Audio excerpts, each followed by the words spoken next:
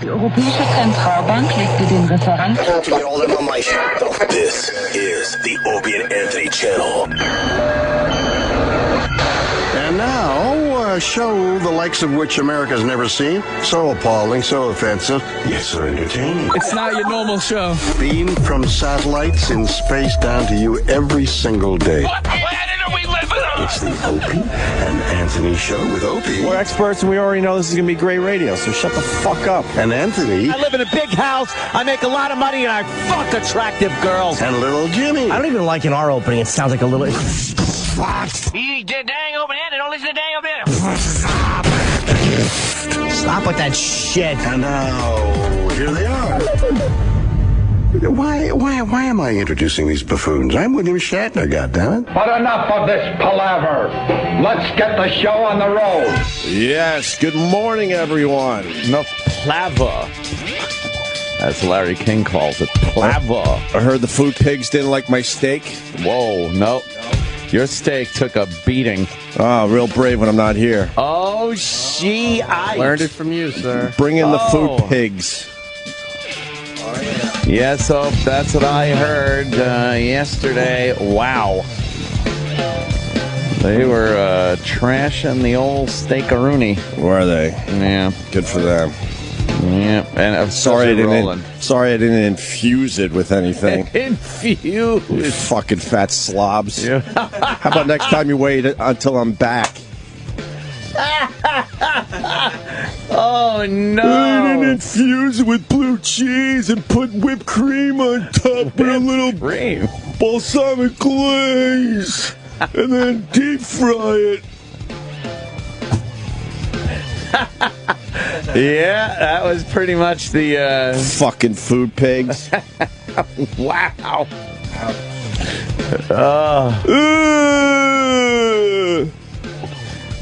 I think Roland's big gripes How are we were... going to get my fat intake?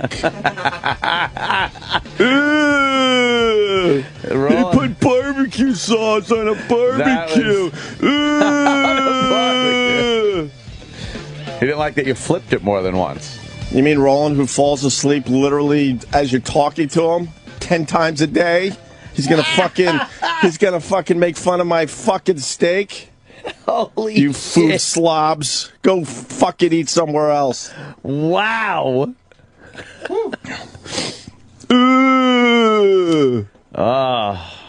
Then he said it was overdone.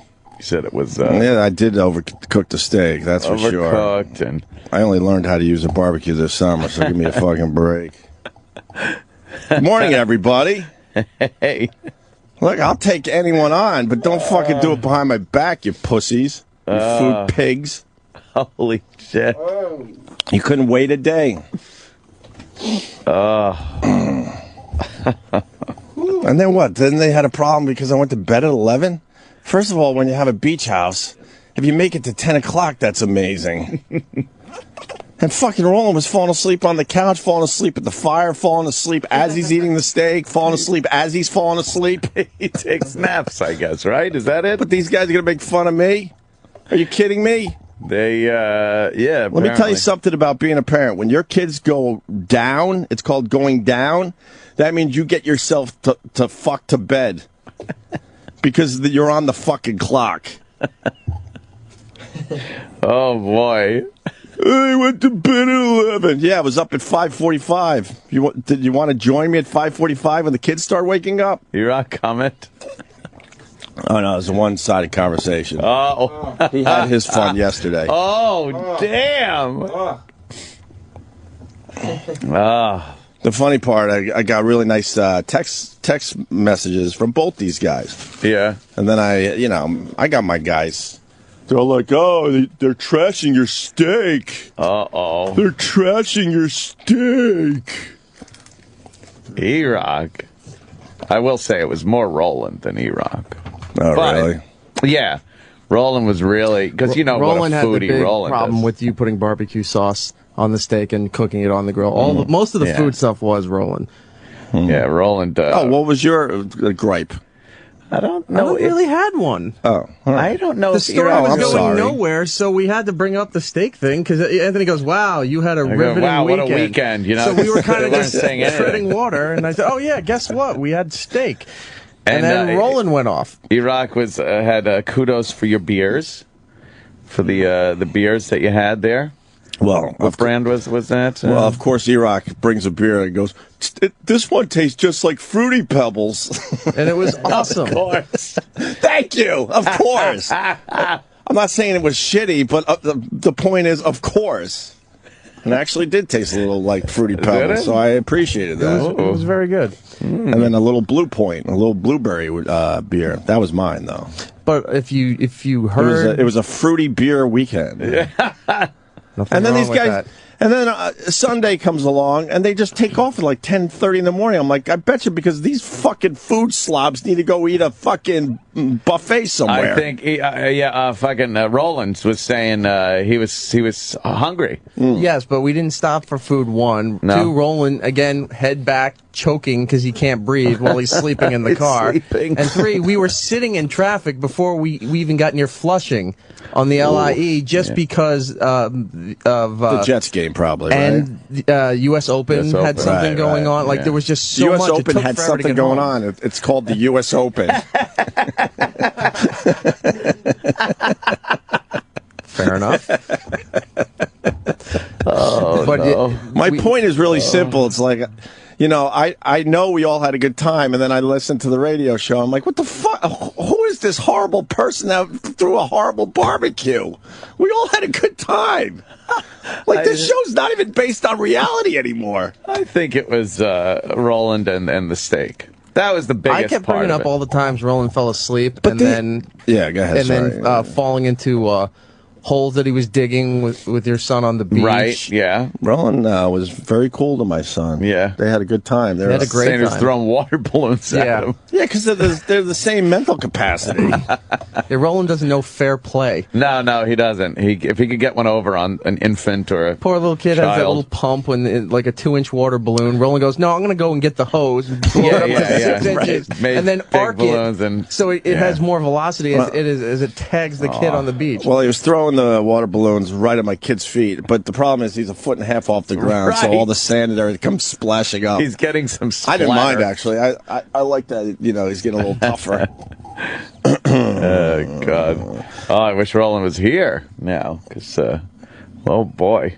He's not going to like being on the receiving end. No, that's too bad. But, hey, he He had fun taking the shots yesterday. oh, boy. I will tell you this: when you got two foodies at your house, and you turn on that barbecue, like you're in being panic judged. mode. Yeah, panic. You're in panic Yeah, mode. Yeah. Yeah.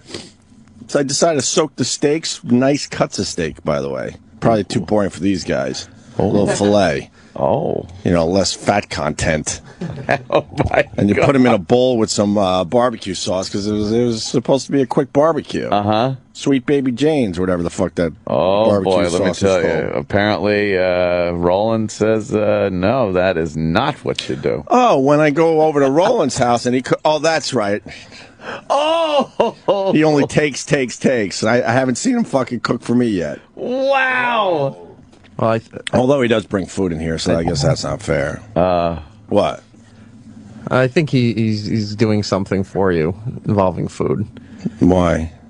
to kind of help you along so this I don't need situation help. doesn't happen again. I don't need help. I try to eat healthy. Oh, boy. What's wrong with barbecue chicken and a little barbecue steak? Nothing. Yeah. Well, according to Roland, there's a problem. When with I cut into that steak and realized it wasn't medium rare, I'm like, fuck. Oh, boy. But I was the one that pointed it out to these guys. They probably wouldn't even known.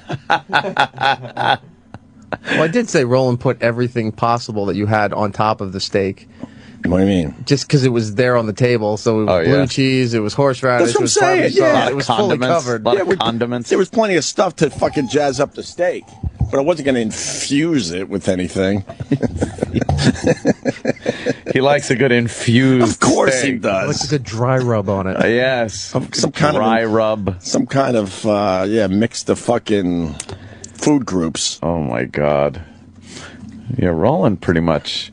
He says he doesn't like barbecue sauce on the fucking steak because then when you put it on the grill, it burns. Oh.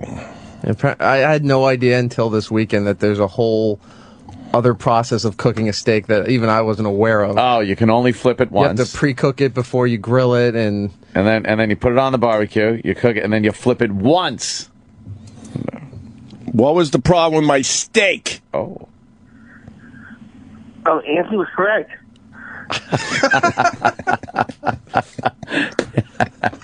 He said you don't put the barbecue sauce on it before you put it on the grill because it burns it, right. and you only flip it once. So you keep flipping. What does it do to it if you keep flipping? I didn't flipping. I wasn't flipping. He said you were flipping. It wasn't even near the barbecue. It was me and Erock trying to have small talk, and we failed miserably. Oh, no! But we at least tried. Yeah, like, hey, looking at the floor awkwardly. I'm like, grab a beer and meet me at the grill. Oh. Awkward. Yeah, we tried, though. At least we tried. Yeah, but everything else is delicious. The steak was good, wasn't great. This is what you have to deal with when you invite foodies over to your house. Oh, trust me, I'm an asshole when it comes to food. Like I tell people it's tough with me because I judge food very toughly. Other than that, everything else was fantastic. I do remember one of the times he was over my house. He had a problem with some of the skewers. I think they were too salty. Yeah. What? Yeah. He's like, oh, these are a little salty. What the fuck is wrong with you, Roland? Hey, I mean, free food is great, but don't give me bad food. Free food is great, but don't give me bad free food. Okay. All right. Yeah, because, I mean, everything else delicious. Just the steak was a little bit tough. My steak. Mm-hmm. I mean, other than that, though, everything else is good. It didn't look like that scene out of Seinfeld where Frank Costanza overseasoned during the Korean War and everybody started choking. Right. I overseasoned. I just put a little pepper on the steaks and then threw it in some barbecue sauce because I didn't have anything else. Sorry, I didn't infuse your steak. You like infused? What could I have infused your steak with? Well, you could throw pepper on my steak. Right? Looks like he's sex changed. I should have infused. Holy fuck, yeah. It looked like they show. We were just watching the TV. They showed George Zimmerman and his wife side by side, and I swear it looked like the story was George Zimmerman gets a sex change operation. You're right. That's a great bit. Before and after. Yeah. I should have infused your steak with some cocaine so you could stay awake for 2 hours. Oh! Were you napping a lot? Well, at least some pepper on my steak, because I didn't taste any pepper. Oh. There was pepper on your steak. Don't invite foodies over to your house. There's way too much fucking pressure. Way too much fucking pressure. But everything else is good. What? That was a guttural moan. What? I said everything else is delicious, though. Oh. There wasn't anything else. We threw together a little food. It's the end of the season. We don't have a lot of shit left in our house. Actually, we got to get out of there this weekend. Uh-oh. Yeah, it was a great summer. Huh? What we have, like smashed potatoes, mashed. Yeah? Yeah, we would have had just potatoes. Right. We would have just fucking grilled up some potatoes. There's a nice tomato and mozzarella salad. Oh, that's good. Yeah. Balsamic. Yeah. So there wasn't anything else, really. Mm. Yeah, the size, just another side would have been excellent, but other than that, it was perfect. Another side would have been excellent. We could use maybe some grilled asparagus. Jesus. To us, it's like, okay, end of a long beach day, let's throw something together for dinner. I forget, for these guys, it's everything. Oh, well. It's what they've been waiting for all day. Everything else was nonsense. The beautiful beach, the waves, the fucking beers on the beach, the fire. That's just distractions. It was just distractions as they count down the time until they can bite into their infused steak. So we can feed. Yes, feeding time. Jesus. Strap on the old feed bag. Oh, my God. I'm done with you foodies. I'm so done with you. There's like background, like the beach. We'll check it with like steak. Did you enjoy the fire? The fire on the beach before you fell asleep? Yeah. And almost fell in it. Yeah, he almost fell over on a beach chair into the fire. This fucking animal will sleep anywhere. He don't give a fuck. One of Ope's neighbors came by and sat down and was talking with everybody. And just in the middle of a fishing story or something, you just hear... Right. Roland's head is like falling off the chair, and you're on the beach, so everyone hears this. Holy shit, he fell asleep right there in the middle of someone's story. And then he's choking as he sleeps. It's the most bizarre thing to watch. It's horrifying. It's horrifying is right. My body was hungry. All right, Roland. Yeah. You won't be getting any more invites. Oh, man. It's too much pressure. Can't handle it. I'll fucking show you the way to the fucking restaurants. Ooh. He doesn't mind. Ooh. Maybe next time Roland packs a cooler and he cooks for you. Right. Hey, there you go. Yeah. Do you know how to cook? I do. Or do you know how to just call up chefs? I can do both. I mean, I got lovely text messages from both these guys. Oh. And then I'm like, what the fuck? What is real?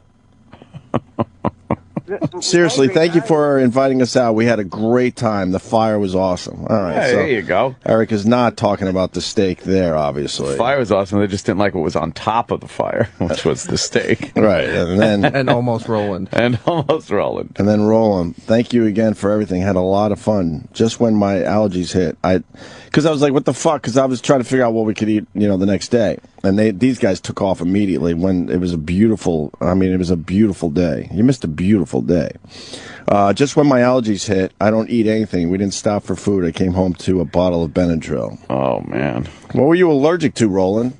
It had to be the cats or something. Because that's the only thing I'm really allergic to is cats. I guess there was previously a cat in the room he stayed in. I think you're allergic to a semi-healthy steak. Oh. Bet you some of that infusion keeps the allergies away. I love how he has to have an infused steak. Infused.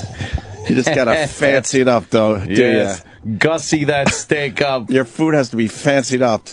Fancied up every time. You are a fancy guy, huh? Well, even when I was in high school, I go to a friend's house. I go, well, what's their side dishes? What's their dessert?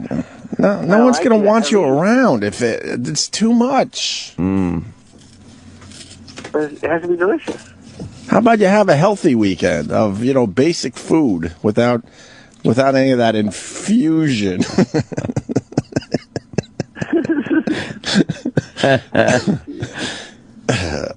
He enjoys a good marinade. Yeah. Oh, does a marinade. He like a good marinade? Marinade. Yeah, we'll put it in the marinade.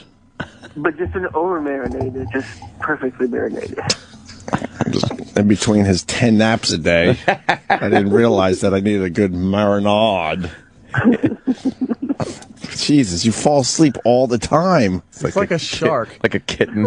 Yeah. They could just fucking... They're gone. If Roland stops, everything stops. His breathing, his functioning. And what was the viral video thing?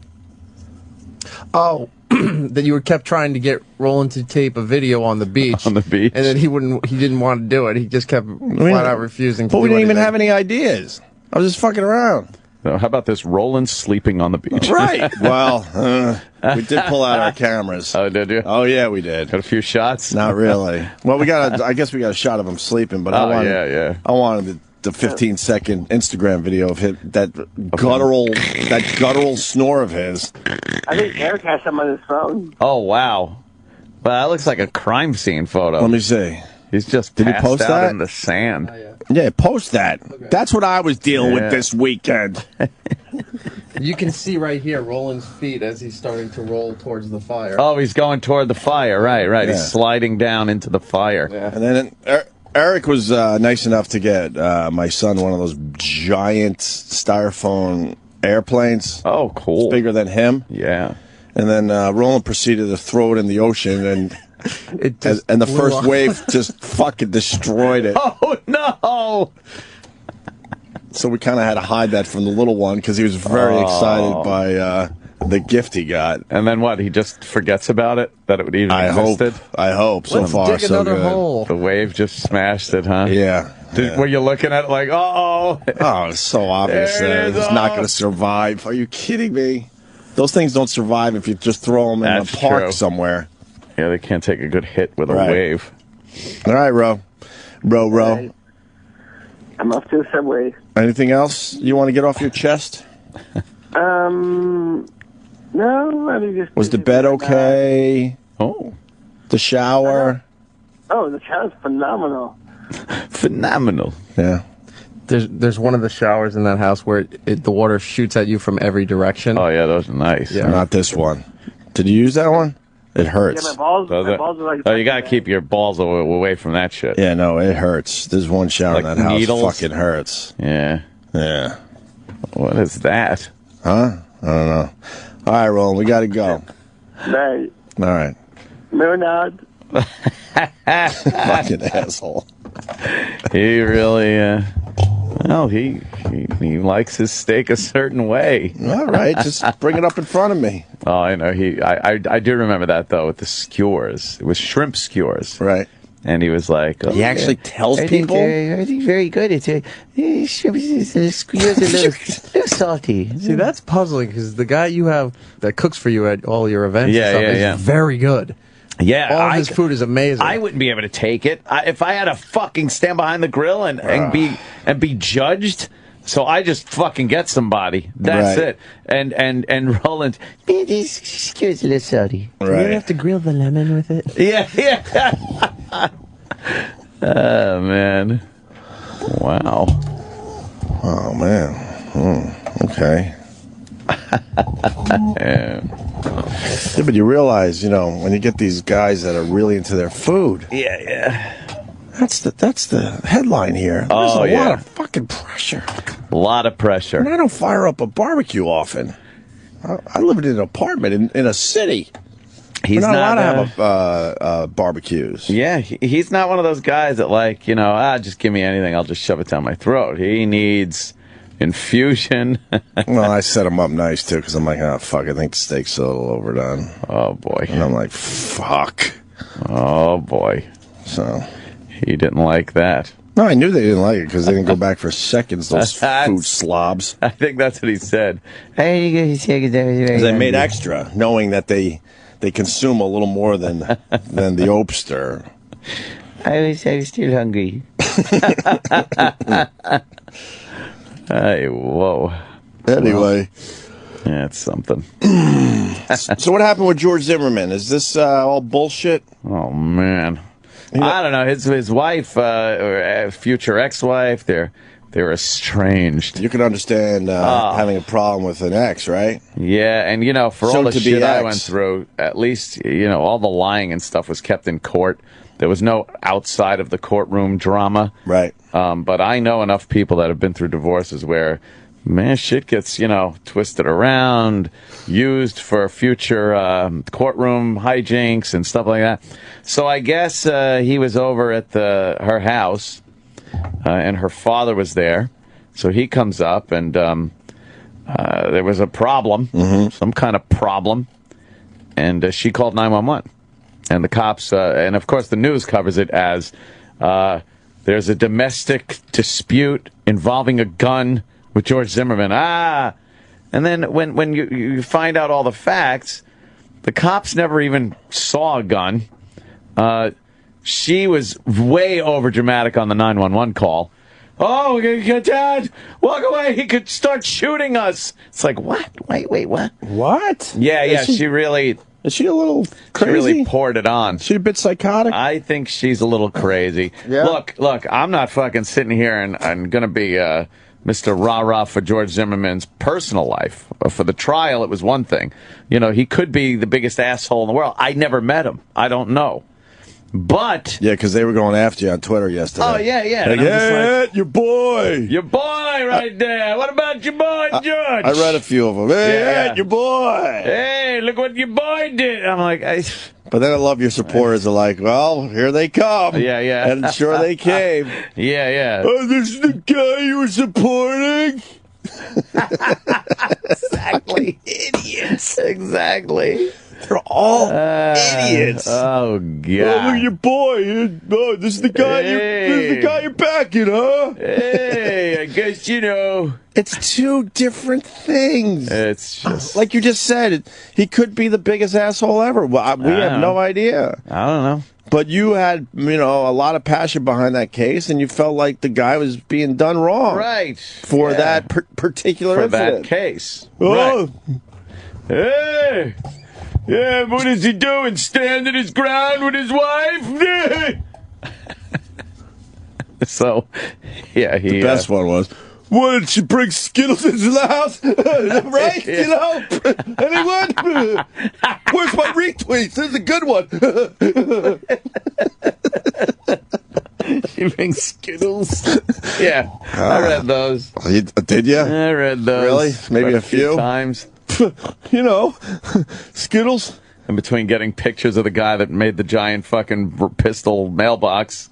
Oh, and the pistol pool and all that shit. Yeah. And the pistol barbecue. Pistol barbecue. Yeah. So I don't know. I'm not there, but the police, and they said he's in custody, which people don't know the difference between you're under arrest and he's in custody. If he's in custody, it means he's being held where he is and being questioned. So they can figure some shit out. Yeah, they're telling him right now you can't leave until we figure all this out. Right. But you're not under arrest. Right. So they questioned him and questioned her and the father and his bodyguard who was there, and came to the conclusion that there wasn't any reason to arrest anybody. She decided not to press any charges. Mm-hmm. And that was it. And the cops, in a statement, said, we never saw a gun. There was never a gun on him or on scene that we know of. Later on, he said that there was a gun in his vehicle. Right. But that he hadn't taken it into the house when he talked with his wife and her father. She claims he punched the father in the nose or something and smashed her iPad. Because she was trying to video with it, I guess, and she said he smashed it. Right. Which you would do in that circumstance. Yeah, right. Like, why the fuck are you filming me? Yeah. I think she's gearing up for, she's getting some divorce ammo. Yeah, but he has no money.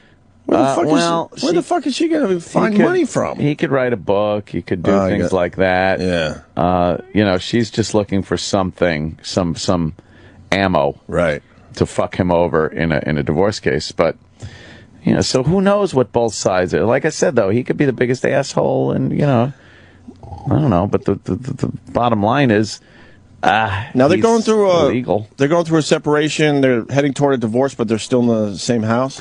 I think he was moving shit out. Oh, so what was happening there? Yeah. Oh, like that old gag. He's got to hit the road. You get a few in. Yeah. As you're carrying a box out of the house. Oh, yeah. And I'm sure she's like, I'll take that. Right. And he's like, you fucking... He's coming over, Dad. Come over here so he doesn't do anything. And the father's there, and I'm sure... There's a recipe for disaster. Yes, exactly. But it's not a house of horrors, right? Not a house of horrors. But a recipe for disaster? Recipe for disaster. All right. Perfect storm. Perfect storm, One of the, any of the other news cliches you can whip up. Let's do a little 911 action. So this is her calling 911? Yeah. 911, do you need police, fire, medical? Your system of attorney police. Wait, road. All right, we do have units en route to you, ma'am. Is he still there? Yes, he is, and he's trying to shut the garage door on me. Is he inside now? No, he's in his car, and he continually has his hand on his gun, and he keeps saying, step closer. He's just threatening all of us with his firearm. With his firearm. See, right there. Right there. I kind of believe that he's in his car, though.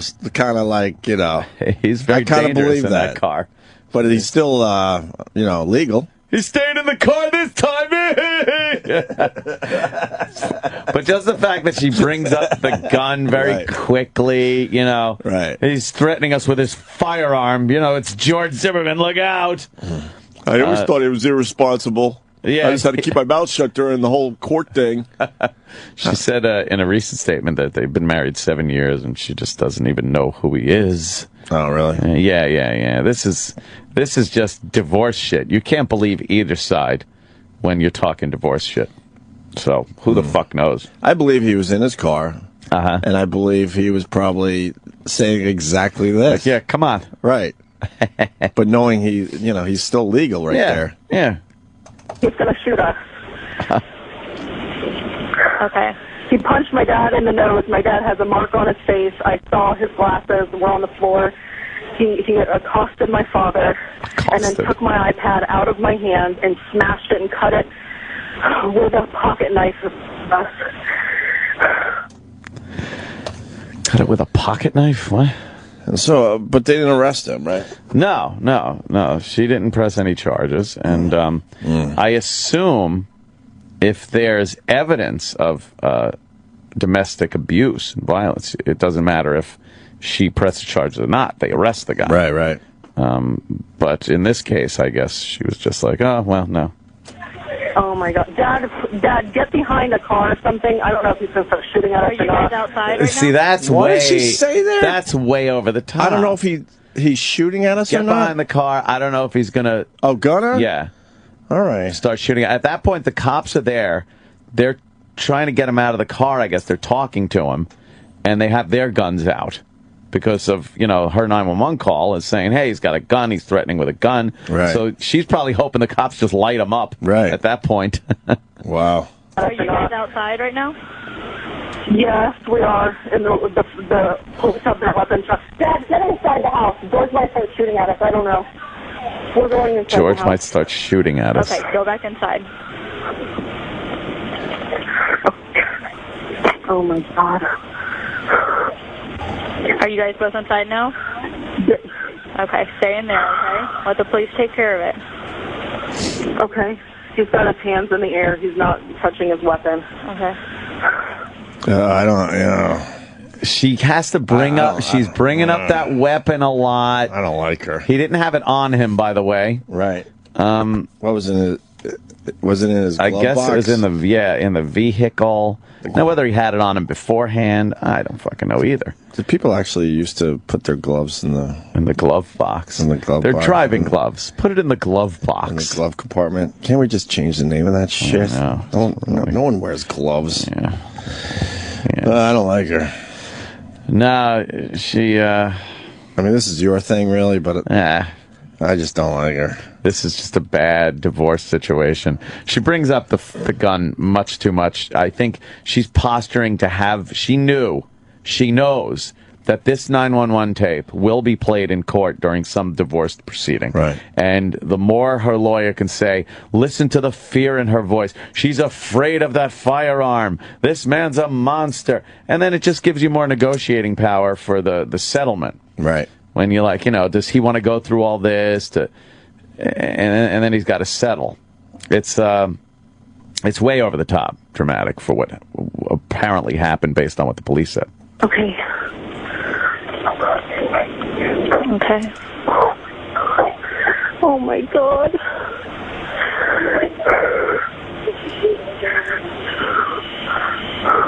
Okay.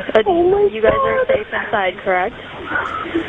Yes. What is she? Oh, my God. Now what? The cops are there. Everything, the situation is under control. What is she doing? I don't know. Shelly, you're doing really good, okay? This is a tough situation for anyone. All right? Let's stay on the line with you, all right? So our units can speak with you, all right? Okay. Oh, and she's fat. All right, are you okay? You said he did take something out of your hand. Do you need medical as well? I don't think so. Maybe just shock. Okay. Shock. All right, I'm going to go ahead and get FD to respond, okay? Okay. Dad, get inside right now. Make sure he stays inside. What happened? She stopped crying in a second? She's one of those She's like, Dad, get inside right now. She's one of those emotional wrecks. Yeah. Yuck. Pretty funny. George Zimmerman walked away from that trial with a complete acquittal. Right. And no problems. She walks away with a fucking, like, perjury charge or some fucking shit that she's still got to deal with. Right. So she's the one that gets fucked. Hey, I have a hard time sympathizing with women's sides of divorce cases. I'm definitely biased on that one, so fuck her in her ass. So does the media have any responsibility here? Because... And then you got to hear, you're part of the media. Oh, God, I love that one. Yeah, but we try to do things a little different here. Yeah, no one's going to us for fucking, the bottom line. I hope you understand that. We try to do things a little different here. Yeah. We don't just blindly go with, like, the headline. They went with the headline. That's why they have no responsibility here, because when I heard this broke, of course, I went to Twitter like anyone else, and they had them all arrested. Yeah, it's like George Zimmerman arrested. Here's what the news was saying. George Zimmerman arrested and a gun is involved again. Right. Oh, a gun charge. And then Nancy Grace, she was writing, George Zimmerman arrested on a gun charge. Right. It's like, well, that's completely wrong. I guess not even supporting the guy or not supporting the guy, just getting the facts right. You got to at least get the facts right and then throw your 2 cents in. Holy shit. Right. She's just despicable with her new hashtags, trash baby, toilet baby, fucking missing fucking teen mom thing. Yeah. She loves a good fucking hashtag. Bob in L.A. Bob, what do you got? Is it L.A. or Louisiana? Louisiana. Hey, couple things here. Now, from what the news is, and of course it was CNN, so, take it for what it's worth. But he was at a house that they used to own, and she came over to get her stuff. There was supposed to be a civil standby, which is why he had his pistol there. But anyway, besides that, you guys know about the whole insurance policy thing, the life insurance policy as part of the divorce decree? Oh, yeah. That's pretty common, though. Why is that common? I had one of those. What is that, Ant? Well, in my case, I had to take out a $1 million life insurance policy on myself and put her as the beneficiary, my ex-wife there, and put her, so if anything happened to me, she would get $1 million. Is it over though? Oh yeah, because it went down. It went down like $100,000 a year, right, for 10 years until it was nothing for her. But if that that's a 10-year policy? Yeah. It's not just when you're going through the divorce? No. She could have still made money off you after you're officially divorced? Yeah, if something happened to me 5 years after, she would have made $500,000. And this is legal? If that isn't, by the way, an incentive for murder. Of course. Like if all of a sudden she's in a jam and she's like, oh, well, I got this. Or she gets some boyfriend that's like, hey, man, right? Why don't we fucking kill him? And it's fucking, it's an absolute incentive to kill somebody. She fucking hates you at that point. Right. And, of course, the hate is mutual. Yes. Let's acknowledge that. Yes. But now there's an incentive because there's money involved. And, again, not even just her, but what if she does tie up with some guy, and what if the guy doesn't even have to say anything about it? It's like he knows about the insurance, and he doesn't tell her. They don't plot together, but he's like, hey, if I kill this dude, she gets the $1 million, and I get to share in it. Hey, fuck, I'm just going to kill this fucking guy. It's a reason to kill. You're giving someone a motive to kill somebody. Lawyers, they're scumbag fuck dicks. We should be allowed to pinch heinies still. Oh, should we ever? Because it's one-sided. It's one-sided in the whole divorce thing. We all know it. And then, of course, we'll get one woman to call and go, well, actually, I got fucked in the divorce. Okay, but you're in the minority big There's time. One. Yeah, exactly. Who put that through the court system? Yeah. That you have to get a life insurance policy. It's amazing to me. And the beneficiary is the person you fucking hate and you want to be separated from. Yeah. That don't make no sense. No. It gives them motive for murder.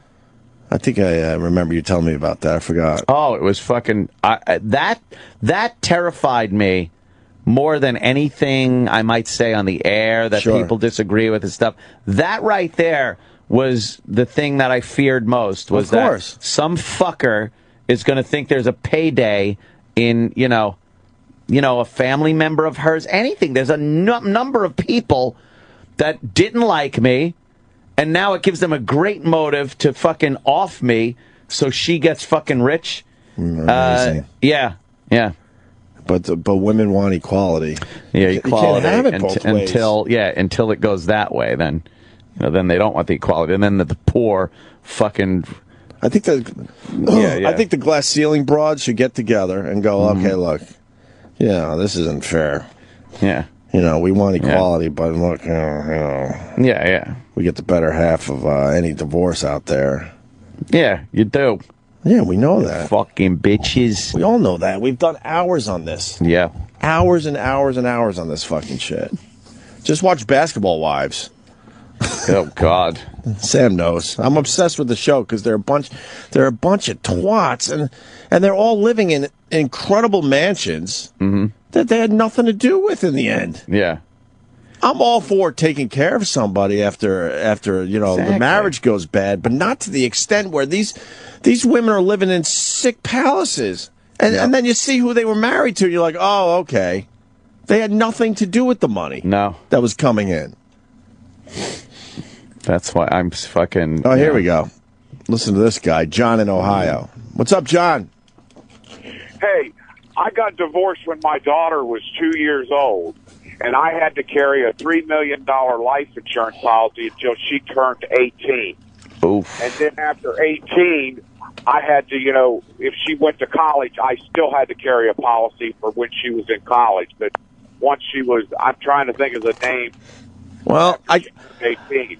I got to jump in on this one a little bit because now we're talking about a kid, which is half yours, obviously. So it makes it a little, more tricky, I think. Yeah, it does. I mean, what Ant's talking about here is, he was married to somebody. They didn't even own a house together. They didn't even own a car, really. Nothing. I had a leased vehicle. He had a leased vehicle. He was renting. No kids in sight. No real assets. And he had to get this life insurance policy. I almost could see it a little bit if you got kids in the mix. Maybe not to the point of it's $3 million. Holy shit, but... I mean, yeah, and try to pay a $3 million policy on, a $60,000 a year salary. Wow. Alex Trebek couldn't help. Yeah, term life. $1,100 an hour or child support. Oh. So how'd you live? With beans and soup. You did, right? Oh, it's amazing. Well, yeah. I mean, but, you do what you got to do. But, I mean, like he said, that's all, you got to do all that crap for the woman. And don't get me wrong, it's no big deal. But I mean, back then, it was, you had to scrape to do it. Wow. Sadder than the divorced dad in his apartment. Right. As the fucking mother has the house and all the furniture. I go back to a guy that we worked with at NEW. Yeah. A sales guy. Who was doing very, very well. Had a really nice house up there in Westchester somewhere. Big, huge spread. Just picture one of those perfect houses with the trees and all that shit. Big backyard. And when we knew him, he was in a shitty, tiny little apartment in New York City because he was going through a divorce. And he told us to our face he can't afford to live better than a shitty one-room apartment in New York City. In a shitty neighborhood, too, by the way. Yeah. And I was like, you got to be kidding. You're the one going to work every day bringing in a lot of fucking money. It's just... how is that fair? It's so sad. I don't want the woman to suffer like that either, but it seems like somewhere in between makes a lot more sense.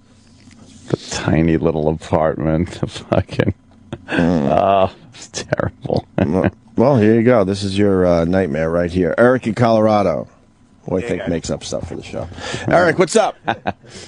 Hey, about 20 years ago, a guy I went to high school with, his older brother was murdered 3 years after his divorce was final. Oh. He was carrying a life insurance policy. It was only like $500,000. It wasn't, $1 million policy. $500,000. People have killed for a lot less. That's a lot of money. Well, yeah, and I remember the investigation. Everybody that was basically either first or second-hand knowledge of this guy was investigated by the cops. as to whether or not they were involved, and they watched his ex-wife financially for 10 years afterwards, make sure she didn't suddenly come into money. Right. There was so much, or she got the money, but they were watching everybody involved to make sure that. Yeah, see if she was paying anybody or whatever the fuck else was going on. Right. It does astound me though, because they literally are putting people's lives in danger with some of these policies. It's the same thing with not issuing restraining orders against some violent guys when they go and they beat the shit out of their wife or kill their estranged wives and things like that. They just make these circumstances, these lawyers make these circumstances that lead to somebody's death and murder. It's amazing. Fuckwads. And your ex was going to get money no matter what. So what? Yeah. But exactly. Why the insurance policy on top of it? Well, because if I stopped earning because I wasn't around anymore, she would have been out of luck. Could we get the clip of? I'm not a big fan of O'Donnell on MSNBC, but he basically asked Wiener, "What the fuck is wrong with you?" Oh, why? Yeah, Can we get that clip? Yeah, that's a good after one. the break.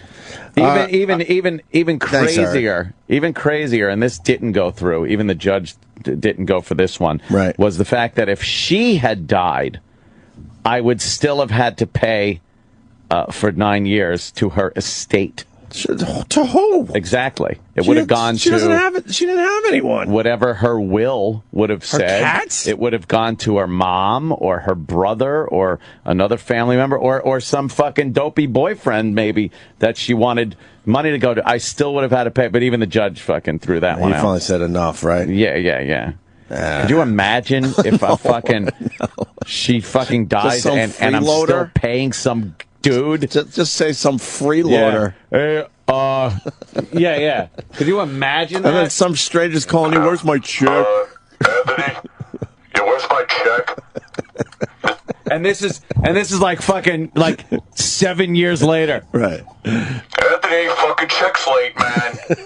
Send that check. Remember, I was the guy that was fucking your wife after you. So I need millions of dollars. So keep sending those checks. Could you fucking imagine? Life's just fucked up. They make you want to fucking kill people. Unbelievable. Yeah. This guy went to jail because of his divorce. Phil. That happens too, yeah. In Pennsylvania. What's up, Phil? Hey, Bill. Yeah, I said Phil. Not Phil. Bill. B-I-L-L. Oh, Bill. I'm sorry. Bill. Hey, Bill. Hey, Anthony, I went to jail because I went through that insurance, and she wanted alimony. I even told the judge, I said, "You know what, I'll make off better." I said, "I'm giving her the house already. That's all the fuck she's going to get. I have a trucking company. That's all she's going to get. I had the trucking company before I got married and all that stuff, and she wanted half of everything. I told her I'd go to jail." I said, "Okay." So I went to jail for 3 months, came back, and he said, "You ready to settle now?" I said, "Nope, bring me back." I said, "I get 3 meals a day, cable TV, and I'm going to get new clothes when I leave." I'm still way ahead of the game. And you're not paying her. I don't pay her a fucking thing. Wow, look at that. Are you still in jail? No, I'm driving truck right now. I'm heading down to Virginia. Well, but did they finally say, "All right, fuck it"? No, she gave in. Her and the lawyer. Oh, they finally gave in. Good for you. Yeah, because she's probably still got to pay the lawyers, so she's just like, "Oh boy." Oh, we got a success story here. I like that. Now I got the Anthony allergy. Yeah. If the girl asks about marriage, I start walking away. Yeah, there's no way. People know. Thank God I have a radio show because people know not to even fucking mention it to me. Wow. I did. I was in there. I met a bunch of new friends. I even gave them a couple of new jobs working in my company. Well, what a guy. Well, wasn't Jake LaMotta married a few times? Oh, God. Yeah. What do you say, 6 times? 6, was it? Who's counting? And then that broad is like pressuring him to get married again so she could have the Jake LaMotta money when he drops. Alone. I mean, did anyone else see that? Of course. My God. And he's like, "I don't have time." Yes, you do, Jake. Oh. Jake has all the time in the world because she described his day and it was get up, read the paper, take a nap. Yeah. That was it. That was his day. So a guy like that has time to get married. And even at 91, even though he's not completely there, he's there when it comes to, getting married again. You heard him. We don't have time. When we find the time. Find the time. You're fucking 91 years old. Right. You got plenty of time. He knows, though. Yeah. He finally learned his lesson after 5 or 6 of those. Certainly did. All right, Bill. Thank you, sir. All right. Yeah. Have a good day, all right? Amazing. We got a busy day. Yeah, we do. We got CeeLo Green coming in. CeeLo. The voice guy, right? Yeah, and the fuck you guy. Oh, yeah, the fuck you guy. Gnarls Barkley. Gnarls Barkley. I'm Gnarls Barkley. Is he going to come in here dressed all weird and shit? Yes. Hopefully. Ugh. Goody Mob. How about you interview him? I would love to. All right. Oh. You guys want to take off? Sub it out. Yeah. I'll do it in a heartbeat. Yeah. Sub out the interview. Just tell him we went for coffee or something. We'll come back after it's done. Is he going to be all feathery and shit? I think so. I don't know if he'll come in full regalia. I swear to God, if he comes in looking all weird and shit, I'm going to openly laugh. I'm not today. And I'm not even in a bad mood, but I'm not putting up with it. That's his gimmick. Yeah, but gimmick. And so my gimmick is I'm going to openly laugh at how ridiculous you look. Ooh. Is he talented? He is very talented. In what way? Talented guy. As a producer? No, he's actually a good singer. And I mean, Yeah, but he only has the Fuck You song, right? he's got a couple singles with Gnarls Barkley that were huge. Crazy. Remember how big that song was? Yeah, but was he doing the crazy part? Yes. Yeah. All right. That one. All right. That one he was. All right, then. That's him? So Yeah. that should be his song. What his buddy is. The guy who producing sings the hook should get the fucking credit. It's a band though. No, it's not a band. Listen to this fucking voice. This should be by CeeLo. The music behind it makes He it does Gnarls have Barkley. a really good voice. He's a good singer. He's great. Who's that? Is that CeeLo That's still? CeeLo, yeah. So He's where's the Gnarls Barkley's part? He's Well, in there is Gnarls Barkley's Gnarls band. Barkley is the name of the band. It's like Jethro Tull. Ah, you know what? I swear to you, until this moment, I didn't know that. There's no Gnarls Barkley? No, it's CeeLo Green and Danger Mouse. Oh, my God. I feel like a fucking fool. Yeah. Put me on the fool list. All right. Are you serious? Yes. Jethro Tull, Marshall Tucker. It's a band. Are you serious? It's a band. So this is CeeLo's band? Yeah. It's a two-person band. Holy fuck. I'm heating up. Really? Yeah, I had no idea. I mean, I thought there was a Gnarls Barkley. Of course not. I'm an idiot. Maybe mix it up with Dierks Bentley. Right. This is Gnarls Barkley. There they are. With the Danger Mouse dude. That's Danger. Yeah, and that's CeeLo Green. He looks like a short Patrice in that picture. Yeah, he does. A little bit. What other songs did he have? Well, of course, Fuck You. I love doing our research on the show. That was a big hit. The Fuck You song. Fuck You was a big hit. Huge. Right. Yeah. Is this Forget You or Fuck You, Erock?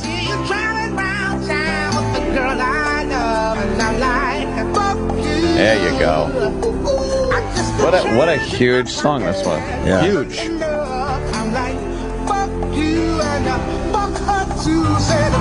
So why didn't you put this in the Gnarls Barkley category? This was his solo release. Yeah, but the other one's pretty much solo. You got Dead Mouse doing his beat shit. It's Danger Mouse. Dead Mouse is somebody else. Dead Mouse. Dead Mouse is somebody else. No, it's not. Same guy. I know. Sure, it might be. No. All right. There can't be two mouse guys. That's stupid. Ding, ding. You want to take one more Ding, divorce call? Sure. All right, Good so CeeLo's song coming for in this today. divorce thing, too. Is he fun? His songs are fun. He's fun on The Voice. He's got a cockatoo on his shoulder half the time. Is he going to come in with a bird on his shoulder? I hope so. What will you do? Like Coco Beware. That's right. He looks Birdman. like Coco Beware. Yeah. If Coco Beware was a little what? Hip hop? A little flashy. Oh. Dave, what's going on, buddy? What's going on, fellas? Hey, man. Hey, long story short, I ended up getting a divorce. Can't start with that. Years of bliss. You can't start with long story short. No. Because that's like after you start telling the story and it starts getting a little long, you go, long story short, this happened. Right. That's like you saying... start with long story short. That's like saying I got something funny and then it's never funny. That's terrible. Don't set up your shit with I got something funny to say. What? Right. My apologies. Use long story short right before the end of your story. Okay? Oh, perfect. Yeah. Okay. All right, That's go ahead. right before the punchline. Right. All right, so here it is. We're living up in Westchester. We sell our house, make a lot of money on the house, move to Florida, put all the money in on the house, buy a beautiful brand new house down there, and then, long story short, several years later, she ends up meeting somebody at work. They get together. Oof. He was cheating on me for a couple of years. We got 2 kids. And at the end, I end up literally signing over the house to her. She gets married last April, and I'm living in a 1-bedroom apartment back in Westchester. Another divorce success story. Well, at least you're in Westchester. Back in Westchester, but the kicker is I'm on food stamps to support myself because she gets $1,100. Bum. Yep. And I could barely survive on what I make, and I'm a teacher. Ouch. Wow. Yep. There you go. Well, that's two kids. Another nightmare. Yeah. 2 kids, and you got to fucking deal with it. Oh, I know too many people that are divorced and have kids, and they still have to deal with their fucking exes. Amazing to me. I had a landlord in Huntington, and all I wanted to do was just like go home. Yeah. And there would be fights on the front lawn because like the one was coming to get the kids. I'm trying to be a little vague because I don't want to give the guy. Right. And the cops would be there. They'd be yelling and screaming as I'm just pulling in. I just want to go in my house. And it happened more than once. Crime scene. Oh, it's just, and then you see the kids, they're crying in the corner. It's like, yeah, it's great. You know, they can't even like do it somewhere else so the kids don't hear that their parents hate them. They're fucking screaming. Hate each other, I should say. Right. Like blaming themselves. And, oh, boy. And I would have to go, am I allowed to, like, go into the driveway? I wouldn't even know. Jesus. I would come home sometimes thinking the fucking house was on fire. There was so much shit going on outside. There was equipment in front of the house. There's just something to be said for not ever having to deal with your ex again. Like, once it's over, no kids, no fucking mutual property, or just it's done, and they are gone. Right. I got another good story for you. Oh, what? Bet you don't. My best friend was married to a girl, and she ended up cheating on him and got pregnant. This just happened maybe less than a year ago. She ends up getting pregnant, turns around and asks him for child support and alimony. Wow. Yeah, they can do that. That takes balls, huh? Yeah. All right, brother. Thank you. Have a great day, guys. Yeah, you too. Wow. There's Dave. We're going to take a break here. So we got CeeLo Green coming in. Yes. Yeah, man. Is the voice kicking up again? Yeah, but he's promoting a book. Okay. The Voice is back September 23rd. Yeah, that's right around the corner, man. What's his book all about? Everybody's Brother. His book is out today. It's a story. I think it's a novel. It's fiction?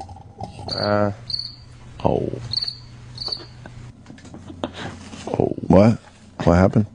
Maybe not. Maybe it's his autobiography. Oh, well, that's different. Yeah, it is his autobiography. Fiction. Oh, okay. Oh, okay. Wish I could. Well, then we'll talk about what's in it. You guys didn't peruse it? I'll peruse it now. No. Oh. Why would we?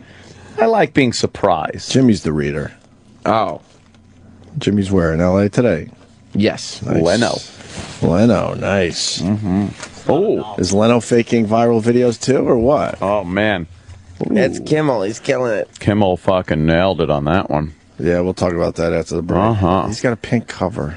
No, the cover's shiny. No, that part's pink. The back cover's pink. And that's pink. CeeLo's written in pink. What's wrong with that? It's a memoir. It's not a memoir. It's not a novel. Has memoir. He, I don't know. Has he?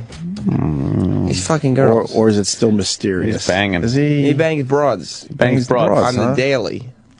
So it's still mysterious? There's nothing mystery about it. Huh? He fucks chicks. That's what you're saying. You don't even know what I'm talking about. You're assuming a lot there, Sam Roberts. I'm just saying, is he mysterious? That's what you said. I seen him on Cribs, and he had a hot chick with him. Yeah? Mm-hmm. Yep. Really? CeeLo rules. Real hot chick. You like the CeeLo, Travis? Absolutely. He's the man. Yeah. Yeah? His records are great. Mm-hmm. Very talented. Even when he's with that Gnarls Barkley guy. Yeah. Yes. Not even gonna lie about that one, man. I could have made believe. I gotta tell you, for some reason, I thought there was Gnarls Barkley. Oh God, I'm Feeling a little hot. A little bit today. A little bit. It's not something that is Not as so hot as my steaks, though, right, crazy. Erock? Oh, boy. A little too much heat on those. A little too much for Roland. And we got one of my new friends coming in, and I think Ann will like him too, man. Kirk Fox is going to be in here today. Cool. I met him in L.A. when I was doing that thing for TBS. He's a strange dude, man. Strange, funny, quirky dude. And I think he'll fit in nicely on this radio show. And he's got a new show called The Test, right? Indeed, he do. It's like a daytime show, right? Yeah, it kind of has that Maury Povich angle to it. You go in with some kind of thing, and then you take the test to see who's lying. See who's full of fucking shit. Right. He's going to be using lie detectors, DNA tests, pregnancy tests, and other types of definitive medical examinations to put anyone who is willing to the test. Well, that's not the guy I know. He's got glasses on. He shaved his mustache. Yeah. He's been on a shitload of TV shows with that mustache of his, but they told him, if you're doing this show, you got to shave that mustache. He's looking pretty straight-laced right there. Yeah, so he'll be in a little later. It's a great concept for a show. Yeah. It's like just the good part of talk shows. Like, it's just catching people lying about stuff. Yes, everyone loves catching people Dude, lying. these talk shows, oh my God. Everyone's doing a talk show. Did you see the yeah. Bethany one? I haven't seen it yet. I've seen where that she has a exists. plastic face with big, giant golf balls as cheekbones. Nice. Did you see that? Yeah. Maybe I should go on the morning mashup and throw the ball around with the girls. It's a girl show over there, right? I guess, but there's only the one girl. Yeah. I want to throw it around with the girls. Can I do a break with them? Look at what she did to her fucking face. Oh my God. She's one of those housewives. Is she? I have and no I think idea she got who was. cheek implants or something. Like that fucking chick that was singing in Eraserhead. Yeah, she looks horrendous. Crazy. She looks horrible. And the show's horrible. And the Kris Jenner one is horrible. You think they're going to use those quotes on the show? Yeah, I hope so. Bethany, she's horrible. Greg, Opie Hughes. She stinks. Yeah. Everybody wants to be Wendy Williams. And then you said you saw Arsenio Hall's new show. Speaking of talk shows. Whoa. How is it? Hey, I'd rather watch Seinfeld episodes that I saw 1,000 times that they replaced with Arsenio. So that premiered last night? Yeah, it premiered last night. Fuck, I wish I saw it was such a. It reminded me of the first Chevy Chase show. Really? It was so maudlin, and they like they did a little bit where he takes a fake ass out of a time capsule because he's like, oh, let's open up the Arsenio time capsule. Yeah. He went through these 90 things like, here's my cell phone and then he's like pulls out an ass and he goes, this is Paul Abdul's ass from one of our videos, and then Paul Abdul comes out from behind the curtain and he makes a face like, oh yeah, God. Really? There it is. That's we the bit. found it. Look at You you. found the bit. Did he have the dog pound? Of course. Why would he do the dog pound? People were, ooh. It's He looks exactly the same, though. That's kind of creepy. You get a little close. Oh, really? Let me see that clip. Oh, this is kind of personal, Oh, yeah. but I'm going to let y'all in on it. All right. Don't laugh when somebody says it's personal. This is the prosthetic butt that Paula Abdul wore in her Opposites Attract video. Yes, it did. Look at him, what?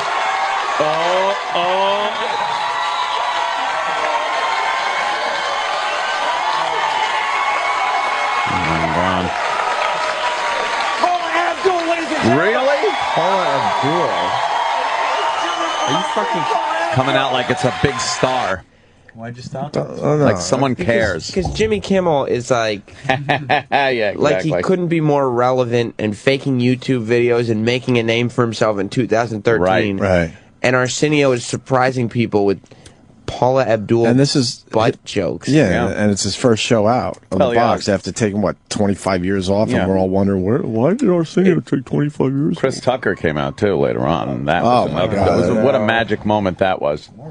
Magic moment. This is the same material he would have done. Chris Tucker bore the shit out of Arsenio like he did us. Oh. Oh, what, Sam? Sorry. He was a bore fest. What happened? You were not entertained by him when he was here? Bored shitless. Maybe it's our jobs to fucking make sure it wasn't boring. Snoop is on singing, though. So Arsenio wants to just make evergreen shows that they can be aired in any decade. Any decade at all. You're right.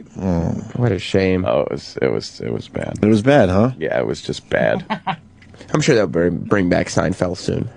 I hope so. Is Arsenio still mysterious? You know how many shows that beats in reruns? Yeah. Against original program? Yes. Well, it should. See if I can find out who he's dating. No, I didn't. You're saying all that. I just What do you said, mean? is Arsenio Hall mysterious? Oh. Is he still mysterious? Apparently he's dating Paula Abdul. Oh. What? Really? It says he... You know what? This says he dated Pamela Anderson in 1995 and then Paula Abdul in 2013. I'm going to chalk him up as mysterious. Mysterious. Well, he's a bit mysterious. He's a little on that mysterious. Front. Okay. A little mystery to Mr. Arsenio Hall. Yes. There's nothing wrong with a little mystery. No. Mm-hmm. Who doesn't like a good mystery novel? Yeah, well, of course. With some suspense. Yeah. And intrigue. He's intriguing. He's an intriguing fellow. Right. She then did her Simon Cowell impression and held the ass up to her face. Oh, Yes. wow. Yes. She's been off the show for years. Again. Simon Cowell's not even on the show anymore. Irrelevant. Right. Little Arsenio X Factor rivalry. Oh, it was crazy. Yeah, I see what Paula they're Abdul doing. wasn't even on the X Factor. I know, Simon is. Isn't Paula Abdul working with Simon Cowell again, too, or something? Or no? That ended already. That ended already. Yeah, he keeps switching out judges, right? Britney Yeah. Spears isn't coming back this season. Oh, God, she was a train wreck. She was so much fun to watch. They can't admit that those shows are over. Yeah. The judging shows are fucking Just done. done. They're horrible. Gives a fuck. Yeah. Like, what happens to the voice people? People watch. But the weird thing is, That's a successful show. people watch. The No, I know it's a shows, successful show, but what happened? Thank you. Nobody, the contestants, it's not like it making used to make stars? stars. It's not making stars, Kelly really, right? Clarkson was a big star. The first 5 American Idols or whatever. Oh, yeah. Giant stars. Now, nobody is a star off those shows. The winner of The Voice sang the national anthem before the Ravens-Broncos get the first football game of the year. Right. I had no idea who she was. Wow. Oh, You that's remember what that was? Yeah, and the one winner, the first winner of The Voice was in a Pepsi commercial with Elton John in the Super Bowl. Wow. No impact. Nobody knew who she was. I swear to God, if voice people walked through the hallways, I wouldn't know. No. Yeah. They don't make stars anymore. Oh, boy. We're kind of dissing CeeLo's show. No, the show. No, the show's is about- successful. Yeah, the show's successful. Yeah, I'm not even being. No, I know the show's successful, but my point is, I don't see them actually making stars anymore. But that's where they get off these shows. They get these celebrity judges that are relevant now. Like they're still big celebrities, Right. Yeah. And once you get that, you're never going to make a star as big as the judges. Right. So nobody pays attention to the contestants anymore. Right. Like the original American Idol, the biggest star was Paula Abdul, and nobody had thought about her in 10 years. Right. So the kids could become stars. Now, not so much.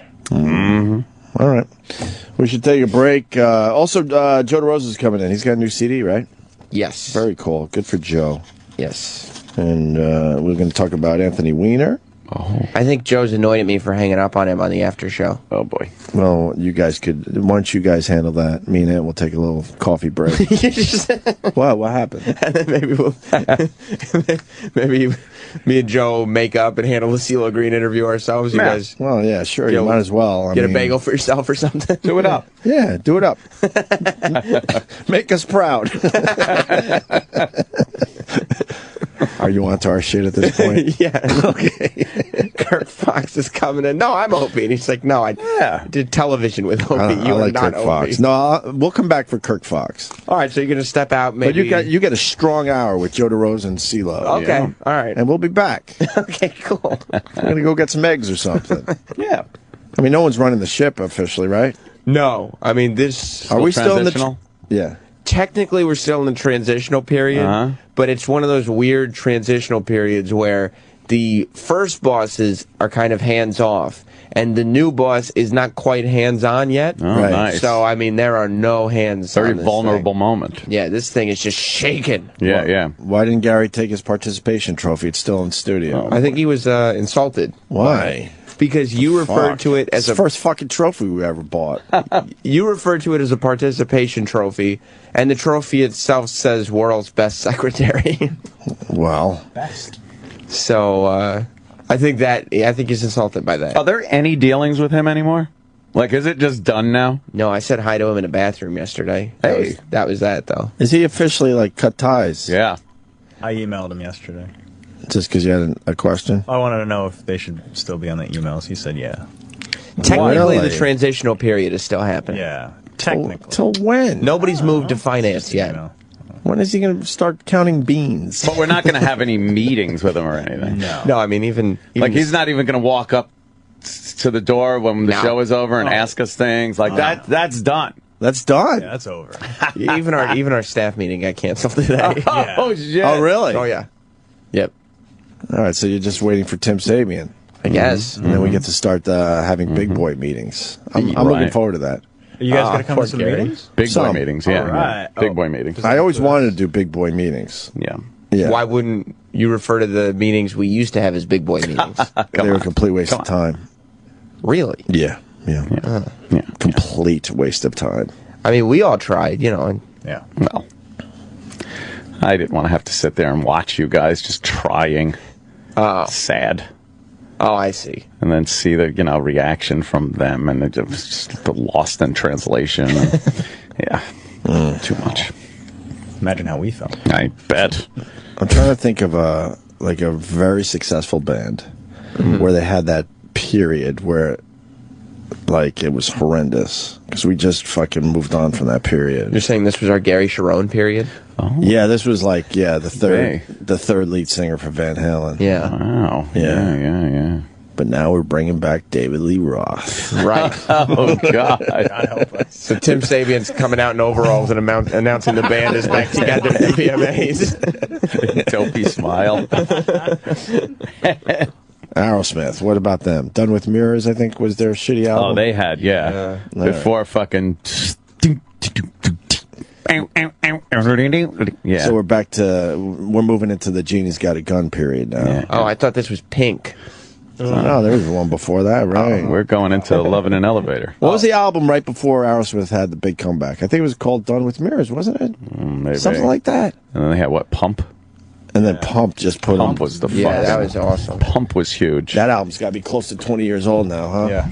Oh, fuck yeah. Yeah, I got that from BMG for Yeah, nothing. might be more than 20 years old. I actually remember listening to a lot of Pump as I was working. And this was before the radio thing, so yeah.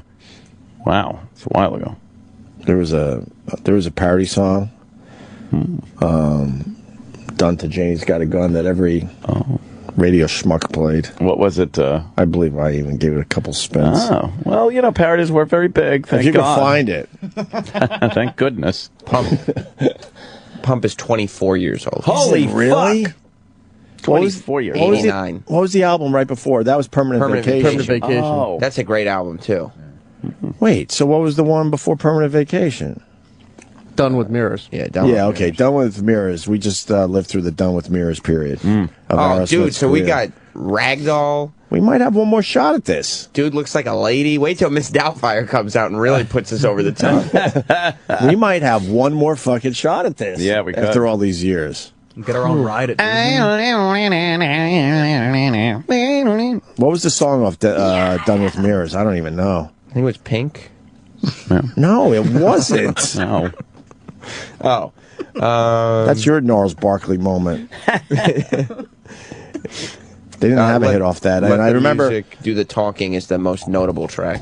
Oh, Oh. And I remember radio stations were struggling trying to find there was stuff no to hit play there. off that. There was no hit on that. And then then I don't know what changed. Someone who knows more about music could tell me, but all of a sudden they come out with Permanent Vacation. People are like, what? Didn't they all go the to like fuck? rehab or something? This fucking band's done. What the fuck? And then they come out with this? Well, who produced That's what I'm. Permanent Vacation? Something drastically changed. I don't even know if it's Was it just Rick because Rubin? they went into rehab.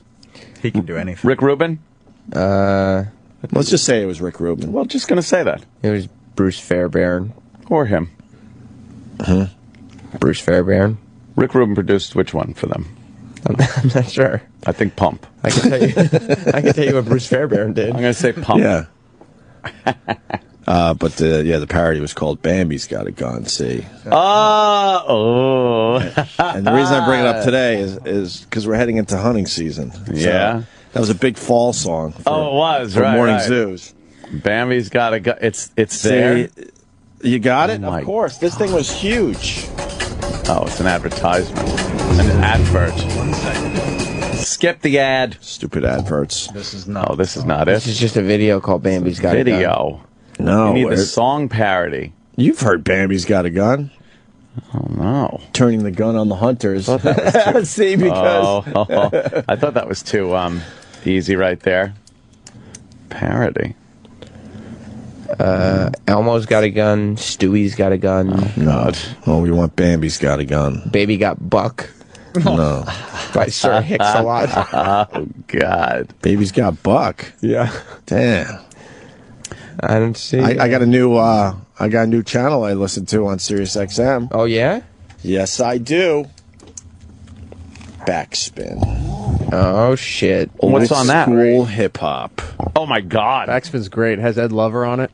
Ed Lover bored the hell out of me yesterday. We were driving home from the beach house, and he was talking about how he doesn't want to be famous.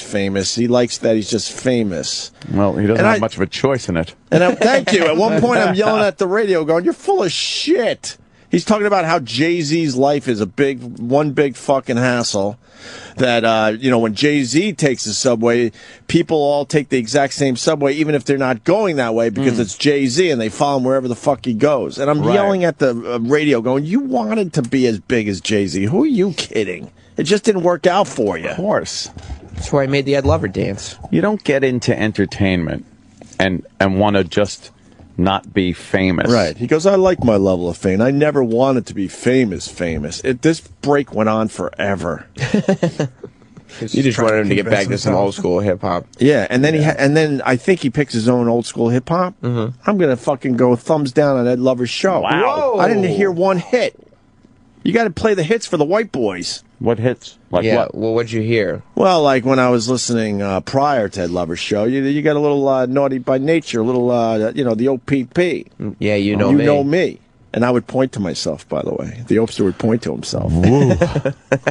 Wow. Not cool. No.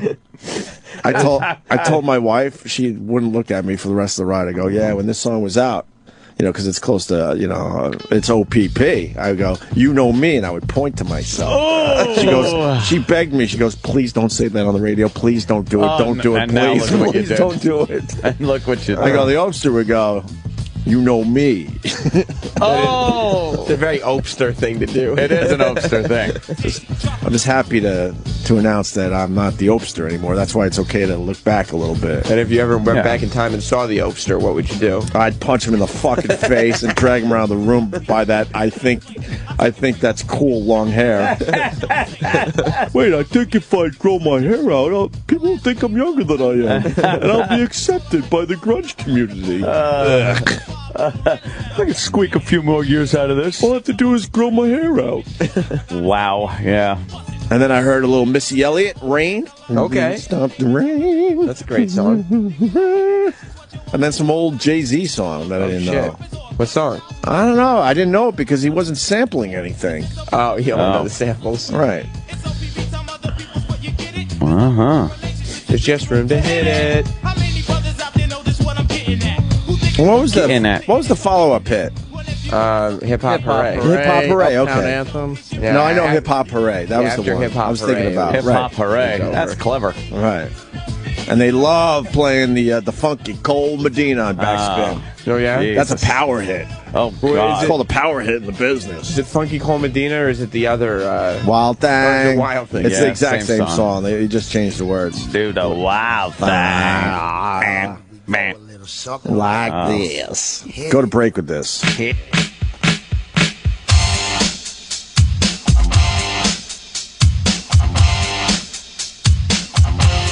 Alright, nigga. Come on.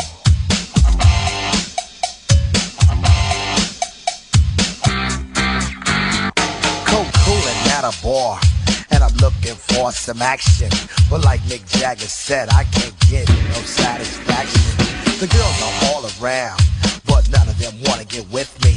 My threads are fresh, and I'm looking deaf. Yo, what's up with LOC?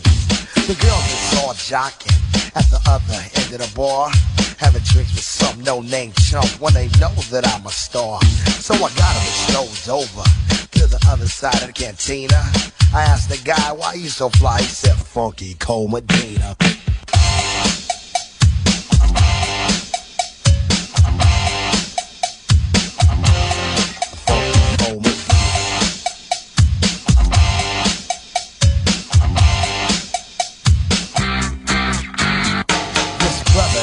Secret on how to get more chicks.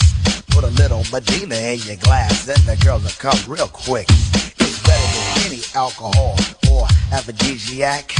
A couple of sips of this love potion and she'll be on your lap.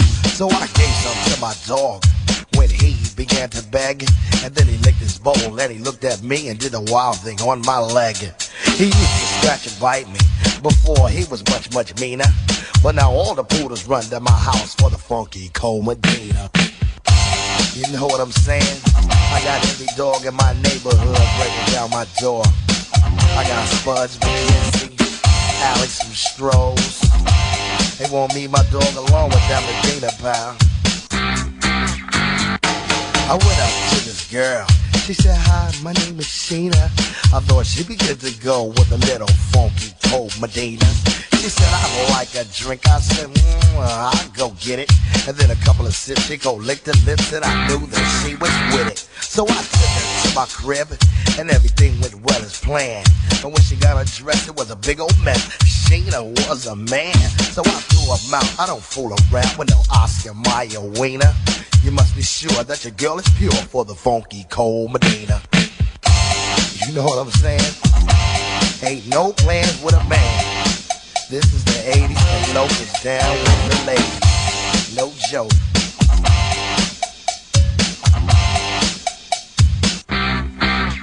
Break it down.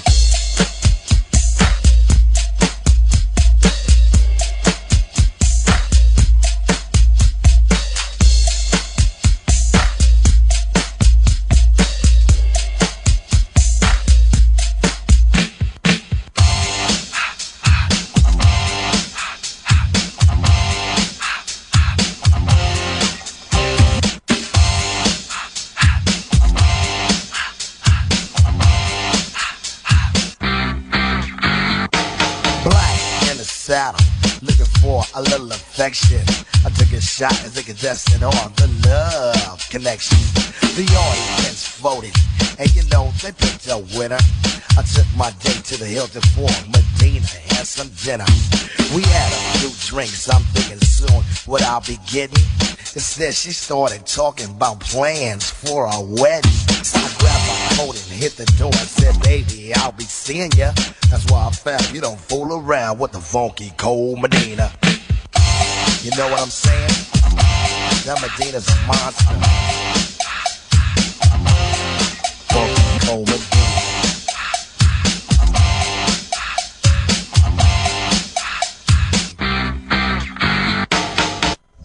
After these messages, we'll be right back. The Opie and Anthony Show. The Opie and Anthony Show continues in moments.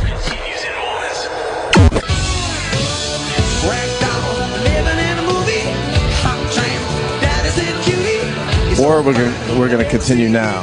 Yesterday too. What happened? Put that yesterday too. Continues in moments. And then comes back. Oh, Aerosmith thing, yeah. Yes.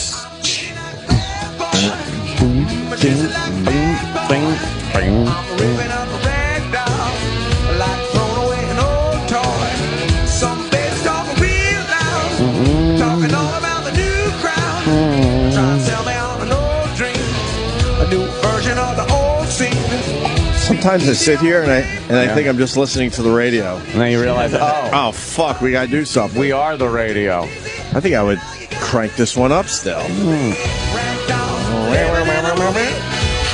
This was the first album I ever bought. No.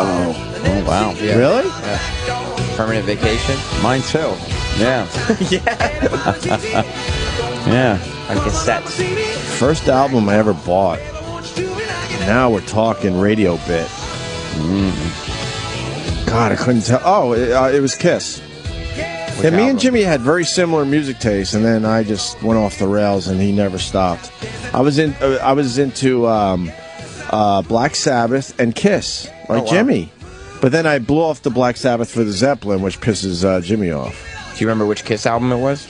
Yeah, it had to be Love Gun, that one, like Destroyer.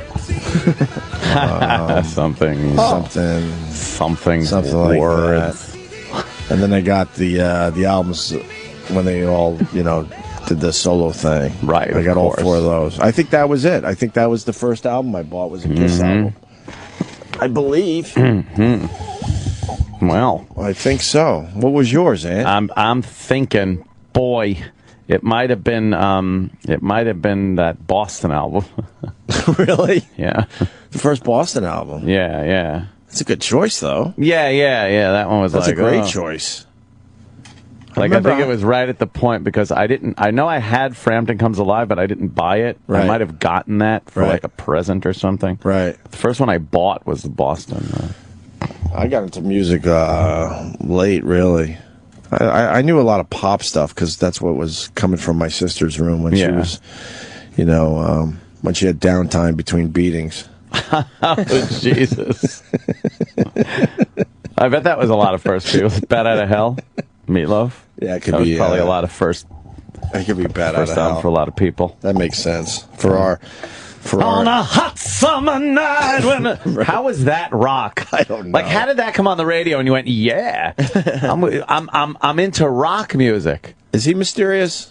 Meatloaf? Is he a bit mysterious? I think he's just an emotional guy.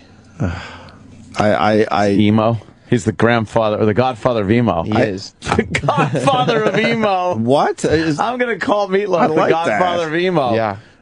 If Edgar Allan Poe could be the godfather of goth. I think there's a guy from The Cure that might be pissed off at you. But well, yeah. I give it to Meatloaf. We were talking about The Cure the other night. Yeah? Yeah, I liked a lot of their fucking songs, man. Yeah. And then Friday I'm in Love. I was at BAB and that song hit. And I was like, I was done. It was over. I mean, it's a great poppy song, but I don't know. I was never fucking into them. Even like never into the people that were into them. Oh, Pictures of You. Nah. No, Disintegration. Nah. Yeah, this is Friday. I'm in Love. This is when I tapped out. This is when they sold out, man. But Disintegration, you never got into? No. There's some creepy shit off that. No. No. Fascination Street. It was always too fucking emo. Moody and... Yeah. Boys Don't Cry. A bit faggy, right? A bit. And we don't mean, dick in the ass. We're just saying faggy. Right. I still believe there's 2 meanings for those words. Of course. It was a bit faggy, right? Yeah. I kind of felt like it was a bit faggy when I was listening to it. But I kind of liked it. There's something femmy about it. Femmy. A little femmy. What about like the weird kids listen to this shit? Queebs, quays, weirdos. Yeah. What about Just Like Heaven? Oh, I don't know many of their songs. What about Killing an A-Rab? I don't know. Wow. I don't know many of their songs because I wasn't into them, so I didn't listen to them. Close to Me. Yeah. I liked Close to Me.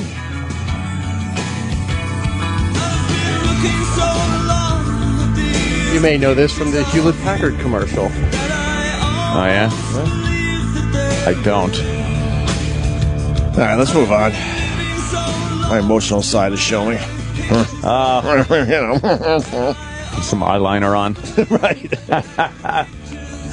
I don't know. I was all over the place with my music. Like, I couldn't find a specific genre. No? No, I dipped into a bunch of these fucking genres. I don't know. Yeah. But I loved grunge, for real. I didn't want to open my mind up to a lot of types of music because my friends would have called me a faggot. A queeb, a quay. Yeah, a queeb and a quay. Faggot. And femmy. And fembot. I didn't want to be a femme. No. So I stuck to your basic, hard rock, shit like that. Your southern rock was big during the little 38 late 70s. special. Yeah, Charlie Daniels. Right. 38 special, little Rossington Collins. Right. Molly Hatchet. Molly Hatchet. Sure. Like, if a song had a little whistle, it rolled. Up and up, yeah. Yeah. That's where I was all this music breaks a little different, Erock. A little different. I don't know these songs, so a little that's different. why I'm not playing. What do you mean you don't know? I don't know the whistle song from Molly You don't know Hatchet. Flirting with Disaster? No. That's not the whistle song. There's a whistle in Flirting. The one you did, is that from Flirting with Disaster? Yeah, right before the lead or something, or in the middle of the lead. I think like when they're trading off double leads, right. He does the whistle. But it was in a few songs. I know. I think there was a more prominent whistle.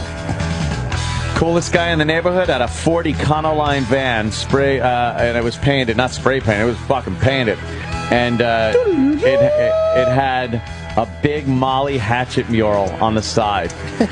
Fucking Tino Nectarides. Did it have the circular tinted windows? Of course, it had the fucking bubble window. And it had a giant fucking battle axe guy from Molly Hatchet. Was there a wolf? It might have been on the other side, yeah. A baying wolf and fucking if this van's a rockin', don't come knocking bumper sticker. And it probably was based on what it looked like. Yes. Gas, grass, or ass. No one rides for free. Oh my God, I forgot. I just remembered something. So we're driving home last night. Yeah. And I thought it would be fun to kind of like roll the windows down and ask strangers on the street, what does the wolf say? Uh-oh. How'd that work? What the fox say? What does the fox say? Excuse me. I keep getting that one wrong too. Right. and people howling at you. And it's not a huge hit yet because most people are looking at me like, what? And cab windows would be rolled down. I'd pull right up to them. What does the fox say? Right. So then my kid thought he would have some fun with the same, concept, and his window was chip off down. the old block. And we were right. And he decided he wanted to yell out the window. Uh-oh. I swear to God. Oh, no, because... What could he have yelled at? It was game over. Right. What does the fuck say? Oh, no. Oh, I thought he said fox, like... He decided to yell out the window, what does the monkey say? Oh. And I had to go game over and roll up the windows. Aw. But now, he's just naming animals. That's cute. Well, I would hope the person that maybe would get insulted by that would think he was just naming animals. He's a kid. Could be misconstrued, though. I could see where you'd want to roll up a window. So we quickly rolled up the windows. I was like, all right, game over. I'm not taking a chance with what does the monkey say as we're driving through New York City. And he meant it in the most innocent way possible, but I ain't taking no fucking chance with that shit. A little tater tot. Back to Molly Hatchet. Oh, where's Molly? Have you seen Molly? Well, Molly. See Molly Hatchet now. I bet they could name some Molly. Hey, you want some Molly Hatchet? Right. That'd be good. And you'd be like, whoa, cool. Speaking of the Mollies, are we back in? There Can we was a start bad taking our batch. Mollies again? There was a bad batch going around for a while. I think we're safe, though. We're safe now? We got a new batch of Mollies came in? I think so. Because we were telling the kids they had to stay away from the Mollies last week. We're back on with the Mollies. All right. We were the fucking wavy gravy of this era, telling the kids to stay off the Molly. Right. Don't take the brown acid. Don't take the brown Molly. Yeah. Unlike everyone else, I gotta say I love Miley Cyrus. This you like Wrecking the new Ball video? Wrecking Ball? She don't give a fuck. Nope. She's naked. And she doesn't care that everyone is beating the shit out of her and her horrible ass. Nah, I guess not. But I don't think the ass is that bad either anymore. I think she chose those tight fucking. It was the tight plastic rubber fucking pants. There is just something too Justin Bieber looking about her, though. Jesus Christ. Dumb face. The short hair. Yeah.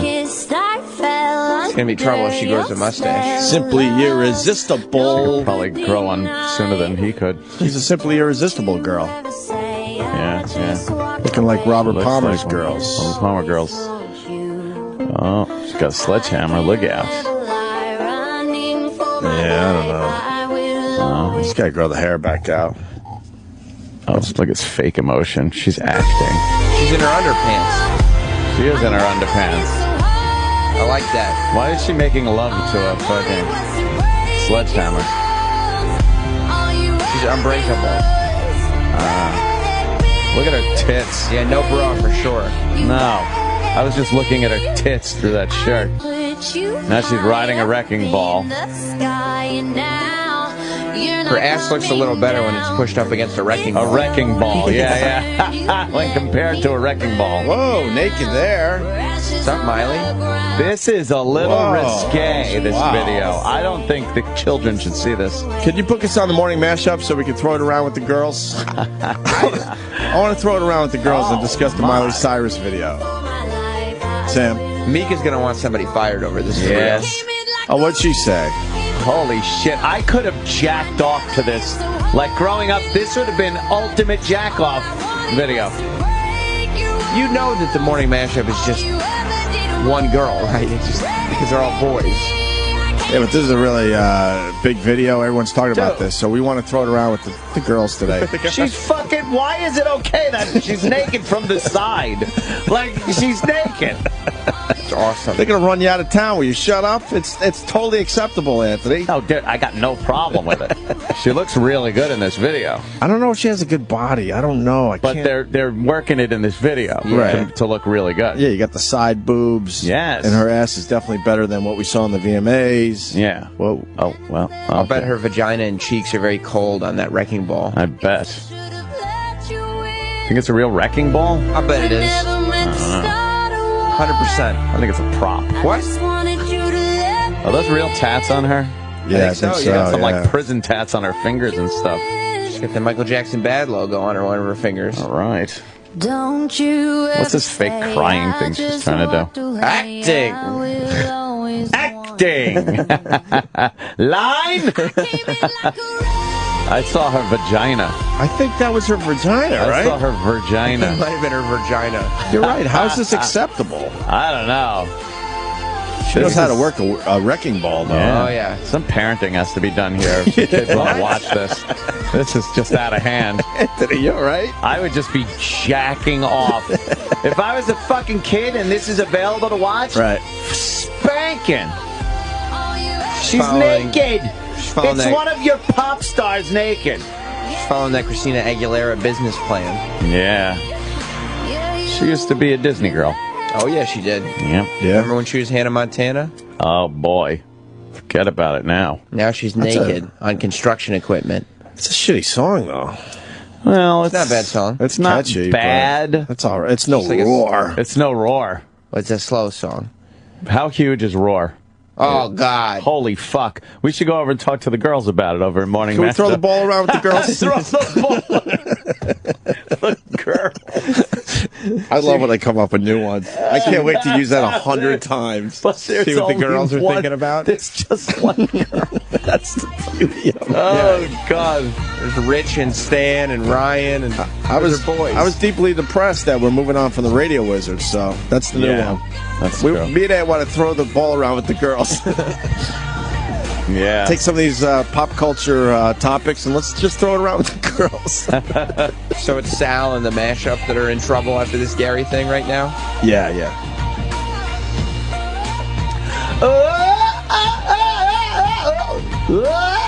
You seen the video for this one? Yes, I have. And was she in the jungle? Also, on the looking nice. Yeah. Also on the ride home, this song starts, and it starts a little differently. And my wife goes, I know someone in the car who likes this, and I think she's talking about my young son. Oh, no. And she fucking left this on the radio for me. It's you. It's a great song. It's me. It's you. I like the part. Oh, who doesn't like that? The big hook.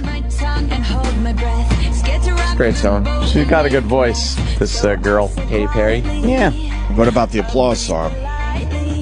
Applause is a good song, too. It's not as good as this song. Kind of grows on me. But it's a good song. I watched her on GMA with George Stephanopoulos. How did he handle it? George Stephanopoulos. Oh, he's just the worst. Oh, no. I like this song. And she did some kind of Wizard of Oz performance piece. Oh, good. As she was singing this, yeah. She's exhausting to look at. Like, how much time do you have to spend? I don't know. And then she made her fans dress up as poppies. Oh, it's for the performance piece, like the poppy field. Yeah, it was a poppy field. Like, so you're a Lady Gaga fan, right? And you're fortunate enough to go see the performance at GMA because this one was inside. Uh-huh. And then she made them all put fucking shit on their head to look like a poppy field. That's ridiculous. Remember when she used to do stuff like that and everybody talked about it? Oh, yeah. It's not really happening as much. No, it's not. People aren't really like going everywhere and talking about the poppy field. Really? That's the first I'd heard of it. I think the days of Gaga are she better come out with some new shit. Dunsky. This is new shit. I know, but like some new shit. Yeah. And the album comes out in November, right? Yeah, art pop. Oh, well, she just said it. What are the girls saying about this song? You mean the morning mashup? Yeah. The, majority boys. But, I know you like that one. I love it. Oh, the girls. Poor guys. What? The poor guys. The girls. See, there's the poppy I love it. field. Oh, Show Anthony the poppy field. Erock, you turn down, Sam turns up. Oh, look at that. Nice.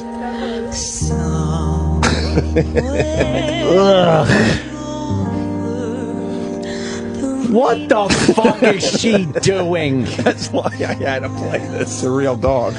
It's a real dog in a basket. She's looking like... I thought you were talking about her. Oh, she is a real dog. Usually networks, like, they're ready for a live performance. They go, okay, we have the band set up here and this and that. Can you imagine the complications that a morning show has to go through? Oh, my God, to pull off a Wizard of Oz fucking bit. And why is she wearing a Mia Wallace wig instead of a fucking, like Dorothy thing? What the fuck? And look, she, it's supposed to be gaze a up Tin the rest of Man. the guys. The Tin Man, the Cowardly Lion. Yeah.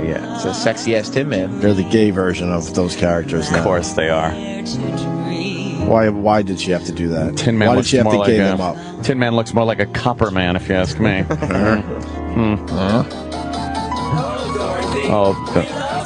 On the scarecrow. They are so gay. Holy fuck. You can see through the makeup, through the fucking everything, how gay these guys are. Right.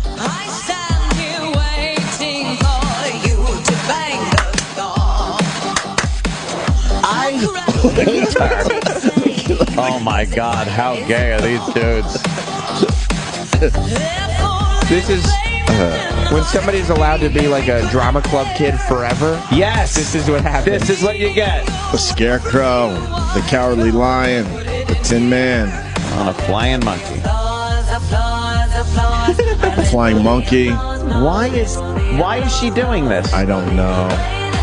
This has nothing to do with because she never got a starring role in the play. Oh, okay. And now it's her drama club.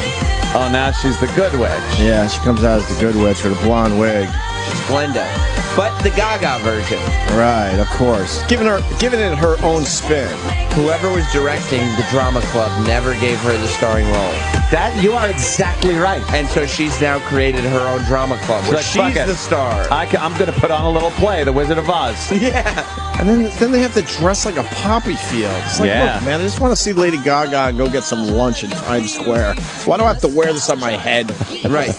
She never got to play Dorothy, so now she gets to play Dorothy and Glenda, and everybody has to wear ridiculous poppy hats. Yes. She's so overly dramatic. What now? I don't know. She pulled the wig off, so what Did she now? turn into the witch? Her new shit is costume changes. Like Yeah, crazy. she's the witch. Yeah, now she's the witch. Wait, or is that the witch? Now I'm confused. Why does she have the evil apple? She's got to give it. There's the witch. That's the witch. What? This doesn't make sense. The apple was Snow White. Right. It's all right. It's Gaga's Wizard of Oz. That's it's her true. drama club. And she's lip syncing Of too. course by the way. she is. Which performance art? It's not. Holy fuck, CeeLo's here. He's early. What? Yeah, we get him. That's not CeeLo. Oh. Oh my god. That's not him. It's one of the guys down the hall. It's an employee of Sirius XM. He's here every morning. Oh, I thought that was CeeLo. No. I got Oh my confused. god. No, it wasn't CeeLo. That was Are not the girls CeeLo. going to be talking to CeeLo today too, or Who are you talking about? the morning mashup? Oh. Not all girls, but no, they're out of town. They're What? in Portland. What are they doing there? I'll tell you what they're doing there, and that's why I'm taking shots at them today. What are they doing? Fuck, I don't miss a trick. They're hanging out with Guy Fieri. Remember when we got the Guy Fieri invite? Uh-huh. Guess who was at Guy Fieri's house? Because they took The him girls. Because they took him up on it. What? Because they, Oh. because they took him up on it. You asked for a private jet. Well, yeah, I took them up on it too. I just had a couple demands. They No, that's- they all went out there?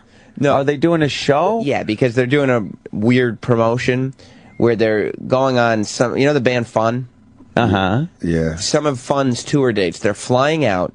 But I found this out over the weekend. Yeah. They fly out to Fun's tour dates. Yeah. They make this big deal that they're there with Fun. Yeah. They don't do shows. That was very dramatic. That was a very dramatic moment. That's amazing timing. Right on cue. I So know. they're I know not that doing sound from a shows. viral video, sir. Yeah, they're not doing. That's the sound of the kitten. That's the sound that's in the kitten video. Yeah. That's a very famous sound. It now. is now. Anyway, what are they doing? They're going to fun shows, but they don't actually go to the shows. They don't broadcast. They don't broadcast, so if a tree falls in a forest and nobody's there to hear it... They go and they sit there and they, I guess, meet and greet whoever knows them. And then what? Do the girls go and get their nails done after the meet and greet? It's just the one girl. It's just Nicole. She's the only. Oh. But Ah. so yes, they were flying out to I think San Francisco for Fun's tour date, and then they visited Guy Fieri the day before they went to the Fun show. Is San Francisco a mysterious place? There's a lot Oh, of mystery man. involved in that. There city. is some mystery there. Yeah. That is some mystery. It's a city of intrigue, is what it is. Yes, A lot of wow. intrigue? Yeah, yeah. Any suspense out there? Oh, a little bit. Yeah. A little bit of suspense. Oh, yeah. I would say so. Oh. San Francisco, if it was a book, it'd be a real page turner. Yes, Yeah. yes. Never know exactly what's coming next. No. What is this, San Francisco? I don't know. Village people go west. It's about Oh, San let's go Francisco. west. Oh, it is about San Francisco. Yo, huh? Kingston Pete, who's a good one on the Twitter, he says that The Cure did a version of Foxy Lady on their first album. I didn't know that. Really? CeeLo did one too. Oh. As Gnarls Barkley? No, as CeeLo. Oh. CeeLo. He's in the band Gnarls Barkley. Yeah, but he's not He is- Gnarls himself. There is no Gnarls. It's a name. It's like saying, "Oh, that's Aerosmith," but no, that's Steven Tyler. That's just a dude. Jethro Tull was always the big one. Like, which one's Jethro Tull? Right. It's No, not. it's Ian Anderson. It's not like Marilyn Manson. But wouldn't you have listened to that music if it was called Ian Anderson? Why do Yeah, you have you- to come up you with would- this imaginary character that Yeah. loves the flute? I hated the flute. Jethro Tull. Yes. He's the only guy, though, that pulled it off. a rock flute. I mean, you got the what is it? Marshall Tucker. Marshall Tucker would have. Can't you flute. see? Right? Yeah. The flute's on display there. Yeah, is that it? I think, right? Oh, it sticks now. I think there's cum in it. I did see one of the interns coming in your flute Yeah. the other day. Oh, I hope please be one of the girl ones. Yeah. No, it's right where I need it to be.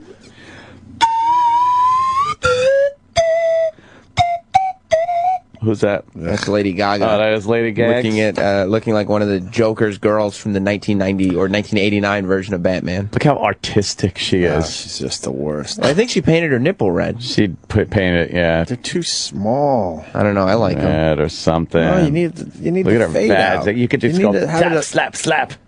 You need a fade out. Yeah. A little fade action.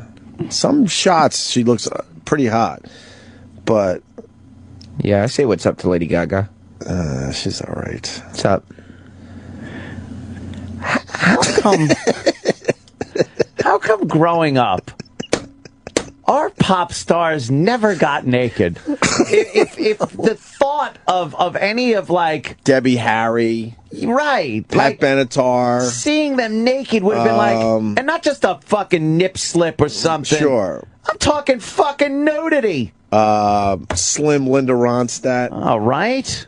Yeah, they didn't Yes. get naked. And now You're right. They didn't get Gaga's naked. in Vanity magazine fingering herself. Right. That's because she needs a hit. Fingering herself. No, it's not art. She No? needs a hit. Oh. She knows she needs a hit, so it's like, all right, I got to finger myself for a little while. Wow. And then she'll get a hit again, and then she'll put her clothes back on. That's how that shit works. We all know it. I know. Who would have been a dream come true? To see the fat broad from Heart naked? How would have that been? What is she doing there? Did she like cheese her nipple there? Does she have like misshapen nipples so she drew in round with red and left off that top part?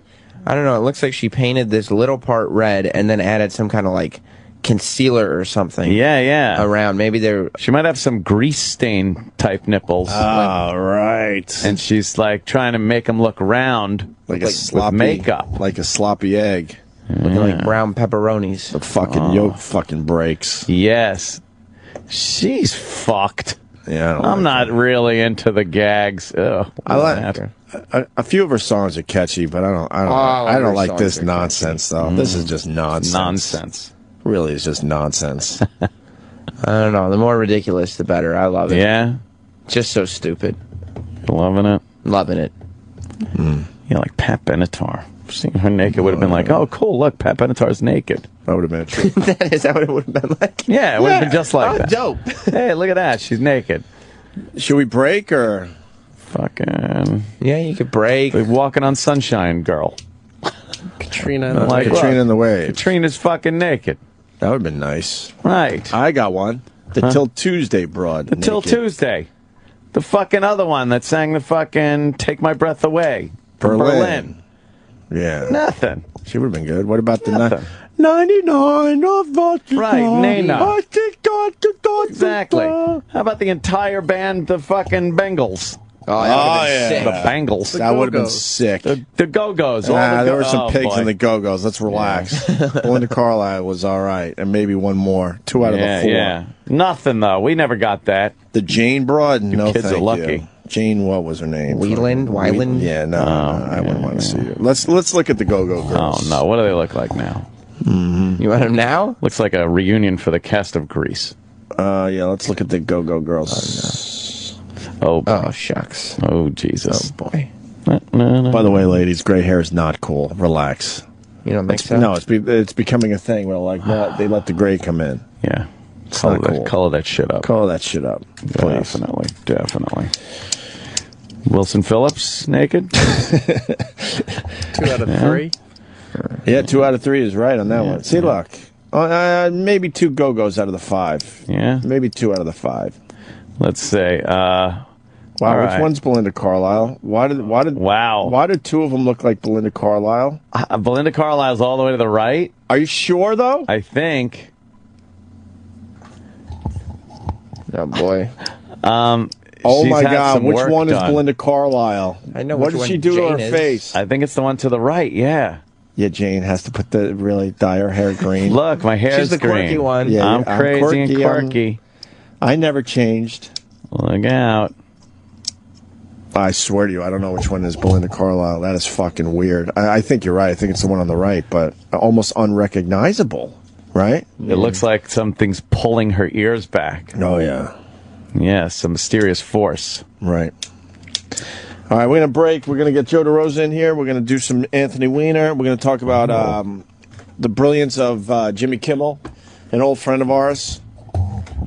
Yes. Well, he was for a little while, and then, you know. At NEW. Yeah, he used to call in just doing football picks for our show. I can't believe. Susanna Hoff, naked. Would have been right.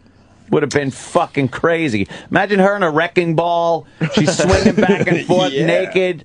It's fucking 1986 or whatever. All right. there'd be jizz being thrown like Spider-Man web. You make a good point. I think we should get naked for our fans. Yeah. Everyone else is what? That's not the point at Sounds all. like something like Scott and Todd will do. All right, look, we're on the wrecking ball. We're on the wrecking ball. Well, actually, you can sit on my face. I'll be the wrecking ball. I'll be the wrecking ball. My face looks like a rock anyway. Todd, you sit on my face and... I got balls on my face. I got balls on my face. I got a tree on my house. I got a tree on my face. Wow. Join us every morning as they're just swinging on a wrecking ball. You're so right. Nude. They would do that. They would do that. It would be their commercial. They did a TV spot back in the 90s. Yeah. Where it was them and Rocky Allen, and at the end they kind of revealed that they're all naked in the pool. Of course. Why? The gayest PLJ had the gayest fucking Because they're commercials. packages. Yeah. They go to from station to station around the country. They just switch the sign depending on which station it is. And like, It's all we the have same this set. package. They know they just set up the cameras and let them rip. Can I just say that the big bitch on CNN isn't fooling anyone? She's the one I always refer to when I go, wow, that's a big bitch. Yeah. Instead of losing weight, she decided I'll pull my hair back and people will think I lost weight. That's not working. No. She needs to stand 3 feet behind the rest of the people to give the forced perspective, smaller view of her. All right. Just her put her in the stage background. mark should be 3 feet behind everybody. Hey, is Scott and Todd going to be featured on Jocktober? It wouldn't be Jocktober without them. It's fucking Jocktober's going to be a little different this year, right? A little bit. Oh. Going to get Denny involved. Yeah, I'm trying to, but I think Denny's been very lazy about it. Oh, shit. This place just breaks people. Denny's like the Not most us. motivated. No. Not us. We're the cockroaches of fucking radio. We're ready to go again. Yeah. We took our time off, I'll admit. We took a few years off there, but we're ready to go again. Years. Okay. Yes. Back with our tank full of piss and vinegar. We're ready to go.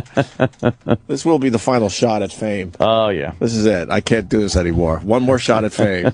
Because unlike Ed Lover, yes, we want to be famous. Oh, well, come on. Ed We're in Lover. the business. Well, I'm right where I want to be with my fame. Really? Yeah. You don't want to be on Yo MTV Raps anymore? Who are you kidding? That wasn't a fun time for him. No. Too much success. Yeah, too much success. Chicks throwing themselves at him. Yeah. Fuck that. What a pain in the ass. Right. Yeah, that's a real pain. Anyone in the fame game wants to be famous and wants more of it. Period. Yes, of course. Why you're in this fucking dumb business. Right. Because we didn't get the attention growing up. It's business we call show. That's right. Mm-hmm. Yeah. All right. We're babbling. Well, we started babbling about a half hour ago. Yeah. Joe DeRosa, Anthony Weiner. Oh, and Jimmy Kimmel. Yeah, the brilliance of Jimmy Kimmel, who I miss, man. What a coup. We used to have him on our show, and then they fired Gary Wall, who was really close to Jimmy Kimmel. Oh, boy. And Jimmy, stand-up guy, actually called us and said, look, I can't do your show anymore because they fired my guy. I'm like, fuck, we probably would still have a relationship with the guy. Yeah. We did well with him. Yeah, it's a shame. Too bad he hasn't done much since the NEW days. Oh, boy. Holy fuck. That flash in the pan. Holy shit. Boy, he fucking just called out the media. It's great. Do we have all the clips? Do we have the clip he did?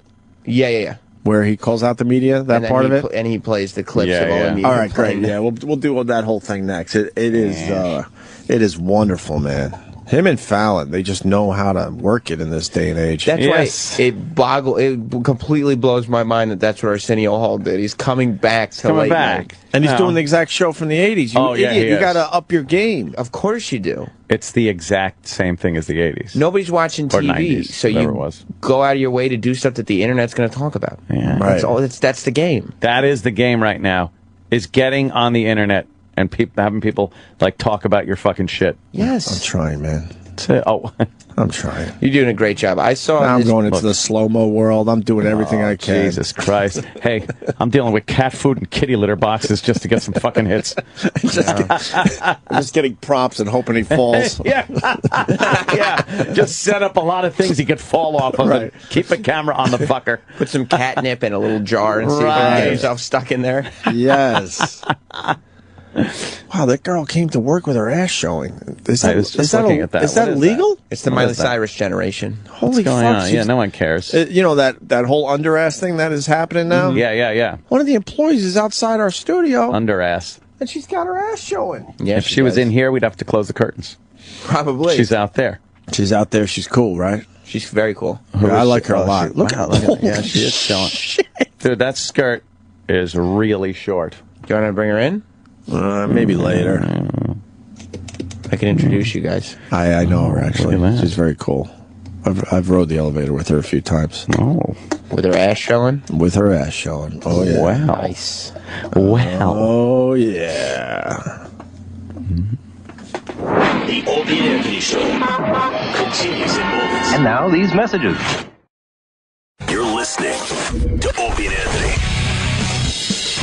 Sirius XM.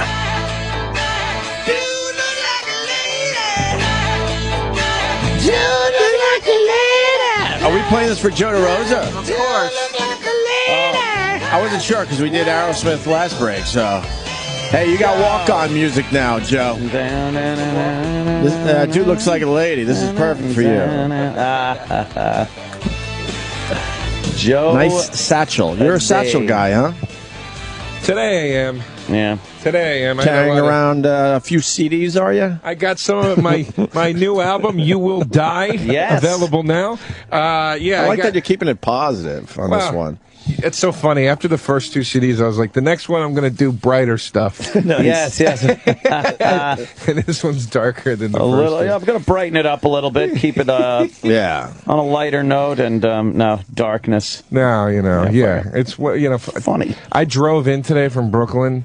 How was that? I should never do that. I'm going to have a fucking stroke. Isn't it? I mean, it's the worst. It's crazy. What'd you take, Gowanus?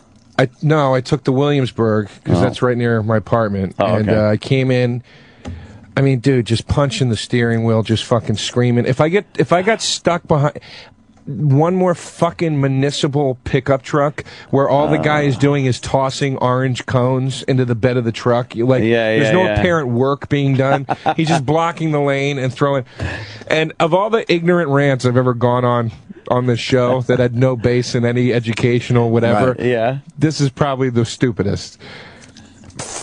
Fuck Bloomberg. I blame him for all of it. Really? Yeah. There's something going on where it's harder to drive through the city. There's less lanes to navigate traffic. Yes. And it's all part of his goddamn, we're going to turn this city into a walking city, and all that But shit. you don't think for a second that fucking guy, when they turned down his plan, remember? He originally had a plan where he wanted people to not be able to come into the city, into Midtown, drive in during certain hours. It was you weren't going to be allowed to do it. And when they turned that down, do you think he just said, well, okay, I lose? No, he came up with another way to get less cars in the city. Yeah. So when the guy with the Afro son becomes mayor, De Blasio, is he going to get rid of all that shit? Does the new mayor get rid of all that shit? Go fuck the bike lanes, fuck the planters, fuck the closing down half of Times Square. Usually they'll just they'll let Urban Decay do it because if he gets in there, we're just going back to the 70s and 80s version of New York City. New Jack City will come back. Let's fucking do it. People will be smoking crack out of those city bikes. They'll figure out how to fucking just smoke crack. Fucking handlebar in their mouth, they'll lighten the seat, fucking just everything that Bloomberg put up, they'll be smoking crack out of. The giant planters in Times Square, fucking smoking crack out of it. You put your weed in it. You put your weed in it. Everything they'll just fucking everything. Fridays will be a porn theater. Nice. Fucking the goddamn mega stores, porn theaters. Good. M&M store will be fucking S&M store.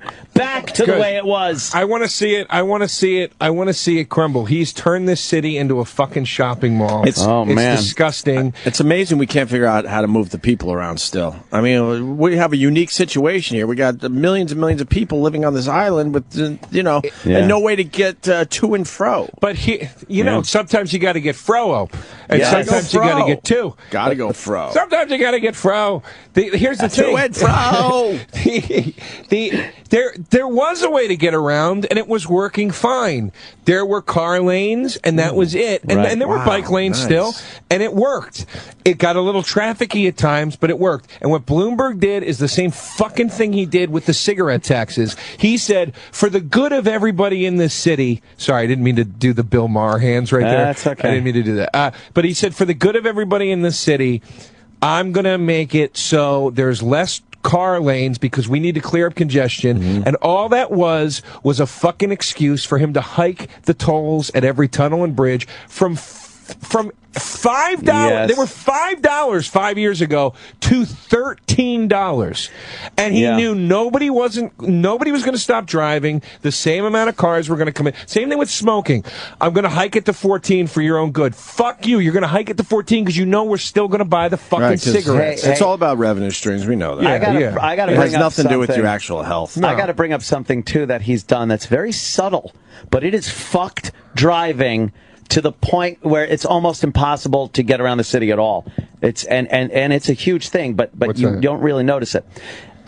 The right turn arrow. Oh, right. On the streets. Now here it is. It's for the pedestrians. Right. Again, pedestrian friendly. When a light used to turn green, people would have to cross the street along with the same direction traffic went. So if cars are making right turns, they're turning into the crosswalk of the people crossing the street. Right. So what they decided to do was give the pedestrians some time. So they give you a straight ahead arrow, so you can go straight. But they put this red and green right turn arrow. And that doesn't go when the straight arrow goes. It's delayed a little bit. But the problem is, there's so many double-parked cars on every street that straight arrow turns green, and the person that wants to make a right is blocking your way. Right. So now no one's moving until the red arrow disappears, the green one comes. And again, it fucks you so bad, because now 2 cars at most are making it through a green light. It's fucking cycle. ridiculous. And here's the other thing. I hate that. Here's the other thing that I'm pretty sure Bloomberg did that I have no basis for, but I'm just going to blame it on him. What is this fucking shit on the major thoroughfare streets in Manhattan? For instance, 34th Street. Yeah. Huge fucking crosstown street. You can't make right or left turns off of 34th No, until you hit a Street? river. No, until you go You have to hit a river, and then you're allowed to make the turn. What the fuck is that? And you turn go onto a past street. you go past your destination like, oh, I'm just have to go right there. Nope. Yeah. You so will then you turn. go all the way to the river, then you can finally make your right and then come backtracking to where you want to be. No turns off this road, and you'll see like, well, I got to turn there. Right. Nope. Yeah, and then you go, so- but then you're like, all right, it's a big city, I understand. So like, I'll just turn at the next one. Nope. No, you can't turn All right, anywhere. how about nope, A good nope, half nope. hour tacked on to where you got to go. Right. But what is the point of that? What is the justification for that? Keep traffic I moving. think, again, it it's- doesn't matter that it's inconveniencing. They don't want someone They just want to keep it moving. stopping to turn. Again, pedestrian friendly too. It lets the pedestrians walk across all these streets without having to worry about a car turning into them. See, here's what I think it is.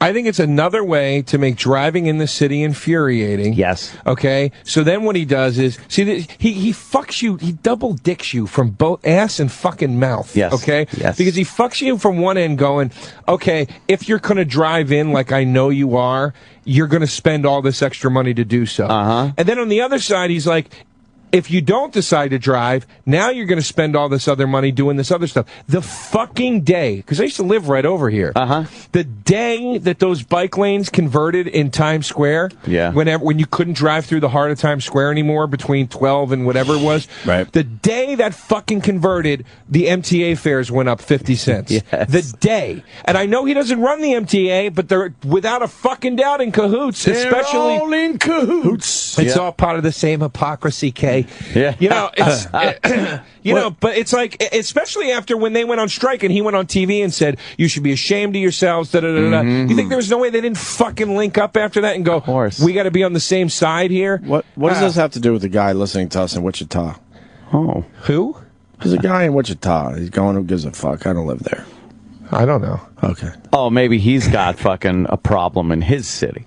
You know, the parking meter is going up from a dime to a quarter. Was this a bad thing to open No, with? no, I was I love excited it. because I was like, oh, I have something to talk about. It's actually very good. I'm all angered about it. Because I feel like then people go, well, fuck, there's shit going on in my city. That's all bullshit, too. Yeah, yeah. That's how they It's relate. so fucking annoying driving around in this city, though, and he's made it only worse. Joe, do you know anything about the CeeLo? Because he's coming in today. I'm a big CeeLo fan from way back with Goody Mob, when he was in Goody Mob. Yeah. Really? Yeah, and he's got a song that Goody Mob did a song on a DJ Muggs album that I love. It's like one of my favorite rap songs of all time, and he has a line in it that I really love. And I was debating if I should tell him how much I love the line. Or not. Well, you should. What's the line? It's not. He just talks about how like people, like get all this money and then squander it and then go right back to where they started from. Right. And he just talks about, what's the line? He goes, you never wanted to settle for the ghetto, and then he says something about you're going to end up right back in Building 63, right next door to me. I don't know. It just always made me laugh that he was like it was before he was really famous, Yeah. So I love that this guy was like, you'll be right back here again. Someone, you know what? That's fucked up. Because I was watching Arsenio Hall there last night. Yeah. And I tweeted the great Arsenio I Hall. tweeted that I had turned on Seinfeld. And fucking Arsenio's on, and I had this flashback that I was broke and had to go to a real job in the morning. Really? That's what I fucking remember. Really? Like watching that and being like, oh fuck, I gotta go knock 10. And somebody said, was it a flashback or a premonition? And I'm like, look, fucker, I will sooner rob banks than get back in a fucking attic to work air conditioning. You will see me in jail because I fucking put a gun in a teller's face and stole money before you ever see me back knocking tin. I think we got a few shekels at this point. Yeah. You? I love that you call it knocking tin. That's Knock old school. tin. Man. I'm a tin knocker. Well, look, let's make a pact right now. Yeah. Because I'm ready for the bottom to fall out. Are you? I'm just waiting to see what happens. Yeah. It could drop out at any second. I'm fully aware of that. Let's talk. I'll be the driver. You're going to be the wheelman? Wait, make a pact. Make a pact to rob banks together. Yeah, yeah. Me? You want in on this? You're going to wait 20 years before my money runs out. Huh? Maybe we should rob him. Make a pact. First hit on the list. All right, I'll call you up 20 years from now. All right, we can finally do that bank thing. I'll come running out of the fucking bank, gun in my hand, fucking cash, looking around, and DeRosa will have gotten fucking spooked. He tore off down the road. I'm like, fucking DeRosa, standing in the middle of the road. I get spooked easy. Yeah, yeah. I get spooked easy. He's fucking driving. I ain't fucking waiting. I ain't fucking going to jail for him. I ain't fucking talking to yourself. Or he'd be the guy when you're back in your safe house. He would fucking put a couple rounds in the side of your head. He might do that so he doesn't have to split the he doesn't have to fucking split. I get You're that spooked guy. easy. I talk a good game, but Yeah. I punched a guy's car window the other day because I got pissed off at him shit. Nice. because he parked in the fucking fire lane. Yeah. And just got out of his car. And I'm with my mom. We're trying to go to the supermarket. He just gets out of his car, just leaves his car. And there's nowhere to go except in the opposing lane. And I'm like, I honk. I'm like, what are you doing, man? And he just laughs at me and just strolls fuck in. you then. Yeah, Dude, yeah. I waited outside for him. He comes out. I go, why would you park there, dude? And he goes, fuck you, your breath smells. And gets in his car. I got to remember that one. Yeah. That's a Did your good one. breath actually smell? No, he's just being an I wasn't even in his I was talking to him from the passenger side, so he was just being a dick. He was in the driver's seat. And he drives off. I ran across the parking lot. I intersect his car. He tries to pull around me. I go, I just punch his fucking window as hard as I can. He stops He goes, what the fuck are you doing? I go, what the fuck am I doing? He goes, there's a fucking accident back there, man. There's fucking kids everywhere. And you're fucking... shit. Yeah. I start yelling at him, and he goes, yeah. And then, dude, the switch just goes off in his head where he's like, fuck this guy. And he goes, yeah. So you punched my fucking car! Like that. Gets bright red. He goes to open the door. I just step backwards, and he goes, back up, pussy. That's right. It's like, dude, I would have had no fucking clue what to do if this guy got out of the car. Did you shatter his window at least? No! That's great. So you hurt All your of a sudden hand? He calls you on it, and you're like, oh shit. I backed off, and then he goes, that's right, pussy, back off. And I go, yeah, like that. No. It's like, all you know is up to the point where I make a point. I yell at you, I hit your car or something, and that's as far as it could escalate. Because if it goes any further, I think I'm in trouble here. Yeah. I always think it's going to be like Curb Your Enthusiasm, where it's just going to be like, I'm just yelling at the guy, and they're going, oh, Larry, get out of here. And it's like, no, in real life, people try to fight you when you do shit like that. Why are you chasing cars through a parking lot? I know it wasn't the right thing to do. I know it wasn't the stable thing to do. It made me mad. It made me mad that he was like completely... When somebody's not accountable, I get furious. Dude, the other morning, yesterday morning, I pull up in front of the building here. And if there's a cab in front of me, I'm already pissed because I know he's going to fuck me in front of the building. I got to park in front. So there's a long fucking opening by the curb to park. The cab will not even pull in. He'll like half double park with the empty spot. Right. In the middle. Right. And fucking take a second. So I pulled in behind him and I go, little, like, could you move forward a little so I can park here? He doesn't fucking move. Oh, Jesus. Now there's room in front of him. A little bit of room. So I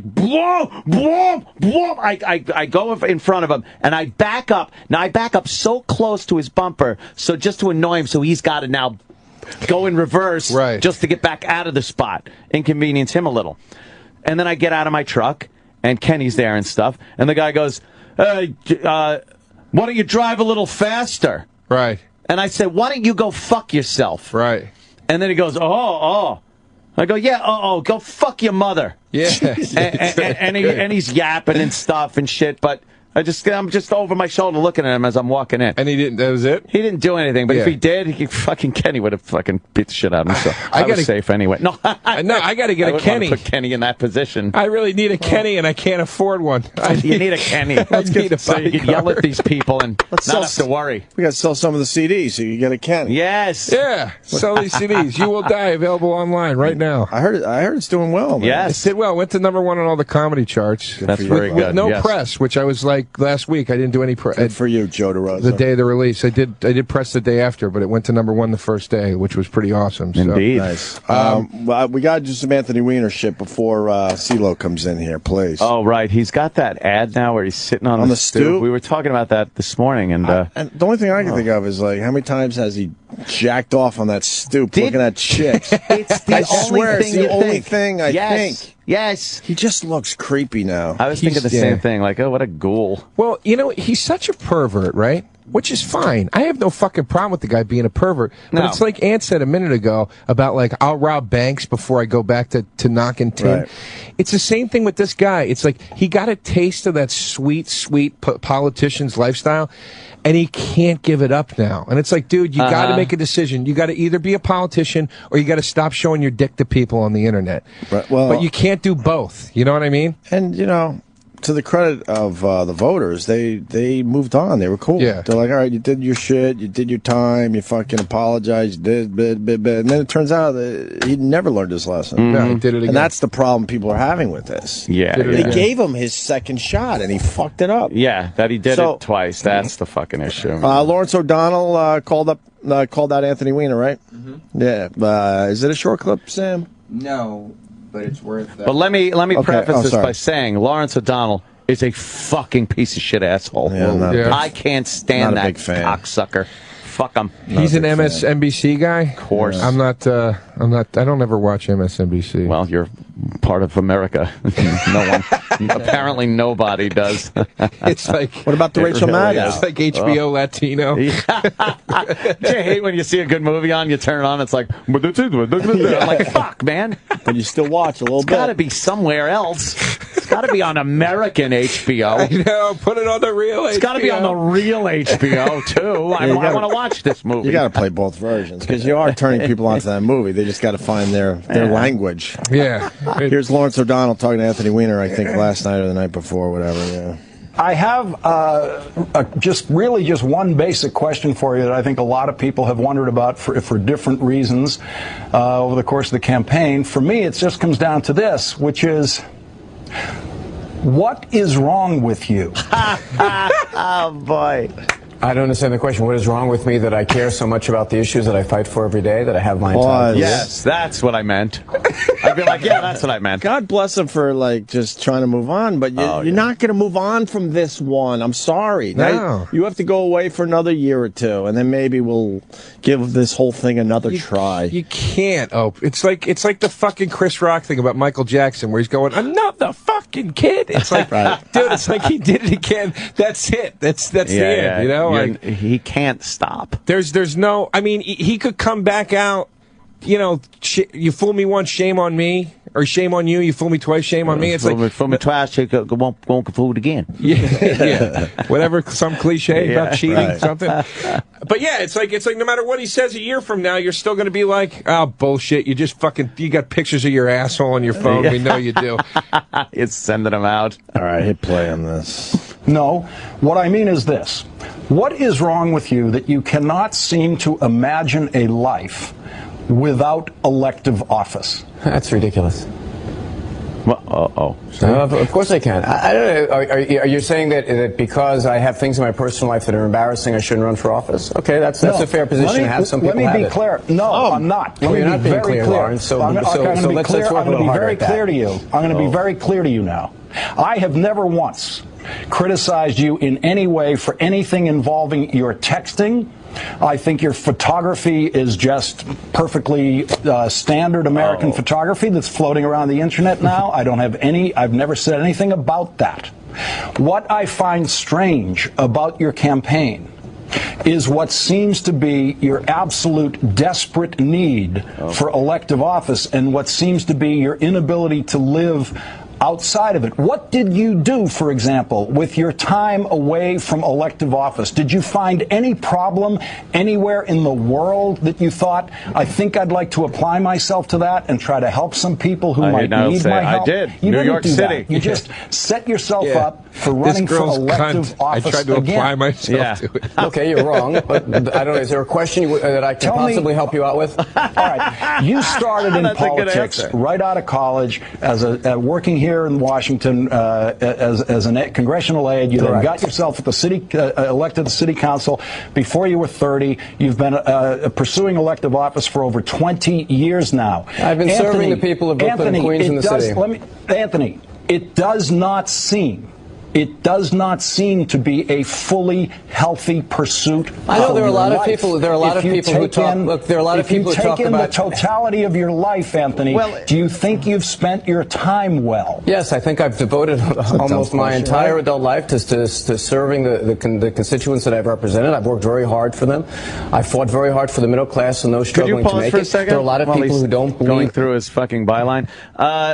What Lawrence O'Donnell doesn't say, like, if Lawrence O'Donnell got fired tomorrow, he's not going to go work at a deli. Right. He's going to fucking try to find another job in broadcasting. Right. That's what Anthony Weiner's doing. If he's looking for elected office, it's because that's what he does. No. I agree with O'Donnell. Yeah? I completely agree with O'Donnell. Why? Because from the brief stint I had in working in politics before I did comedy, the one thing I realized was these guys have, dude, it is like being a fucking rock star. Oh, I believe you. Yeah. The workload's minimal. The payday is fucking maximum, man. It's they make so much cash for doing nothing. They get pussy. They do whatever the fuck they want. and just like anything else, this guy now, because of his embarrassing behavior, is like, dude, it's like when you see fat Vince Neil. You know what I mean? You're like, dude, give it up. Stop walking on stage with strippers on leashes. You're not 25-year-old Vince Neil anymore. Go do something else. It's embarrassing, man. And he's fat Vince Neil now. And this guy is saying, dude, why can't you just walk away? You fucked it up. It's done. It's over. Just walk away. You know what I mean? Good take on this. Fair enough, sir. Fair enough, sir. Fair enough. Because it's obvious he doesn't have a shot. Yeah. And if you're a newcomer and you don't have a shot, that's fine because you got many years ahead of you where you can build up your shit. But in his case, you're right. He blew it. That's what I'm saying. Even if he 20 years into this, you can't take a hit like this. Yeah, and that's why when you said if he went away for a year, I'm like, dude, he could go away for 6 years. Well, and he did go away for that year, and he did well with it. People were willing to move on. He was doing great. But he was doing great in the polls. He was leading or right there. And then all the new shit came out proving that, he never stopped, and that was it. The voters are like, well, go away. Fuck you. Yeah. And I'm not comparing what he did to murder, obviously, but it's like just the parallel to OJ or whatever. It's like OJ. It's like OJ did this fucking terrible thing, or at least allegedly did. He got away with it. Allegedly. You're one of those allegedly guys. No, I'm saying he murdered 2 people. I agree with that. I'm just saying, like, even if you want to take the liberal stance on it, you can say allegedly, whatever. There were people that said, "Okay, OJ, go away, and maybe one day we'll be ready for you again." And then the second he resurfaces, he kicks in the door of that hotel room. I had to get like my a stuff lunatic. back. I did my He memorabilia. to get his stuff back. Yeah, that was my memorabilia. And this is coming from the guy that just punched the car, I think, 2 days ago. What are you talking about? I'm just saying, like, how about you behave? Twice, 2 strikes, dude. It's not 3 strikes. It's 2 strikes with shit like this. Yeah. I get your point, though. Yeah. All OJ had to do is keep his nose clean, and all he had to do was keep that giant nose of his clean. Oh, my God. And that is a schnozzle. Wow, is it? All you do is keep it clean, though. That's it. That's all. That was your only responsibility. Yeah. To stop fucking sexting. Well, he tried Carlos Danger.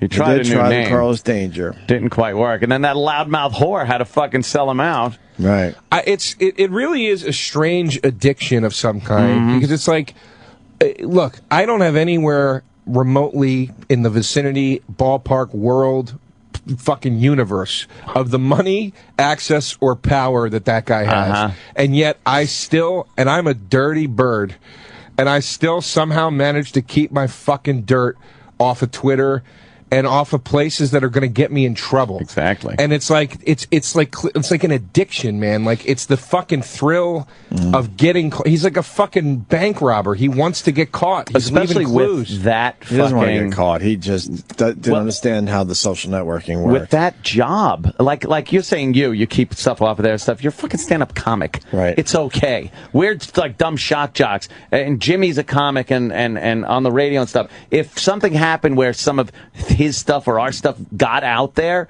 it's not that big a deal. Right. With him, though, he should know it's a career ender. Right. So why the fuck do it not only once but again after? That's what I'm saying. It's an addiction. There's some weird there's some addiction. Weird thrill of the danger. I think that's why he calls himself Carlos Danger. Yes. Let's go back to the clip. He's explaining why here. He's explaining his position. That's a noble pursuit. I disagree with him. Well, what I'd like to know is why you didn't find anything to do during your time away. I mean, look at President Bush. I'm curious about something, Lawrence. Lawrence, let me try to squeeze in a word here. So I took some time away from Congress after 20-some-odd years of devoted to public life. I think I'm entitled to that. Okay, and what did you do? You immediately offered your services to lobby. I didn't immediately do anything. You did. You went out to make money as a lobbyist. That's not true. You did the classic hack thing, and you know it. Lawrence, I didn't do it. It's not supported by the facts. It's not supported by the evidence. You're just saying something that's not true. You have a right to do it. It's your show, but that's not true. You made I didn't lobby anybody. Hustling your services. What do you mean hustling? For government intervention. Lawrence, you can use however many pejorative words you want in your harangue. Lawrence, Lawrence, do me a favor. Do me a favor. I just need like a hand signal when the harangue is done. You're just putting a list of things that are not true in front of everyone. I can tell you, I didn't lobby anyone. I took time off from public service. I came back because I had some important things that I thought I wanted to fight for that no one else in the campaign was doing it. You think public services is not a noble thing to do? I disagree with you. So I guess we're at a standstill. Anthony, I think there is something wrong with you. I know you just said that. You just said that. Repeating it doesn't make it any more interesting. I'm looking at your life. It's good. I'm looking at the relentless pursuit. You are relentless about certain things in your life. No, that's not true. I actually took time off from government. I took time off from doing it. I guess you don't like that I did that. You didn't. You were a lobbyist, Anthony. I was not a lobbyist.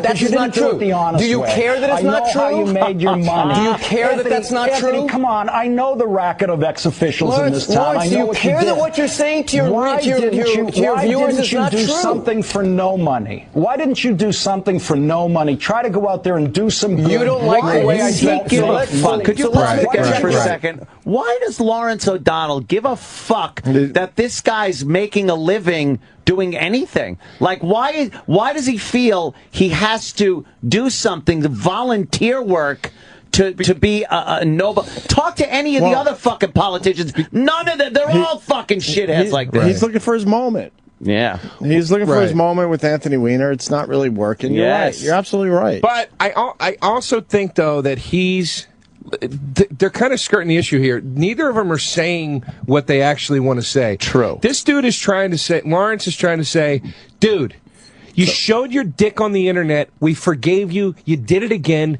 Get the fuck out of here. You're a joke. Yeah, where's his specifics on what Anthony Weiner actually did? Exactly. He won't when say he was that. not running for office. He won't say that. Why? He's going, why wouldn't he? Why wouldn't he say it? I don't know. I'm puzzled as to why he just won't come right out and just say it. Like, He's go being way join too Greenpeace vague. or fucking the Peace Corps or some shit. Right. That's pretty much what he's telling him. It's over and here. And he's basically saying, you care so much, why don't you go do something for free to show everybody how fucking sorry you are. Right. That you fucked up so bad. And he won't say it. And then Weiner is not saying what he's trying to say. He's going, I'm entitled to some time off. It's like, asshole, you didn't fucking burn out. Right. You showed your balls to the fucking world, and everybody was like, get the fuck out of here. So you left. And neither of them are saying that. So it becomes this, like, other weird, like, esoteric All right, let's go back to the argument. clip and see if he brings up specifics. It's almost over. To do some good somewhere, anywhere in the world, in the Bronx, anywhere where you didn't make money. Chillax, buddy. Just dial it down. So your critique of me is that I have to be in public life, but wait a minute. When you take time off from public life, here's the checklist of things that we want you to do. I devoted that time to making some money because I had to support my family and not being in public life. And now I'm back running for mayor. Okay, yes, we've established those facts. What news are you breaking here? What I'm trying to get at, Anthony, is what drives you. Okay, in that case, ask me that question. Ask me that question. Lawrence, ask me that question then. Anthony, I mean it from a psychiatric level. Dude, I don't care Dude, I don't really need your psychiatric question. I don't care about your phony Do an interview here. Do an interview. You are being driven by some kind of demons in some strange directions. Do you want to ask me a question? Or do you have me on a harangue with a split screen? This can't be good TV for anybody. You know what, Anthony, we got about 20 seconds left. So here's what I'd like to do. I would like you to stay. Give me 10 of them. I'd like you to stay, if you will. We'll continue this online, and you can say whatever you get want. harangued online. Nobody watches the show. Who do you think's online? You can say whatever you want online if you want to continue this. It's been great doing a split screen harangue with you, Lawrence. At some point, you ever want me to respond to you, you let me know. The question is, Anthony, what is wrong with you? That's what I want to respond to. Okay, I heard the question, and I said, well, what do you mean? Because I desperately care about the issues online. We'll find out if Anthony Weiner sticks around to do this online. Anthony Weiner, we'll give you Thank you. If you want it, Anthony. Good night, Lawrence. I love Anthony Weiner, though. I love the fact that he's not backing down. He doesn't get flustered by him. Yeah, I love that he didn't drop out of the race. I love all of that. Chillax. That was fucking funny, man. Lawrence O'Donnell, though, comes off like a fucking... Well, he tries to go for his moments. Holier than thou, fucking, hey, fuck you. Who cares?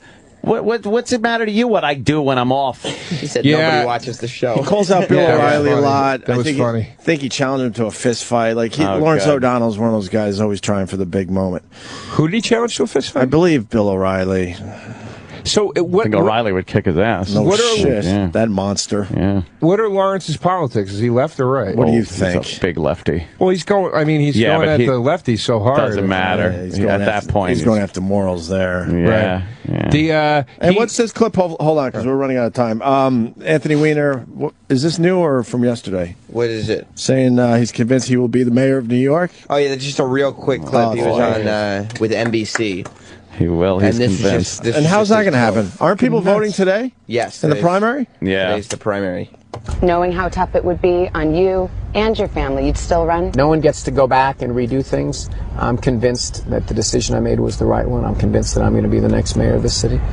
Convinced. He's not. Look, He doesn't know you're how not to convinced. read polls? If he's You're not convinced, convinced. You're then, now lying. Then he does have a mental problem. And you're lying. I love that. I love that line. You could say, I believe I should be, Yeah, but yeah, you can't say I'm convinced. That means everyone's going to, pull the lever for him today. He's fucking nuts. Hell no. And then he also Ain't just goes, happening. nobody gets to go back and redo things. Well, you did, Anthony. You did. You showed your fucking and you junk fucked it up. twice. Right. You get to go back and redo things. You did. And you redid it again like you did the first time. You fucked it up. Where's the CeeLo? He's chilling with Howard still. Chillaxing with Howard. Chillaxing? Are they bonding on being like judges? Maybe. Oh, they got that commonality going on. Yeah, there we go. Okay. All right. I judge people. You do? Yeah, just in life. We might have to do the that whole... person's an asshole, in my opinion. We might have to do that less. Yeah? It's Is it working out, huh? It's actually doing okay. I saw this video that said you shouldn't, like it told you how you have to look at other people so you don't fucking go crazy and you don't think the world revolves around you. And it's hard to do, but it does make you feel better when you're like, okay.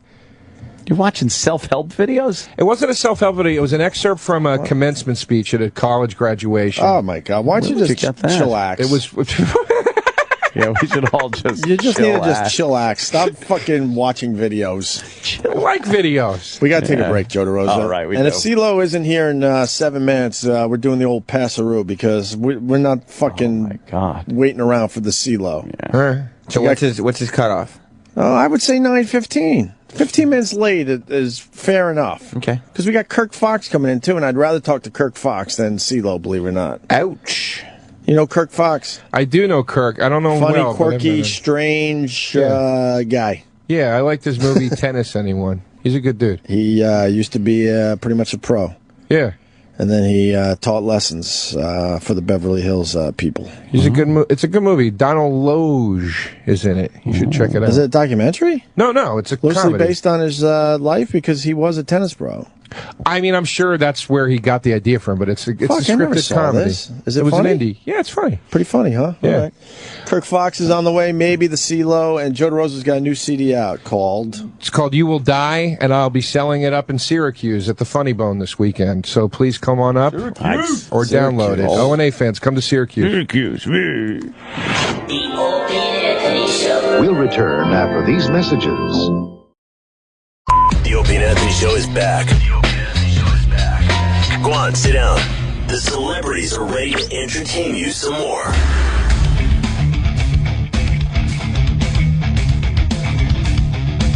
We got ourselves a situation. Got Joe DeRosa, who's got a great comedy CD out. Go get it. What is it called again? It's called You Will Die? Yeah, right on, Joe DeRosa. Yeah. Right on. Yeah, right on. And we got a situation with the CeeLo. And it looks like CeeLo's song is going to bite him in the ass. Because what I say today is, fuck you, CeeLo. Oh, no. Jesus. It's over. It's over, Johnny. Uh-oh. Wait. Uh-oh. There goes a buck. What? No. Thought I saw a buck. No what? I'm just saying it's a harsh thing to do to somebody. Oh, I see what's going on. What? He wants to scoop him up for the after show. Oh. No, I already have a big guest book for the after show. Who? What wrestler? He's not a wrestler. He's actually a 80s band singer. What? with some red leather pants. Yeah. No, he's a big comedian who's coming on to promote an album release. Oh, okay. Yeah. What's the album called? I think it's called You're Gonna... Yeah. I think it's called You Will Die. You Will Die. You Will Die. I heard he's going to be selling that at Syracuse Funny Bone this weekend. Right. Nice. Yeah, and I got to show some. Why are you some taking our Syracuse guests? love. Huh? You're taking our guests. A lot of the guests. You know, Joe, if you do the after show, you don't do our show anymore. That's right. The deal we make. Well, you got to pay the price for the things you love in this world. Yeah, See you later, guys. Later. I have my pride. Let me tell you what's going on here, just so we're perfectly clear, okay? Howard Stern's an inconsiderate fuck. Whoa. Breaking some news there. A self-absorbed... a self-absorbed twat. Who doesn't give a fuck about anyone. Ouch. So, you know, he's got CeeLo still in there. So now everyone has to fucking back up their schedules. And what we say to that is, fuck you, CeeLo. We're moving on. So tell CeeLo to go fucking somewhere else. Hey, how you doing? How are you? It's the new one of the new interns. Thank you. Yeah, that was a girl voice. Another girl. All right. Another girl. I like the girl voices. How are you? What's your name? Nikki. All right, we're going to talk to you soon. Hi, Nikki. Round of applause for Nikki. Business as usual. This is the type of girl interns we need to have. We're going to talk to Nikki soon. She's not coming in and laughing and just lingering joking in. like it's camp. Yeah. She actually works. You got gorgeous interns. Yeah. It started with Sal. Sal is beautiful. Sal. They've been all gorgeous from Sal forward. Yeah. Good work. Kirk Fox is going to be pretty proud today that we blew off CeeLo for him. Is that what happened? CeeLo will not walk through that door now. What if Gnarls Barkley is here? Will you have him? You know what? Opie, he just made fun of you. Okay, now I'm thinking about it. Gnarls Barkley. Besides, I can't walk around with a pink book anyway. It is pink and if you're gonna put a book out, you can't make it pink. It's very mysterious. You can't walk around with a pink book. I thought that was the Carrie Diaries. That you hold It does have a fucking Sex in the City look to it, doesn't it? Sorry, but you can't walk around with this. Are you saying that book should be in the mystery section? Yes, of course. So we're done. We're not dealing with shit. But this new fucking era we're moving into, the Tim Sabian era. Right. Part 2, because we did work with him in the past. We ain't dealing with shit. Good for you. So Good for fuck you. Fuck you. Fuck you. Don't take no shit from nobody, Spider. Good for you. That's Yeah. fucking like it. And don't watch The Voice. No. Yeah, absolutely. That don't. show stinks. Why? That show you know what? This is what a good friend I am. Last break, when I thought he was coming in, remember I said, I'm excited to meet that guy. As soon as the tide turned, I'm right with you. Fuck The Voice. It stinks. Fuck everything. Fuck them all. Goody Mob's overrated. Here's the hilarious thing about The Voice. Half of the judges on The Voice wouldn't pass The Voice if they were contestants. Oh, shit. Hey, did you write that? You write that little bit for your like CD? Just now I did. It's not on the disc. It's in the new hour. For your comedy skits. For your jokes. You can tell some jokes. For your little cunt jokes. Go tell your cunt jokes. I kind of like that. You're not too far off there. Yeah, it's like... I used to be a fan of, judging shows. Not anymore. I hate them. I've never liked them. But it's not They even were the good for a judgment little while. element. You had the like American Idol was kind of cool. I liked America's Got Talent for a while there. It's unwatchable. It's the Gong Show, and it's so fucking... like, why am I watching jugglers?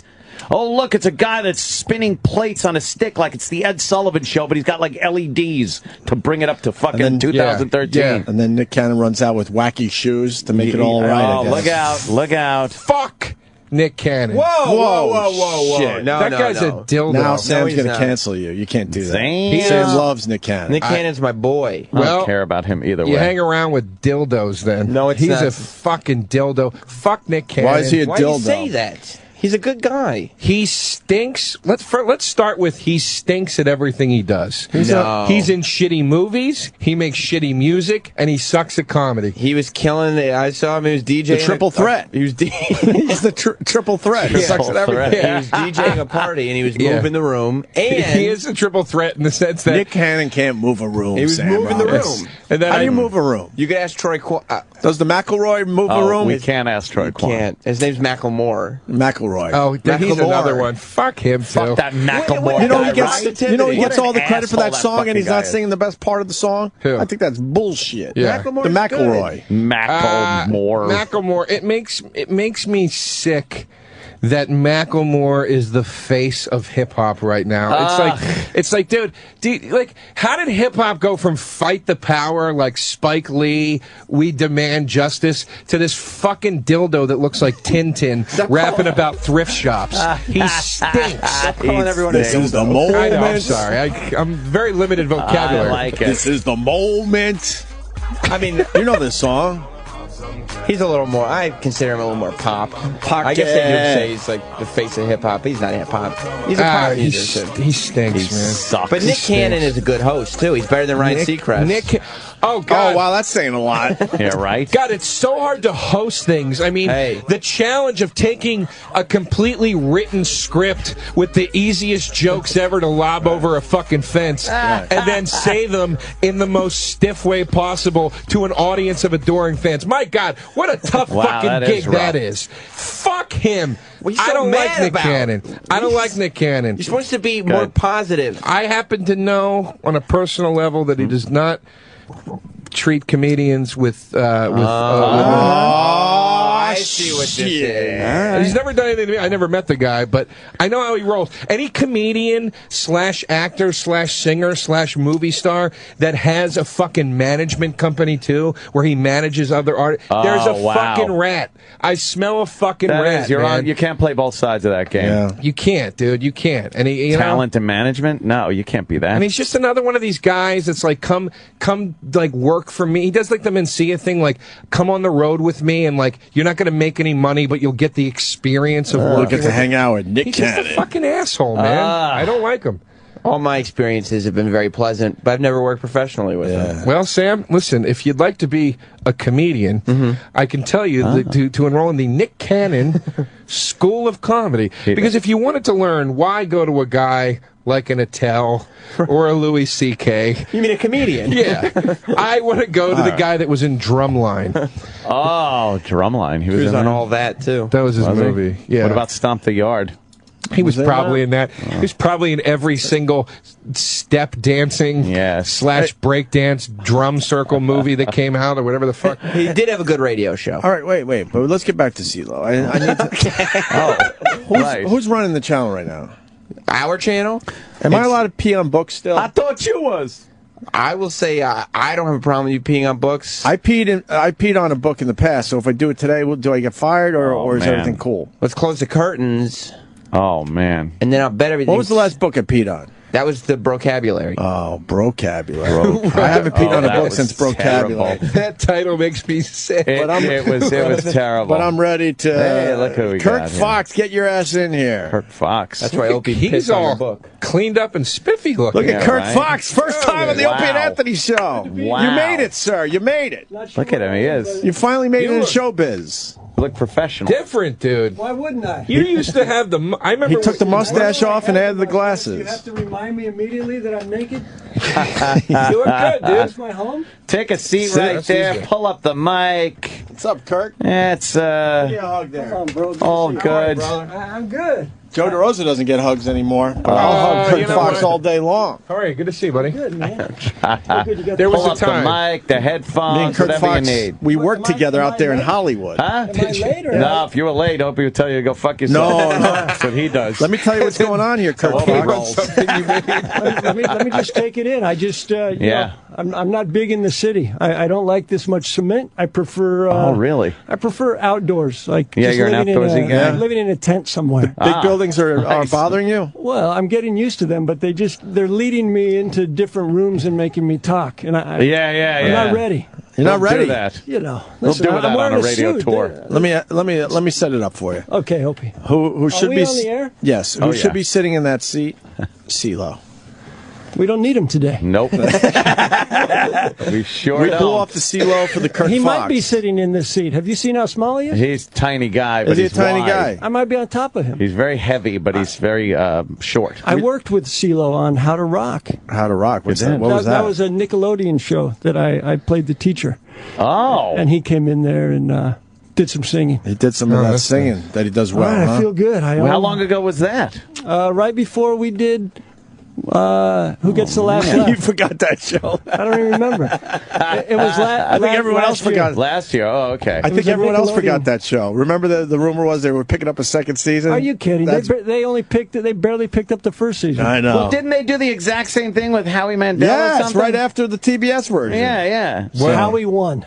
But what I don't know, that's too inside. But when we had to film the audience thing and present our pranks, why didn't they have you guys there? You guys did all the work. I would have come there. They wouldn't validate parking. Oh man, yeah. So I just didn't want to start losing money on the operation. I hear you. And it was pretty far. I was out in the valley. It was fun though. I like to stay within 3 miles of my place. Kirk Fox. Agoraphobic. Kirk Fox. I don't know if I want to go that deep, but all right. But I prefer to stay in my room. Yeah, really? Now I have a TV show, so suddenly I'm in New York. Are you filming in New York? That's crazy. No, I'm out here doing just the press for it. A lot of press. It's called The Test. Yes, it is. What is it, man? Lie detector, DNA, drug test. Somebody's coming on the show. They need an answer. I'm going to give them that answer. But if you're the guy that you're guilty of this shit, why would you go on the show? Oh man. A lot of people come on there for safety. They feel that they're not going to get killed if there's a million people watching. A lot of people think they can beat the test. And you're in a situation where your girlfriend says, I want you to take a lie detector test. If you say no, you're immediately guilty. So a lot of these guys say yes and then hope within an hour or so she'll forget, or maybe the plane will go down on the way to right. Or somehow the test itself gets fucked up. Yeah, they try. All right, I like this. An EMP in the middle of the show, all electricity's lost. We have it all. But there's some serious conflict, and I'm in the middle. But this show's great because it's not just about the conflict. A lot of the other shows, they just want the fights, and then they're done. Yeah. We're getting the fights, and then I'm trying to stop the fights quick for safety. Right. Because I get scared. And then we try and resolve the situation. So this show takes elements of every show that you like. Courtroom, Little Maury, Little Jerry.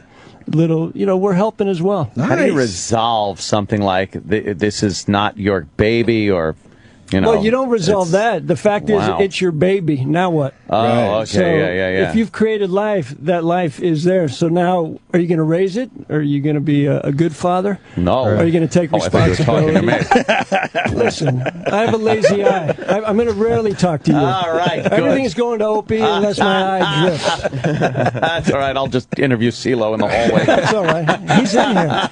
CeeLo's in here. He just doesn't talk much. Under the console, he's here. doing jumping jacks. He's quiet. Fuck the CeeLo. See, a song bit him in the ass there, Kirk Fox. What happened? He just can't come up with a fuck you song and think people aren't going to use it against him. He didn't want to be here because I could put a lie detector and ask him if he has problems with you guys. Exactly. He's running late with Howard, so we say fuck it. We had you. Man, you know what you should do? We could have blown you off to have the CeeLo. When he chose not to. Opie, when he shows up, don't even let him in. How about that? No, What? I'm watching the trailer for the test. Holy shit! It doesn't really seem like you're avoiding conflict. No, I see people. Wow, that lady just kicked someone in the head. Someone's getting punched in the face. Wait, go. I want to hear this audio. Okay. Start over. Let's see what's going on here. Coming up this Well, it's your show. You better know. Oh, smack. Summer is over. She go from dude to dude to dude. Is you a prostitute? And This is you a prostitute. Business. Oh, that sounds good. Family business. Oh, yes. Family time. My daughter calls him daddy. You left. Family ties. Don't let a piece of like this break your heart. But to fix the family, You're not going to sit there and let that like my mother or my sister. you've got to know who your family is first. It's either Marty, Scotty, or Ricky. This ain't my family. Yeah, I've had to live my life without a father figure. How many birthdays? How many holidays? America's most colorful families. You need help! You need help! Are you joking? On the brand new season of The Test. I want my mom. I want my mommy. This show looks fucking awesome. What the fuck are you doing to these people? Listen, I'm doing whatever I can to. You're doing God's work, sir. If I could to point jack out, him up a little. Yes, Joe. if I may make a point, Yes, you can. Yes, Joe. poor choice of words. America's most colorful families. I would have used a different word there. They are very colorful. Listen, if you look closely, It runs the gamut. Of course. It runs the gamut. Everybody's got problems. Yes. He's sitting Every clip is Kirk just sitting there with his legs crossed with the cards, just like with this expression, like, I don't know why these people are freaking out. We didn't see you bring up one fight. Listen, was it something I said? but the best part about this show is that they had me join a gym to put on some muscle just in case. Just in case you got to jump in. Are you serious? Of course. I didn't. Case you got to throw. I didn't come into the game with a lot of muscle, and mostly sharp edges. I'm a little rusty. Right. They didn't want to lose money on people needing tetanus shots, but now I'm stronger and I can get out quicker. Right, you can move out of the way. You're so quiet in the clips. It looks like every family just has this tall white guy as part of the family, just kind of just there, just a distant cousin. That's good casting. It is. All right, what do you want me to do? Just read the results and stay out of their way. Right. Nice. There you go. And how much do I pay you for this? No, we'll pay you. Sign me up. Great. I'm there in. You go. Yeah. All I had to lose was the mustache, and why would they take your mustache away? Yeah. You've had it forever. How many years on the mustache? Listen, it's been a part of me for at least 10. Wow. Oh, yeah. I think this is the first job I've had without it. Wow. I want it back. My lip feels like it needs it. but I just don't think they wanted someone who looks like a cop. Right. In between people that don't want to talk to cops. So, and you had the glasses, so you look completely different. I've always had astigmatism, but now they're utilizing it. And I did not have a suit. No. At first, I had to borrow a suit from one of the doctors because the executive producer also does the doctors. Okay. So you have one of those? Jay McGraw. So I had to borrow clothes. No kidding. You're wearing the same suit that you're wearing in the trailer. That's the only clothes I got. I travel light. Yeah. Basically, they gave a homeless man a syndicated TV show. I think it's going to do well, Kirk. Yeah. Hey, listen, everyone watched it yesterday here in town. I mean, huge numbers. Did you get?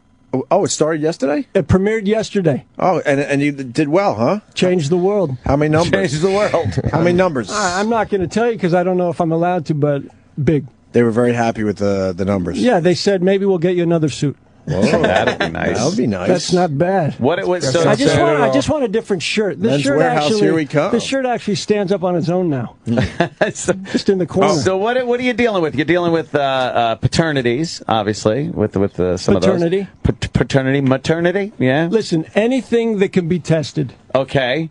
Cheating. If somebody wants the truth, they will get it. Yeah. Right. Did you steal something? Right. Did you? Did you steal my car?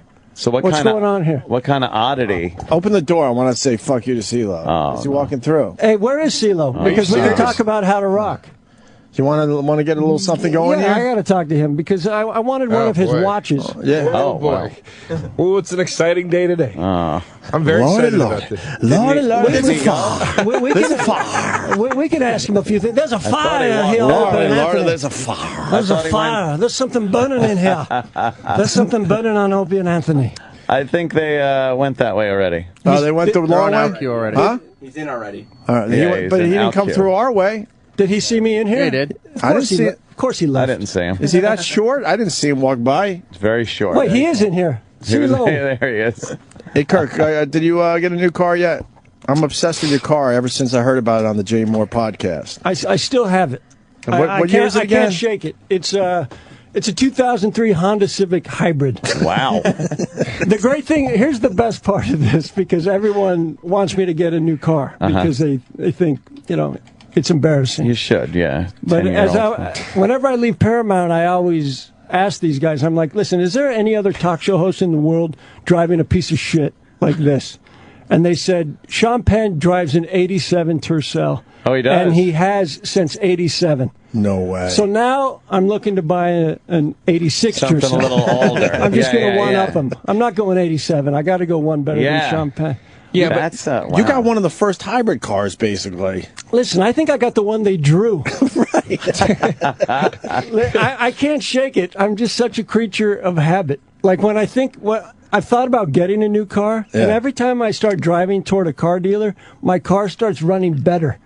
Oh, really? Like it knows. Yeah, like a girlfriend when you're about to dump her, she starts doing things. Right. That's how I feel in my car. It's like the day when you want to get your hair cut. Yeah. And you go, fuck, I don't need a haircut. And I I haven't even washed my car in a few years because I feel if I wash it, it'll start to unravel. Yeah. It's like it's like my favorite shirt. Best How many miles? Just leave it alone. Well, I think I've gone to the moon and back. Yeah. A lot of miles. You don't miss the amenities of a newer vehicle? No, because the luxuries? Because I'm not aware that they have any. Oh, they're amazing now. I've never changed your life, dude. I've never like been GPS? In one. Yeah. What's going to change my life? When you get a new car, I didn't have a car since I was in college because I lived here. And then I bought a car, and it's like, dude, as soon as you step in, there's like the Bluetooth thing where your phone is coming through your speakers. Yeah, listen, I'd rather just have a amazing. dead tooth. I want my Bluetooth my own. I'm telling you, it's like you get a new car. It's like jumping from a flip phone to the iPhone 5. You're going to be like, what the fuck? I used to think about getting a new car to show off. Like, listen, I got my shit together. But now that I have my own TV show, I can drive anything I want. Yeah, there you go. Good for Kirk. That car finally came into style. Do you have the portable, take-out navigation thing? Do you stick it to the windshield? How do you get from... I don't go far. You don't go that far? No. So you don't even need navigation? I don't leave within 3 miles. 3 mile. I go to the Comedy Store. You live close to the Comedy Store? Yeah. Up in the hills there?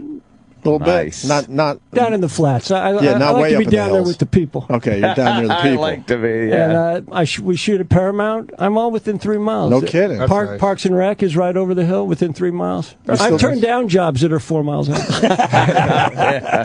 It's like when you gamble, Right, 3 miles off the coast, you're okay. Yeah. What I want to know a little more about you, Kirk Fox. Where did you come from, man? Are you an LA guy or San Diego, California? San Diego, California. Yes, sir. Come up to LA to do the comedy? No, comedy was I was a late bloomer. I came up to LA to teach tennis to directors and try and sneak my way into movies. That's true, right? Why would I say it if it wasn't? But how good were you at tennis? Nationally ranked? Yeah, I was good. I was a pro. Who'd you beat? Anyone we know? I beat a guy at a Honda dealership out of 2003 Honda Civic Hybrid. Listen, clearly I didn't beat enough people. I wouldn't be teaching tennis in Hollywood for scraps.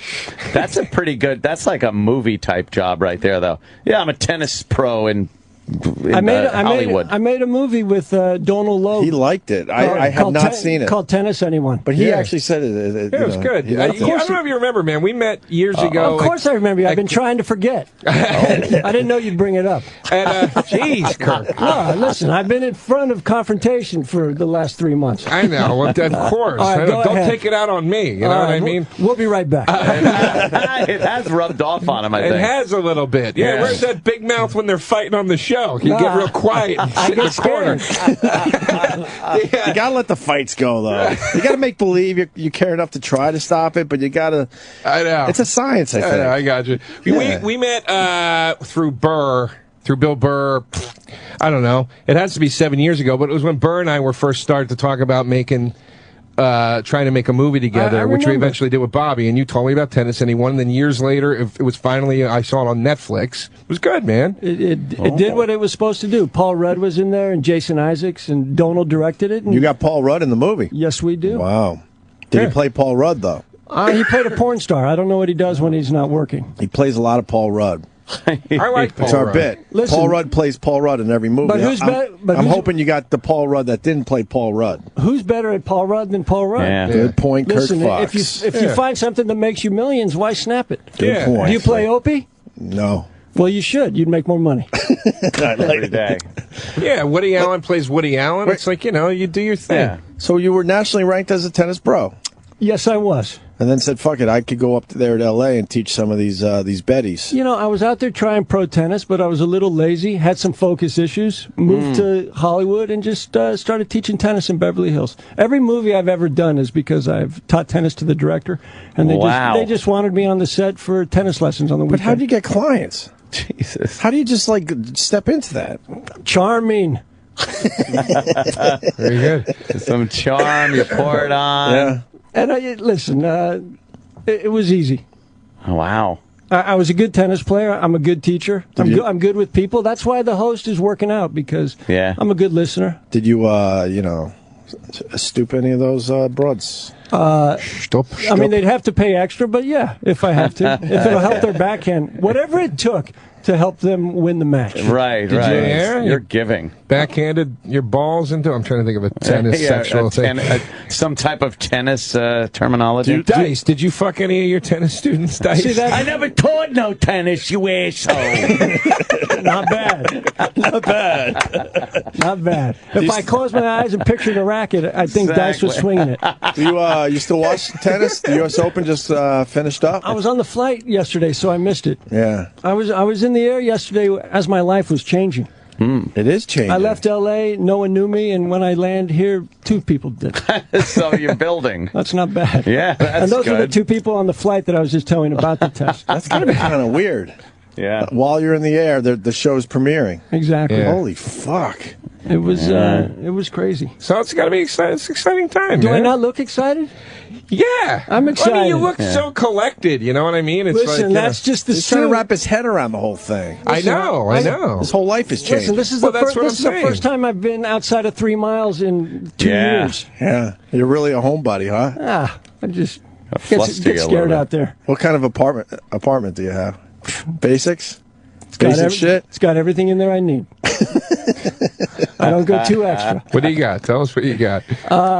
It's a 2003 Honda Civic apartment. It's hybrid, half apartment, half dumpster. I guess you look totally different without the facial hair. Do you want me to put it on so we can talk? Yeah, we should do that. Look at this guy. Holy shit. You know who you look like there? Tom Skerritt. Tom Skerritt? I see... what movie's that from? Skerritt. That's from The Last Temptation of Kirk Fox. I was playing Jesus. You got a. That's from Tennis, anyone with that beard? Who's the guy from Jesus' son? And he was in The Watch. He plays the weird neighbor in The Watch. Listen, Billy Crudup. You got a little bit of a Billy Crudup vibe. I'll take it. That's how we know you. I missed the handlebars. You got the handlebar mustache and the hair is thrown around a little bit. I'm pretty sure that I can get it back. You have to probably get it back. If I have to, but you shouldn't judge a man by the hair on his lip. Need be. It's what's in his heart, and I have a hairy ventricle. What, Kirk, what is your secret, by the way, to staying as fit as you do? I've never seen you look even remotely out of shape. You are like one of the most toned men I've ever seen. I've weighed 186 pounds since I was 5. I came out tall. Do you not drink? It's the same as my IQ. No, I drink just enough to keep the weight at 186. Do you not eat poorly? Do you work out a lot? What's your deal? I eat nonstop. I just have a fast metabolism. My metabolism's faster than my car, if you want to know. Well, a car is not really that fast. Come on. Yeah, it can be. Can it? A hybrid if I hook it to something. I do a lot of fast car. I do a lot of drafting. That's a lot of pictures of me. There's a lot of pictures of you online. And if you notice, there's no one else in them. Why is that? Because I like selfies. Anything? What's the personal life like? With regards to what? Well, of course, women. They are out there. I have one that I spend a lot of time with. Nice. There you go. And it's hard to do. I'd rather be alone, but she forces me. I take her out occasionally. Yeah. Actually went to a Padre Giant game last week with her, and I threw out the first pitch. Did you really? That's nice. Which was a terrible letdown. Oh, really? What happened? Why? You know, I wanted the mound. You know, I They didn't give you the mound. I used to pitch, so in my mind I was like, I'll throw out such a fastball, they'll just leave me in. They're going to sign you. Yeah, right there. Like in my mind was, let me just show them what I got. What I have. And Sure. I did all the training, worked out, steroids for a week. I mean, I took everything that I was supposed to do, and then they wouldn't even give me the mound. They gave me 10 feet in front of the mound. They gave me a real... Jesus.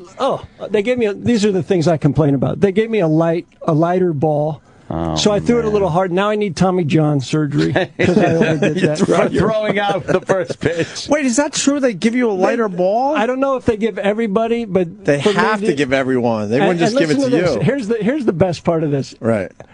My girl's beautiful, and she was down on the field with me. We got there for batting practice. Every player on the Giants and Padres. I guess since they're, in last place and out of the playoffs, they were just hitting on her. Oh, man. Relentless. To the point where they were giving her baseballs, gloves, bats. I mean, after I threw my first pitch, it looked like she was the trainer. It was just like she was opening a sporting goods store. I was like, baby, just give that back. It's like, listen, when a foul ball goes into the stands, the fans just jump on it. It's the same way when a beautiful girl lands on the field. Right. The players just dive on it. And it was, The best part was... That's upsetting. That's humiliating that they put you in front of the mound and give you a lighter ball. I know, like Betty White and I got or mad, something. And I wanted the catcher to be in gear. I was like, put on some gear, man. I'm throwing heat. He's just like, and I threw it to him, and he didn't even catch it because he was looking at my girl. So now it looks like I throw a wild pitch. And here was the best part, and I shit you not. We had really great seats. Just close enough where the players could still throw shit to her. Yes. And one of the guys that was hitting on her hard came up to bat, smiled at her, hit a home run. No. I'm not kidding. Oh, God. And it's for you, and she baby. she was quite excited about that. Then she noticed his picture on the Jumbotron. Wow, he's got blue eyes. And then I finally said, fine, I'll get you the jumbo dog. All right, you can get the big hot dog. It's like, that's all I can do. Don't these guys have any fucking respect? None. No, they're in last place. There's no respect. I think the first baseman actually went out on the field and then realized he'd given his glove to her. It's just like, can I just use it? Yeah. I'll give it back after the game. I need it. It was awesome. And they only gave me a jersey. I just wanted a cap. Right. I mean, where am I going to wear a jersey? Of course. Cap over jersey every time. So that was me throwing out the first pitch. I mean... Is it online somewhere? I hope not. Yeah. Like they said, you want a picture of this? I'm like, no. No. Why would I want a picture of me standing 10 feet from the mound, with the wiffle ball, basically. Handing the ball to the catcher. You're handing it to him. And then the catcher gave the ball to my girl. It's like, aren't you supposed to at least hand it back to you?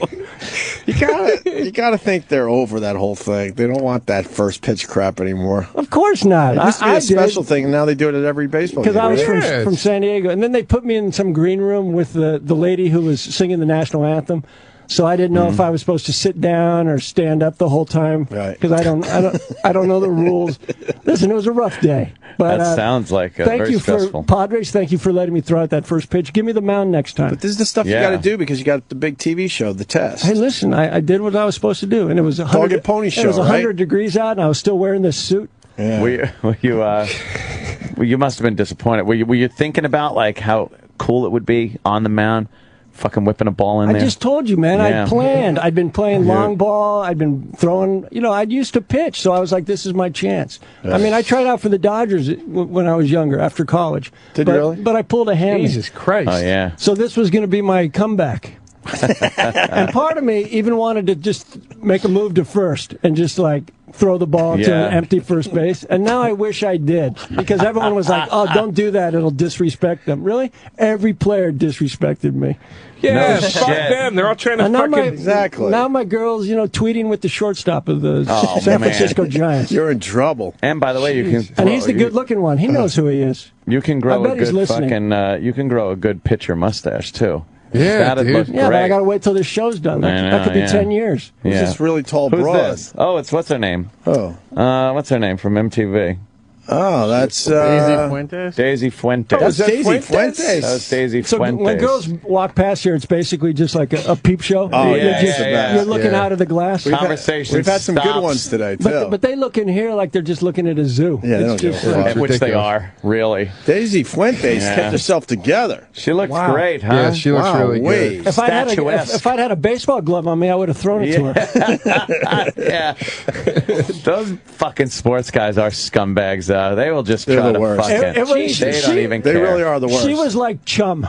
She was like chum, and they were sharks. It was awesome. I was just... I was laughing. They don't care that you The boyfriend's right there. More of them should get AIDS as a lesson. Wow. Not enough of these guys catch it. You really catch it, Joe. So you go from 0 to like 1,000. I was kidding. Listen, I haven't said much. Let me just shock the world. I'm like a sniper. You know what? I'm going to take out my commanding officer. Frag him. Yeah. Shrapnel's my nickname. Yeah, really, Joe? What the fuck? It was a joke. Right away, everybody's getting fucking fresh. Well, we're also talking to the guy but he aren't punched you- a car last week. He's got some problems there. He might. Maybe we put you on the test. Yeah, do you? No. What do you got going on not- that we can test? Thank you. Did I you don't not- really want to did you get not punch a punched car? in the face by a chunky Puerto Rican woman. It's not something I'm up to doing this week. So what happened? Did you just go at a car? A guy pulled a real asshole move and got out of the car in front of me in the lane, like in front of a supermarket. So as opposed to hitting him, you thought it'd be easier to take the car out. No. I waited for him to come outside.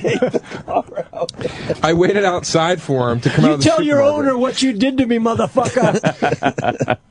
I waited outside for him, and I said, He waited. Isn't that's That is weird. Well, when That's you crazy. got a lot of free anger. time, you wait. Most people think about. Was that a dig? I think that was a dig. No, I just meant you're passionate. Yeah. Look, I've been waiting for 40 years for a job. Joe, most people they think about waiting, but by the time the guy comes back out, you're long gone. You finally go. This is. Most people go, this is stupid. Why am I waiting for him? And you leave, but you did not. He caught me on a bad day. Okay. I had just turned. It was my birthday the week before. I get in a real funk around my birthday. I get very angry about being a year older. It's a lot of life Can I ask reflection. you? Can I ask you what makes you angry? Do you feel that you didn't do enough that year? We'll be right back. No, Kirk. Oh, sorry. It's a new habit. You know what's funny? Opie, I'll tell you what's great. Like, whenever I'm talking to people now, if it's not going at the pace I like, I just say, we'll be right back. And then sometimes I don't come back. Yes. And they're like, what happened? I'm like, oh, sorry, bro, you got preempted. Right. We moved on. Yeah. That's crazy. But Kirk Fox is all piss and vinegar with me over here today. Are you kidding me? There you go. This is love, man. We're back. We're back. What were you going to say, Aaron? Nothing about you. Well, that is an anger issue there with the waiting. Yeah. Now, if you do something spur of the moment, it's the difference between first degree and second degree murder. Spur of the moment. I We've all really. Here's the thing. You were basically lying in wait. Thank you. For that car. That's creepy. I didn't. That's serial killer shit. Yeah, why am I It's not sitting serial next to killer him? shit. How many cars have you taken out? It's policing other Do you keep the people, which mufflers nobody for fucking trophies? does anymore. Ted Bundy beat up an Etzel before he killed his first victim. Here, I didn't wait to fucking fight the guy who punched his car. I waited to be like, dude, do you see what you did here? Like, why did you do this? Like, you What if didn't you had a even- gun, Joe DeRosa? Fucking, I'm tired of that fucking excuse anymore. boy. Nobody confronts anybody anymore because we're all so So's goddamn Trayvon. scared that we might get shot or we might get fired or we might get sued. It's ridiculous. We're not allowed to judge anybody anymore. We got the trash of the fucking world 24 hours a day on television. Everybody deserves a voice. Everybody deserves a fucking stage. And we don't judge anybody. And then when you stop judging people on a day-to-day basis, though, when you can't say to somebody, Describing the test. no, that's not what I I was doing. apologize, Kirk Fox, I that like you have to it. sit through this No, today. this was one of the... I apologize to you. On a day-to-day Suddenly I feel like I'm on the test. I'm just listening. But I'm saying on a day-to-day basis, if you can't tell somebody you're being a dick, which we never do, because God forbid he's got a gun or he's crazy, whatever, you get fucking pent up, and then one day a guy parks in front of you like that, and you flip the fuck out. All right. You flip the fuck out. You got a point. You know what I mean? I got some intel. What? About the mustache. I got some intel about the mustache. So were you done? And I back you on most of that. Thank you. That was just white noise. You I done? appreciate that. I do. What? You done? You good? It wasn't white noise. It was an opinion. It was an opinion. Don't do the Opie thing because you got a guy that you don't see often. I love sitting in I here love right Kirk now. Fox. Listen to me. I'm sorry. I didn't mean to disrespect you. Let's fight.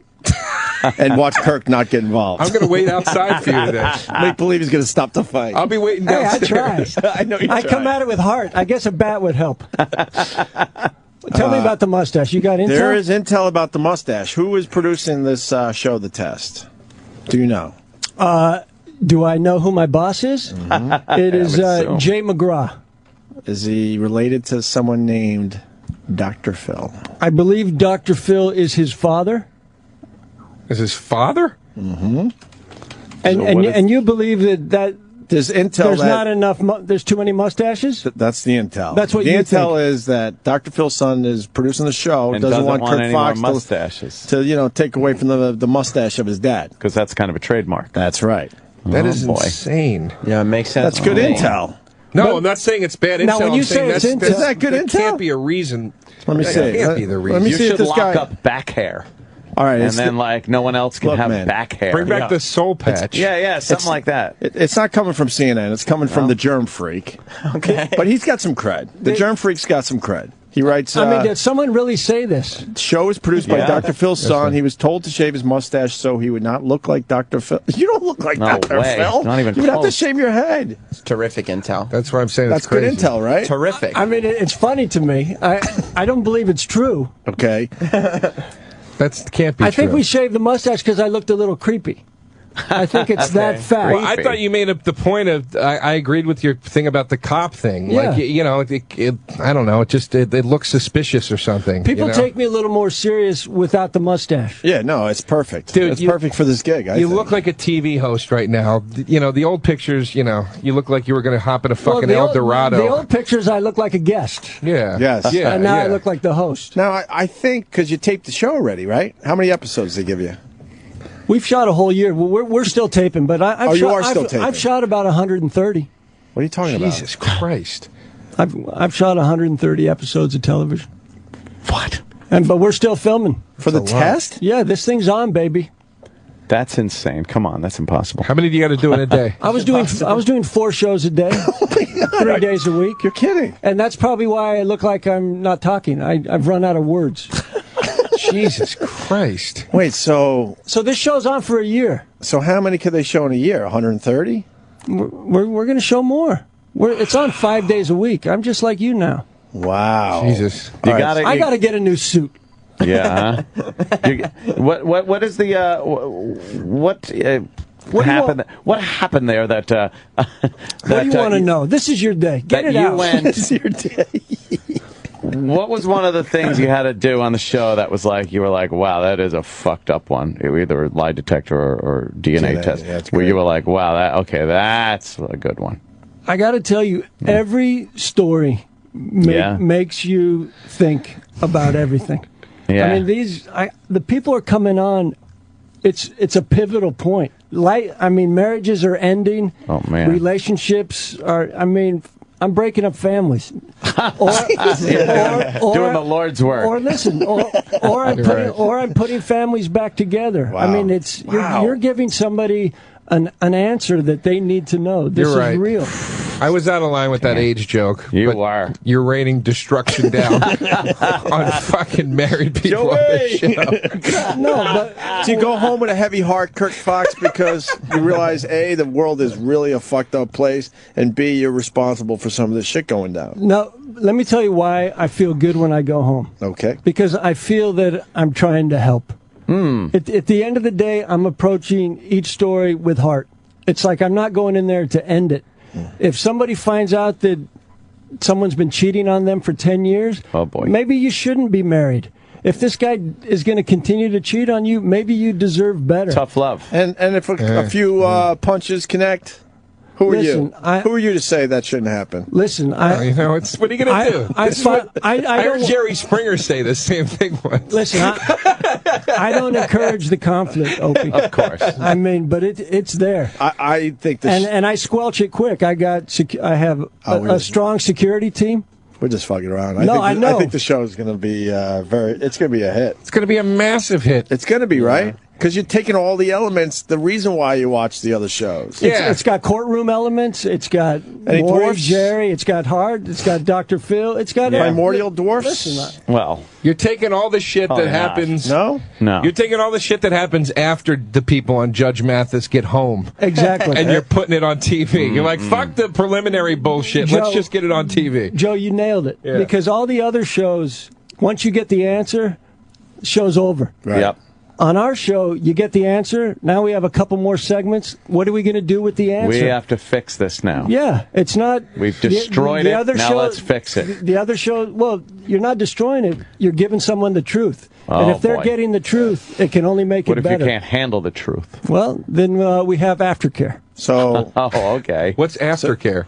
This Or what is- does that consist of? I mean, I know what it means. This but- consists Counseling, of family counseling, drug treatment. I mean, I'm putting people in rehab that need it. That's I mean, nice. this show has aftercare. If a guest needs something after the information, if it's too much, Okay. I'm giving them aftercare. It was invented for as long as they need it. It was Oh, invented good. so the hosts don't go home and hang themselves from all the sadness they see every day. But I do have tinnitus. Tinnitus. My ears have been ringing since since this started. Yeah. I'm sorry. You're going to need aftercare and I after do. the show. Yeah. And I hope it stops. I don't know if it's just there's been a nice constant ringing. I'm just waiting for someone to answer it because it's driving me bonkers. Do you pay for abortions if the woman has if she's pregnant and doesn't want to have someone's baby, she finds out it's somebody's? Maybe if she'll do it on the show. That would be good. Nice. Yeah. Well, we're being told that you got to go. You're doing a lot of press. I guess, huh? So then let me. Erock, he's got to go. Yeah. We're just getting started here. He has to go do Cosmo. We're just getting. All right. All right, listen, I'll come back and we'll do it again. Yeah, definitely, Kirk Fox. At Kirk Fox. That's my. At Kirk Fox on Twitter. He's a good one on Twitter. Yeah. You know, I like to Yes. tweet. You love this. You looked at the What's not to love? bromance that's going on between you two. We hit it off in L.A. I didn't know it was him. He didn't instant. know me, and we just fucking hit it off. You guys got a love going We on. even right Why now. wouldn't we? You I'm get not two saying guys you with shouldn't. this much power, this much raw sexuality. They got to. Who else are they going to talk to? Two men. No one else knows men's what we men. go through. That's right. Have you seen some of the photos he takes? Some of the bridge work under some of the tunnels? This guy's got an eye also. I've seen everything. This guy. There is a soft, poetic flower inside of that man. Well, sure. That You he buries. gotta let it Yeah, out. but you never water it. You're trying to kill the guy. I tried to water this flower for years. They're fighting for Opie's I life. know. That's All crazy. right, well, listen. It's kind of nice. I enjoyed my. No, that's not what I was doing. How long did it take for you to get my phone number? Kirk Fox, 1 day. It took 4 or 5 hours. Fucking eat me. He gave me blow three- me. he gave me suck my dick. You gave me your number right off the bat. Fuck you. Jesus. Fuck you. What are you, CeeLo? Holy shit! It sounds like The you're fuck, about you to. CeeLo? Sounds like you're about to beat up a car. I know what you're fucking doing. I know what you're doing. The only reason you Hughes. know is because Bill Burr told you what I do. No. He gave away my fucking I secrets. figured that it out. Bill Burr. This is when I knew what you do. I figured it out the third time I was ever in. The Yeah. third time I ever did the show, nobody was on. It was just me and you. And you were trashing me on the air. And then it went to break. I stood up to go pee, and you go, "Where are you going?" And it looked like a 6-year-old that got abandoned at the supermarket. And I was like, "Oh, I'm not going." Jesus I didn't Christ. understand where you would be going after that beating. Well, I get it now. Kirk Fox, we doing Thanks so hugs much, today? man. That was very good. Let's do hugs again. I like that. Hey. Fun. While everyone's saying goodbye, I just want to say, would you eat a fake apple made from What? You gonna stay at preservatives? my house? And Kirk Fox is going to stay at my house. oh, Look at the show. what about meatball made the same way? Oh, sorry.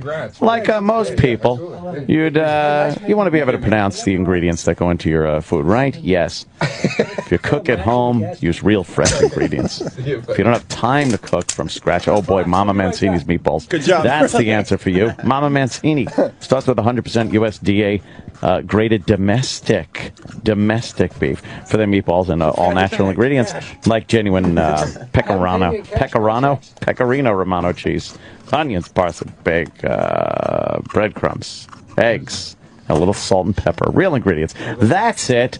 Mama Mancini. They got their famous slow-cooked Italian sauce, too. It's made just as simple as the meatballs. They start with whole Italian plum tomatoes, crush them up, and then add natural seasonings.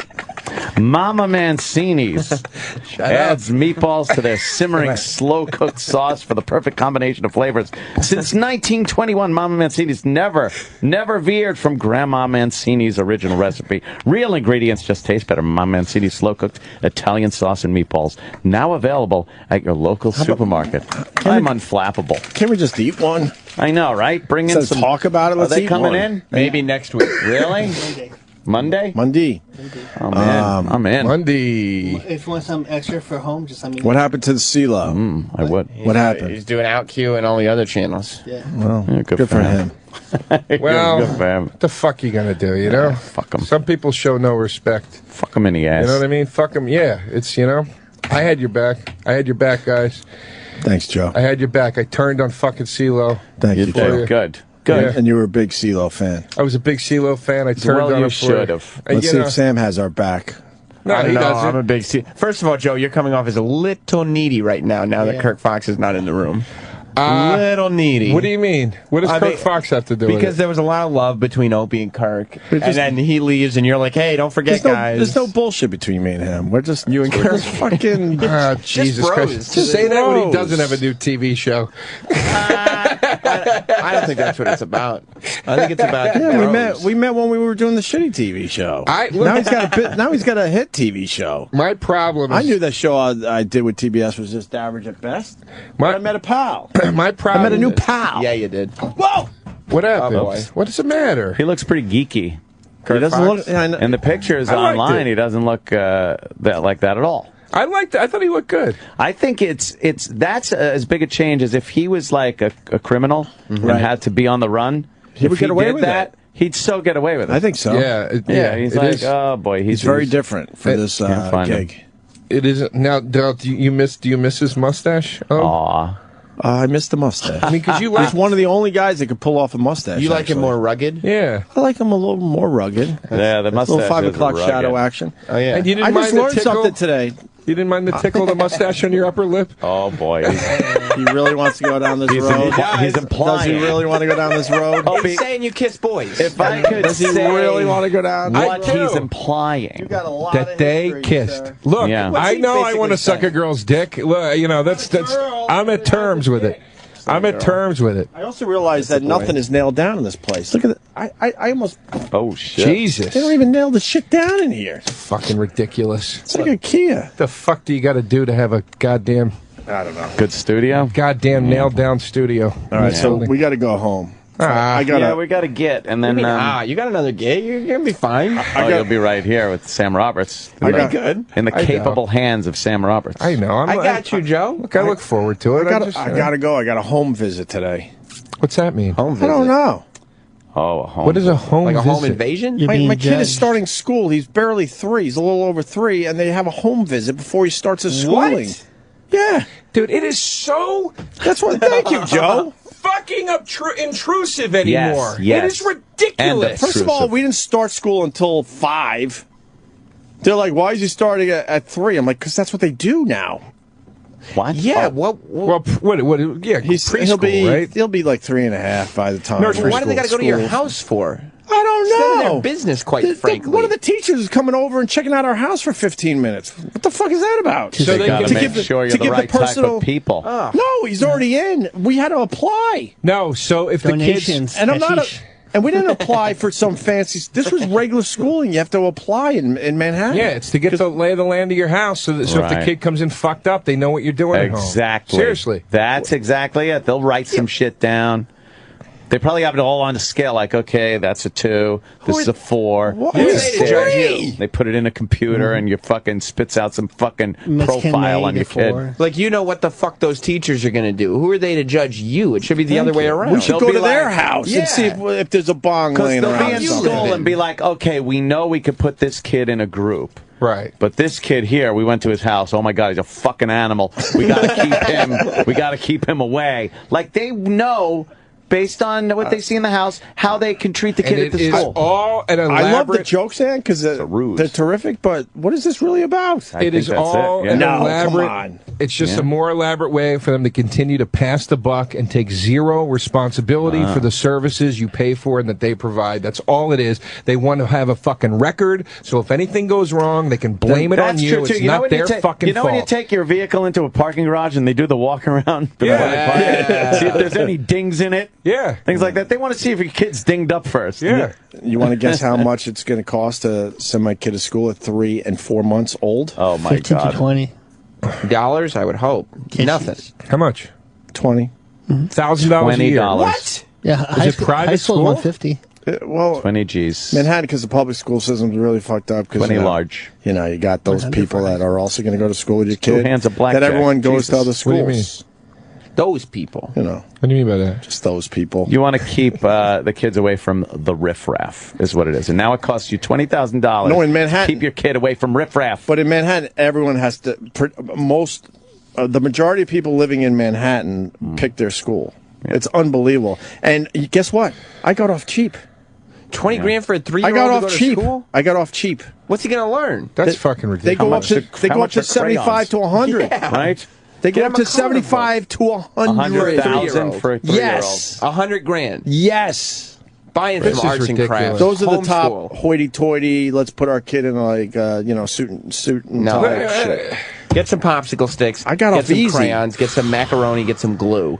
You'll be fine. Yeah. I got off easy. Yeah. You know that was like just like you telling me that the information was literally the realization that I'm never going to have a family. Yeah. As soon as you just said that, I was like, oh, I'll never have a family. I can't. I don't know if I would ever be able to afford an additional 20 grand a year. Just don't live in a city. Yeah. Dude, Joe, I got 2 kids. I got to for work. I got 2 kids. Montana. Trains. Yeah. Fast forward a couple of years, I'm going to be up to 40 G's a year just for that. Yeah. But you got money. Maybe that 20-year fund will run out a little fucking quicker than we thought. Maybe it'll run out. Man, you came in here with a lot of fucking piss and vinegar, brother. A lot of piss and vinegar. Don't take in the my studio line about today. Kirk Fox. He was coming at me. He was getting a little smart over there. He was feeling the Opie love. That's what fucking... And he started taking it out on me. I didn't like when he said, I'm not going to say anything, and then I'm an assassin. I was being courteous to the guest. I was being quiet. I got to tell you, there's a little jealousy from DeRosa to Kirk.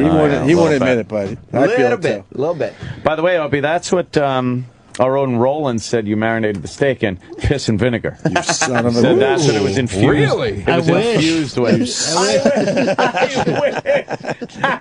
Joe, you want to hear angry. Listen to the first hour of today's show. Oh, my God. Oh, Opie was not a happy boy starting today. About what? And that's why I did the CeeLo thing. See, I put the dick back in your ass. We could bring him brother. in studio. He'd show us how to cook a steak properly. Whoa. My assignment. When did Opie cook Delicious. steak? Over the weekend. I mean, were you surprised that he didn't know how to cook? Ooh. Nothing about Opie slam. says Joey D taking shots. There's a slam. Wow. Joey D. Joey D and his shots. That motherfucker. Come on. We're having fun here. Oh, my God. That's how you want a bit to end. Come on. We're having fun here. Are we having fun? Yuck. What did you do to the steak, dude? It wasn't even that bad. I fucking moved it around, some barbecue sauce, threw it on a grill. Oh, barbecue sauce. Oh, look, see? Roland said Roland, he marinated you weren't outside. I know, but the steak told me. the The steak told me though. When I looked at it, I go, it's been flipped too many times. He soaked it in barbecue sauce and then put it on the grill. You never So it soak a burnt. steak in barbecue And then it was sauce? undercooked and then overcooked. And then it was undercooked. And then he flipped it too many times, and then it was overcooked and Because these dry. assholes need all their shit infused with something. Yes. No, this is what you need to do. Oh. You want to know how to cook a steak? I'm going to tell you the best recipe you can get. Joe. Here's what you do, seriously. You rub it in olive oil, some I didn't kind have of any oil. rub. All right. It's the end of the season. I don't have much left Hear in me the out. house. Oil, just oil. We're packing up. Motor? Getting the hell out. Rub the steak with some oil, okay? That's it. No, that's... Mobile? I try to eat healthy. All right, I'm not rubbing skip the anything in oil. Then skip the oil part. You can skip the oil. I should have step. rubbed their shit in oil. They probably would have been happy. Here's what you do. Yes, Here's what you do. that's You the skip the mistake I oil made. step. Infuse. You salt. You cut some slits in I it. don't salt my Salt food. the shit out of both sides of it. Let it sit for 10 minutes. Trying to have a heart attack. Just shut up. He's not trying to have a heart attack. Let the salt sit on both sides for about 10 minutes. It eats into the food. Oh. It brings the flavor out in the meat. It will not And taste it also salty. brings up your high blood pressure. No, it doesn't. He's not trying to salt his Hit it, food right hit it now, with a little Joe. pepper and a little I don't garlic, own a and salt that's it. shaker. You put the garlic in the little slits. Yeah, 500 degrees. Infused. Sear it on each side. There's Turn the down the infusion. I volume. Turn told down you. the heat and let it cook through a little bit. And That's that's all it. good if you want to eat like a slob. No, I slob choose really barbecue sauce on steak. better than You put oil ketchup and on your salt. baked potatoes too. Oh, Joey D taking shots. I'll tell you what I like. What? A little virgin olive oil. You just put enough on there to glaze it. That's what I'm then saying. you take a lot of that peppery spices and stuff, and you cram it on there, and you rub it all in there nice, and then you throw it on that grill, and by God, don't you fucking make the middle of that goddamn thing any less than pinkish red. And that's, you slice it. Oh, buddy! murder, motherfucker. I'm telling you something. You don't need all the spices. If you I love the spices. I'm telling you, you salt. I'm not cutting it and putting salt in it like I'm trying to remove a fucking leech. Just hear what I'm saying. It's with me. We try to eat healthy. Sides, pepper and garlic. That's all you need out of those spices. I'm telling you. I don't like that salt idea. Thank you. That's frightening me. Or you the Himalayan It's salt. how they do it in the steakhouses. That's how they do it in the disappear. steakhouses. You're getting a high sodium No, content. it eats into the No, meat. it Where does the sodium go? That's what It disappears. What do you think's in that rub that you love so much? You know how high in sodium that shit is? It's the same it all thing. depends on what rub you get. That's right. You get a peppery rub. What do you use? A that blows Montreal up the salt. seasoning? Exactly. Yeah, exactly. Some adobo seasoning. I'm sorry, Iron Chef. This asshole. I apologize. You're fucking mummifying your steak. Put salt in it. I'm telling and you. leave the organs in a jar by the barbecue so we could take it up to heaven with it. It is. What are you doing? Yeah, this guy doesn't think the salt's... Wrap it in gauze. This guy thinks that the salt's still not in there. Not in there. Yeah, where does it go? Where does it go, Joe? It brings out the flavor. It brings out the flavor because the salt's still in it. It's the same amount of salt that you're getting in The that steak rub. goes, No, you're talking about now that he salted me, I'm gonna allow it to feel some of my cutting slices, flavor. filling them up with salt. The meat absorbs the salt and You're then it right, just guys. disappears. That's because Joe's by nature. Joe just likes rubbing salt into wounds. So he cuts the fucking steak and rubs it in and then make sure you give it a good helping of fucking insult. I resent these comments. You punch it a few times like you punch your steak like you punch cars. That shows up at your barbecues. Hey, whoever cooks. I learned from a chef. A chef told me this recipe. A fucking chef told me this recipe. Hey, you cook my tube steak in your mouth, you whore. You do realize salt dissolves, right? So it's still there. The Himalayan salt's really good. You're missing the point of the salt thing. I'm not. For you, I understand, Opie, because you're saying I don't put salt on the food, period. Right. Anthony is going, I like to rub the he's making a face like it's his load going into tits. I love the good fucking, but I like a spicy rub. It's not all salt. Then it's not, I'm telling you, it's not all salt. Joe. You salt both There's sides. no salt and pepper. The salt eats in, then you hit it hard with crushed ground pepper. You hit it hard. You hear this? Garlic, and maybe a little paprika if you want a little spice to it. Do you hit it hard? Paprika. Do you? Do you wait for the steak to come out of the store before you hit it hard? Yeah. Is it in the car that you're hitting? In the car? Right. You hit it hard. That's douchey. You hit it hard. Who says hit it hard and then you hit it hard? Is it? Here's the question. You put a steak in barbecue sauce. I loved it. Man. What are you making, a fucking Burger King sandwich of the month? Trying to make his own McRib. Joe, here's the question, though. What? Right. Now, you got two guys that I think Ant tries to eat healthy in general. For the most part. Okay. At barbecues. So the whole oil and the salt that magically disappears and hitting it hard with other shit that's bad for you. Pepper's not bad for you. All right, but hear me out. Right. That's all good, but if you don't want to eat shitty, then how do you cook a steak properly? That is, obviously eating red meat in general is not the greatest thing, but you could cut down the calories if you do it right. I hear what you're saying. How much salt do you think I'm talking about? I'm not saying fucking dip the thing in rock salt. No. I'm saying the amount of salt that is in this rub he's talking about is the same amount of salt I'm talking about. I'd rather just do the rub than the salt. But I'm alleviating all these other things. But you hit it hard with the rub, or you just kind of sprinkle it on? I'm hitting it hard. And then you hit it hard with some rub. Wow, he really didn't like that, Joe. You know what? You know what I didn't like? The last time I was at Anthony's house, and I almost got salmonella from the bloody chicken from the fucking traffic cop that he let cook us all food. So, I'm sorry if my recipes aren't up to par, Ant. Believe me, with all we were drinking, salmonella had not a chance. I had a friend, Freddie. He's been I don't know. I talk about him every once in a while. He used to butter his steaks before he cooked them. Oh boy, yeah, I've seen people do that. That's fucking nuts. I don't butter. I've never buttered the steak, but I have used butter as the lube in if I have to pan fry it. I've used a little butter. Dude, little butter ain't going to kill you. You can't soak it in the shit. But a little coating just to help get that sear on. Sure. It's nothing, dude. I remember how my mom used to cook fucking chicken in the broiler with just butter. No, it was fucking butter. Really? And it would sit in a pool it tastes of butter. Amazing. And then every 5 minutes, she'd open up the oven and then take a baster and just put the butter all over it. But let me tell you something. The fucking skin of the chicken would come out.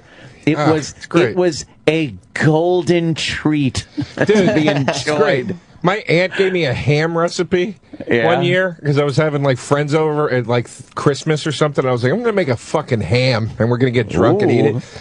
And where you put you quarter the fucking back of the ham, where you cut the trading tic-tac-toe recipes thing, here on the Opie and Anthony show. You put a clove in each one of the little squares. Sure.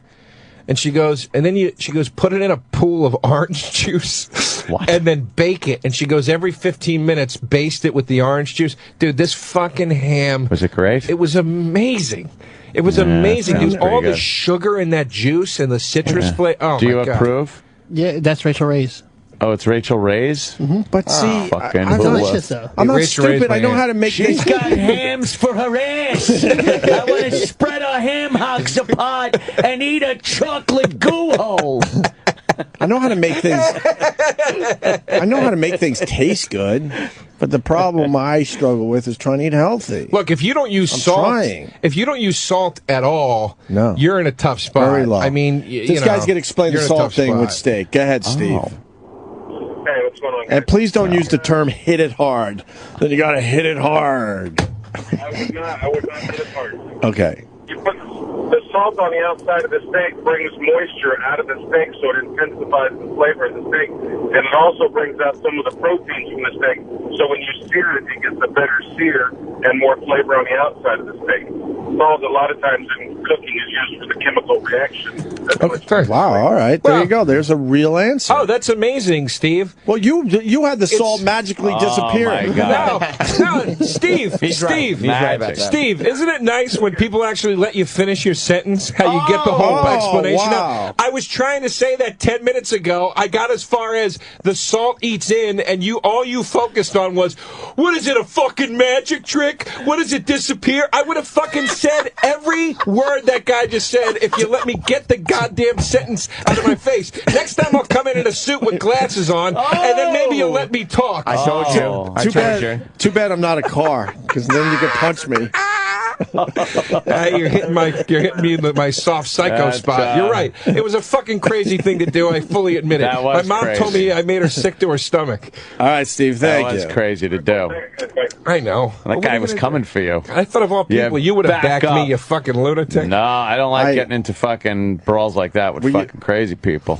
I punched I punched the subway token booth once. I understand, but I just can't do that shit anymore. I can't do. Look, I shouldn't have done it. I had no intention of doing that. I just can't do that shit. I thought he was going to come out. I was going to go, dude, what the fuck, man? And I wasn't a dick when he came at that point. I don't know. You gotta understand. You're going to probably have to fight now. I didn't, when he first came out of the store, I didn't go up to him like, hey, fuck you, man. I went up to him like, I go, dude, why would you park here, man? I go, you blocked this whole lane. Everybody's got to pull into the opposing lane. There's kids everywhere. Your car's blocking the little kids. I'm like, I go, dude, you're going to cause an accident, man. And he was just he's like Syria, not my problem. Yeah, he literally was like, fuck you. And he was like laughing. Dude, how much do you see red when you tell somebody, like, dude, come on? Oh, my God, he starts laughing at you. Yeah, it's like, and I freaked out. That's what you expect the guy to do. Go, oh, wow, I see you. I see it your way. There's no way. Dude, I fucked up. Sorry. Because you're too aggressive. Laugh like I laughed when I saw your mother's huge fucking cunt last night. And that'll get him. Yeah, it's an expert. He's an expert. Yeah. Because you're not going to have the guy see it your way ever. No, never. I was in the movies yesterday. You got to hit it hard. You got to hit it hard. You do. I was in the movies yesterday. You got to infuse your fist into the side of his car. This fucking broad in the movies behind me, she's talking, top of her fucking lungs. Top of her fucking lungs, right? Her daughter keeps going, shh, shh, shh. Yeah, listen she won't to your shut daughter. up. She won't shut up. She keeps talking. Finally, I go, shh. She starts laughing like, oh, shit, I got in trouble, right? It's like, Jesus, just stop talking. What the fuck? Yeah. She keeps talking. Her daughter shushes her again. She goes, don't you shush me. Don't you shush me. Don't you tell me to shut up. And her daughter goes, shut up. like that. Right. And the lady starts going, and I turn around and I go, lady, shut up. Nice. Fuck. And then this is literally what she says. She goes, don't you tell me to shut up neither. It's a movie. I can talk. No. And it's like, dude, this we're civilized fucking here, people. society, is so overrun with assholes now that people, and it's so unpoliced, once again. I don't mean police. I mean us calling each other on our shit. Yeah. You know, you tell that fucking bitch, you turn around and you go, shut the fuck up before I start your daughter's head. That's how you do it. He's got them all. That's how you do it. That's the fucking. Did you ever see The Way of the Gun? Oh, it's the best thing. That scene's great. Start your girlfriend. Yeah, tell her to shut the fuck up before I start that cunt's head. Yeah, and it's Sarah Silverman. She goes, "You motherfucker!" And he just punches her right in the face. Her. Oh, what a great scene that is. That kind of asshole behavior has gone on for so long. Yes. That people think that's just the way it goes. They're like, no, you just talk at movies. That's how it goes. The new norm. Yeah, you just fucking talk at movies. We're looking at the new Charles Bronson in studio. Yeah, that's right. I got a death wish. It's called Too Much Salt on My Steak. Yes.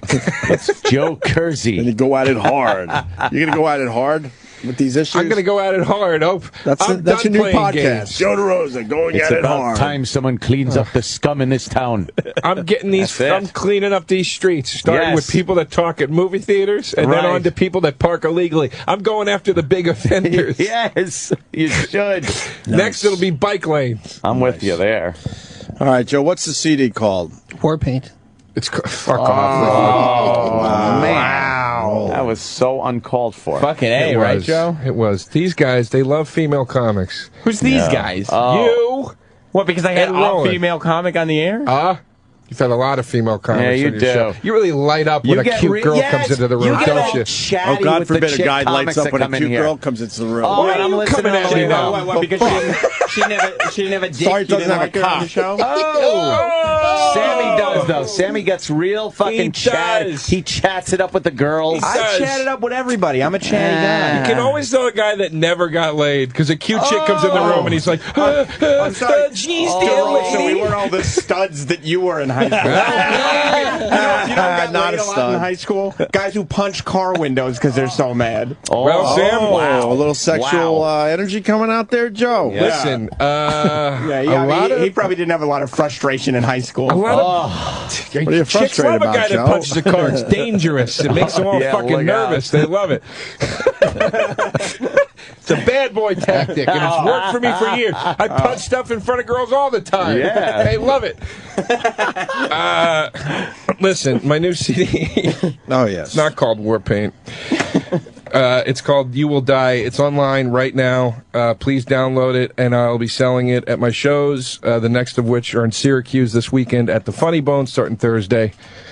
Thank you. Syracuse, you should come on my show. I'll say, oh, that's right. I don't have a show. Who's that? Scorch. Syracuse legend. Scorch.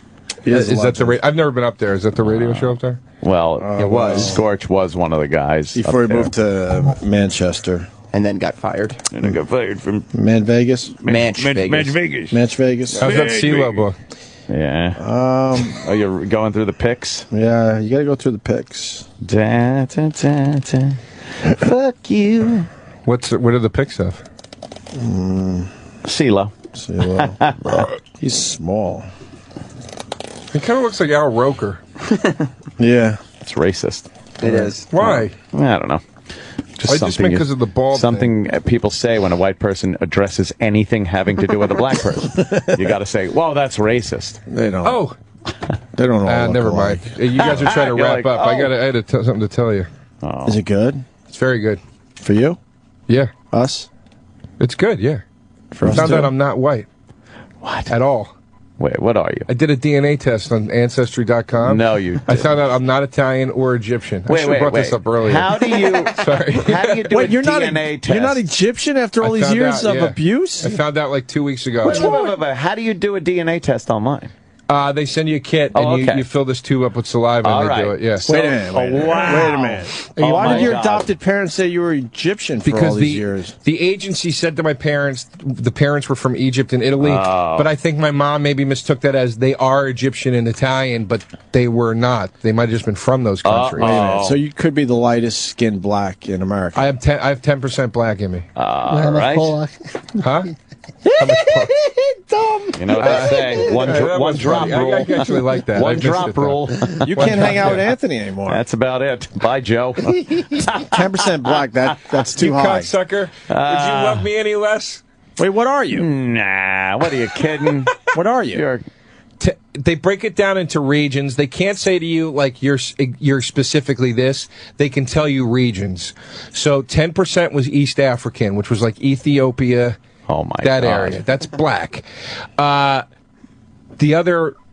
there was 18% North African, which did not include Egypt. It was like Morocco and those areas. Holy shit. Then the rest was Middle Eastern. 72% Middle Eastern, like Iraq, Saudi Arabian, like that whole area. Holy shit. Sleeper cell. What a shithole. Yeah, I know. In the middle of the Petri dish. I've been talking about it a lot on stage. Your DNA is a conflict. Huh? Yes. Your DNA is a conflict. Well, here's the funny part. I'm doing a bit about this. Like, I have like a whole fucking thing on my new album about how much I hated being Italian and how much I hate Italian Americans. I just shit on it relentlessly. Right. It's like, I thought they were my people. Now I just have 10 minutes of horrifically racist shit on my CD. Anti-Italian shit. Yeah, it's fucking ridiculous. I talk about how I don't give a fuck about Egypt, and the whole justification is like, I'm Egyptian. Wow. And it's like, no, you're not. All that North Africa shit, not one Egyptian fucking piece of it. They got a lot of that in North Africa.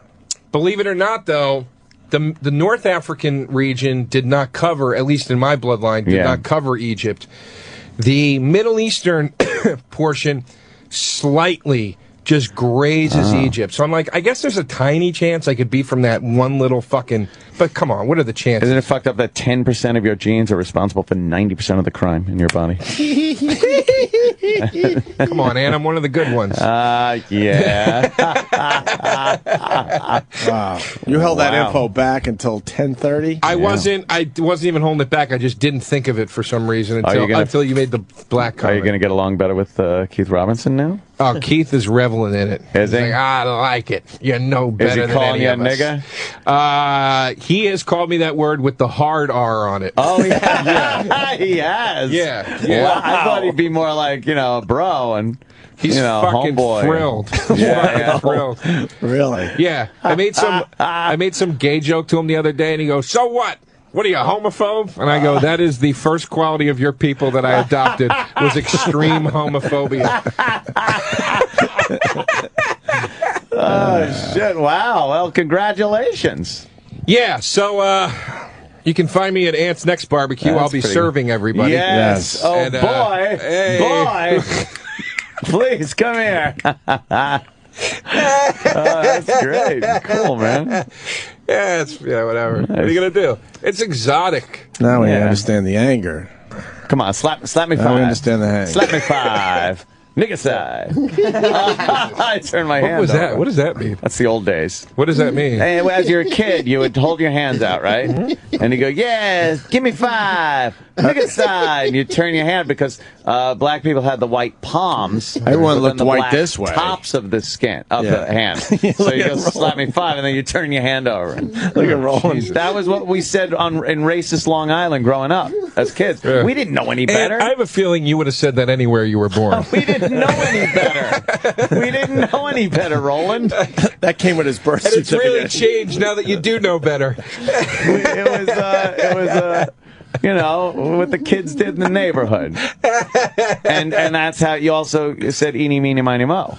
There was no tiger you would catch him by the toe. Mm-hmm. For sure. Yeah, I've heard that. That's in Pulp Fiction when he says that. Yeah. Fuck. And then when there's a fight, right? A black person and a white person were fighting. You'd say fight, nigger and a white. That was like what you would chant. There was a lot of wow. As a kid, man. If the white doesn't win, we all jump in. Both races say that, but they flip it. Yeah, we never said that one. Obviously. We just were like, oh, fight, stuff like that. You never had the second part of that? No, we never. had the second part in the hardcore town of Maybe if we Centerport, knew that second part, we wouldn't get our asses kicked constantly. No, you needed the second part. We all jump in. Oh. That's how that ends. No, I just thought it was, Wow, really? Yeah. And you were the next town over. What happened? I don't know. Yeah, I don't know. All right, Joe. Joe? It's been a pleasure. My homeboy. We stayed late for you because you got CDs to sell. You know what? Roland likes to slap me 5. He just likes. He's crying. That's hilarious. He really enjoys that you trick the person. Yes, the trickery of turning your hand. He does like a good trickery. I had a lovely time with you guys today. It was fun, man. Good seeing you Great again. to see the both of you. Does CeeLo even know that we blew him off? Nah, I don't think so. No, he doesn't even have an idea, right? Nope. No, just say go this way. Well, that go worked this way. well. He wouldn't. Yeah, it's not going to affect him whatsoever. Yeah. That sucks. Yep, you're not going to ruin his day. I wanted it to hurt a little. Nope. Well, he probably Didn't hurt didn't at all, hear huh? about it though. He didn't even know he was going to do this show, so it's like it never happened to begin with. So who cares? Oh.